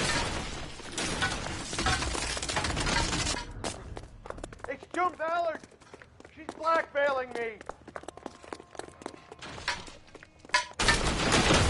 Hands in the air, Bishop. Move another inch and you're dead. Mark Bishop, you're under arrest for the attempted murder of June Ballard and the rape and attempted murder of Jessica Hamilton. All right, I'll come quietly. Just don't kill me. If you found me, then McAfee's goons will too. Oh, we need to get out of here. All right, but you stay close. Any tricks, and I'll save McAfee's boys the trouble. Follow me. I know another way out of this place.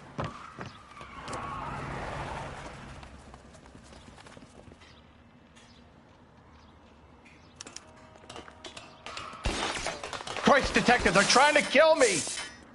Last chance to back the hell down.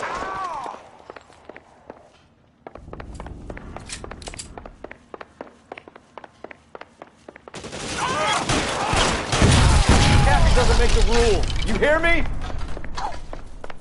There's no way out of here. I thought you said you knew where you were going. We have to jump for it. Find some cover. LAPD, you're making a big this way.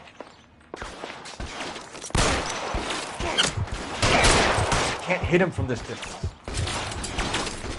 Is this really the best McAfee's got?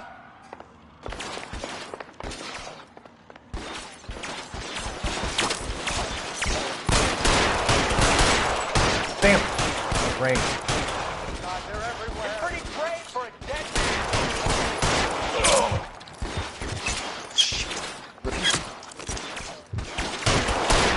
Hopeless at this point.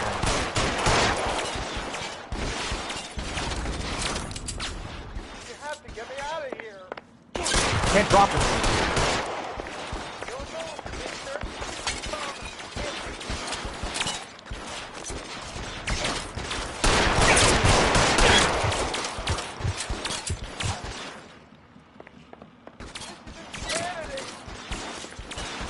Waste the bullet.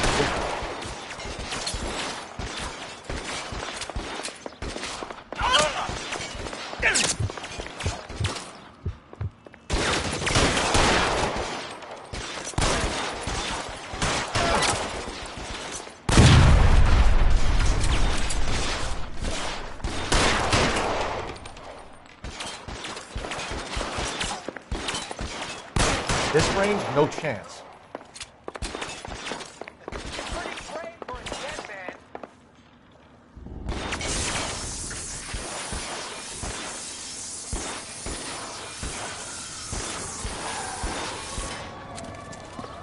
Get him over here, I'll cover you! Come on, the cavalry's here!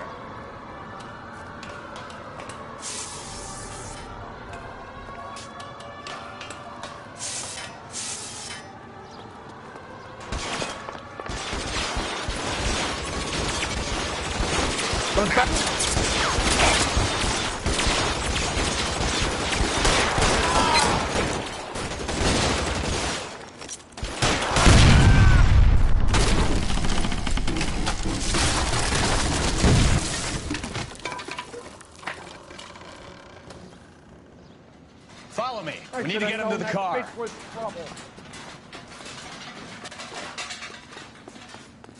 How long do you think you can hold out?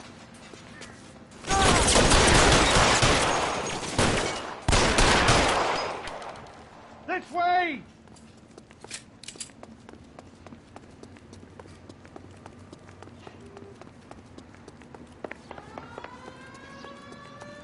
Get him to the car. I can cover you from here. You're almost there. You're surrounded, and your buddy's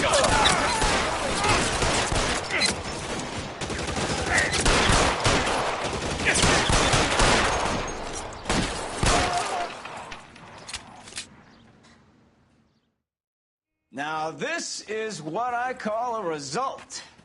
Mark Bishop, erstwhile film producer and all-around piece of shit, catches a fast ticket to Quentin for statch rape and attempted murder, so he gets to spend the next 15 years playing sissy instead of sticking it to little girls.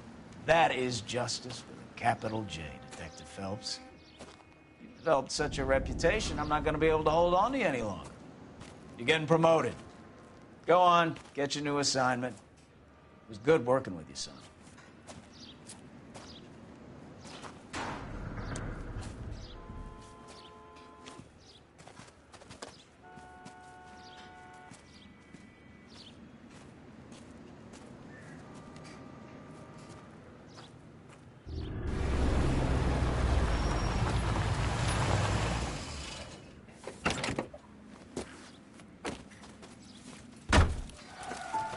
Phelps, Bukowski, this your work?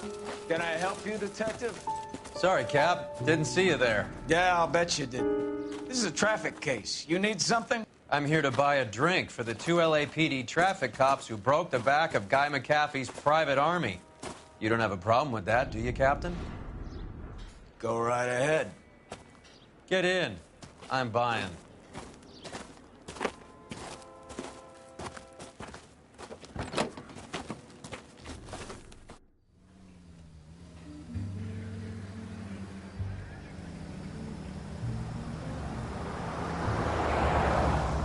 You'll like this place. A lot of movie people hang out here.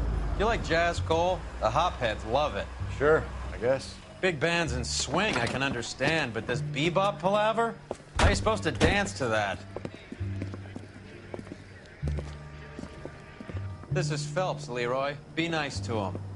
You'll like this place. They treat you right. You like a table, Roy? What do you think we want to do? Stand at the bar like I'll chumps? get a table ready for you then. Don't look so happy to see me, Alphonse. I might get the wrong impression. Cole, this is Alphonse. He's a French Negro from Africa. Can you beat that? The Congo. A pleasure to meet you, Alphonse. Is Elsa singing tonight? Yes, she is. She has the next set. Come on, Cole. You can meet Elsa while they're fixing us a table. You'll like her. She's something else. Maybe another night, Roy. She's pretty beat up about it. Get your hands off me. Don't ever tell me what to do or what not to do, Alphonse. You got a nice club here. Don't spoil it. If you will follow me, detectives. Just through the door. He was my only real friend, Harlan. We went through it all. Do you realize what he meant to me? Of course I do. You have no idea. You said it was construction work. It was an industrial accident, Elsa. How can I be held responsible? Elsa, are you going on? Louis, for God's sake, he was my best friend. The only man who ever loved me without putting his hands on me. Hi, Elsa. Here's someone I'd like you to meet. Cole Phelps, war hero and crime fighter extraordinaire. And why would I want to meet another fascist from the LAPD? Sorry about this, Cole. What an evening I'm having. First a Negro puts his hands on me, and then this. Who do you think you're talking to, you German junkie whore? Don't you ever forget your place with me again. Do you hear me? Evening, Doc. How's business? Sanguine. Louis, help me here. I'm gonna have to give her something before her performance. Blow it off, Cole. These artsy-fartsy types always get a little flighty. Meet Dr. Harlan Fontaine, doctor to the stars. Mr. Fix-It to the mental wreckage of Hollywood. So what about that drink, boys? So anyways guys, I'm going to end it right here. Thanks for watching, and I will do part 2 tomorrow. Hope you guys enjoy. And I'll see you guys tomorrow in part 2. So thanks for the support on this, and I'll see you guys tomorrow.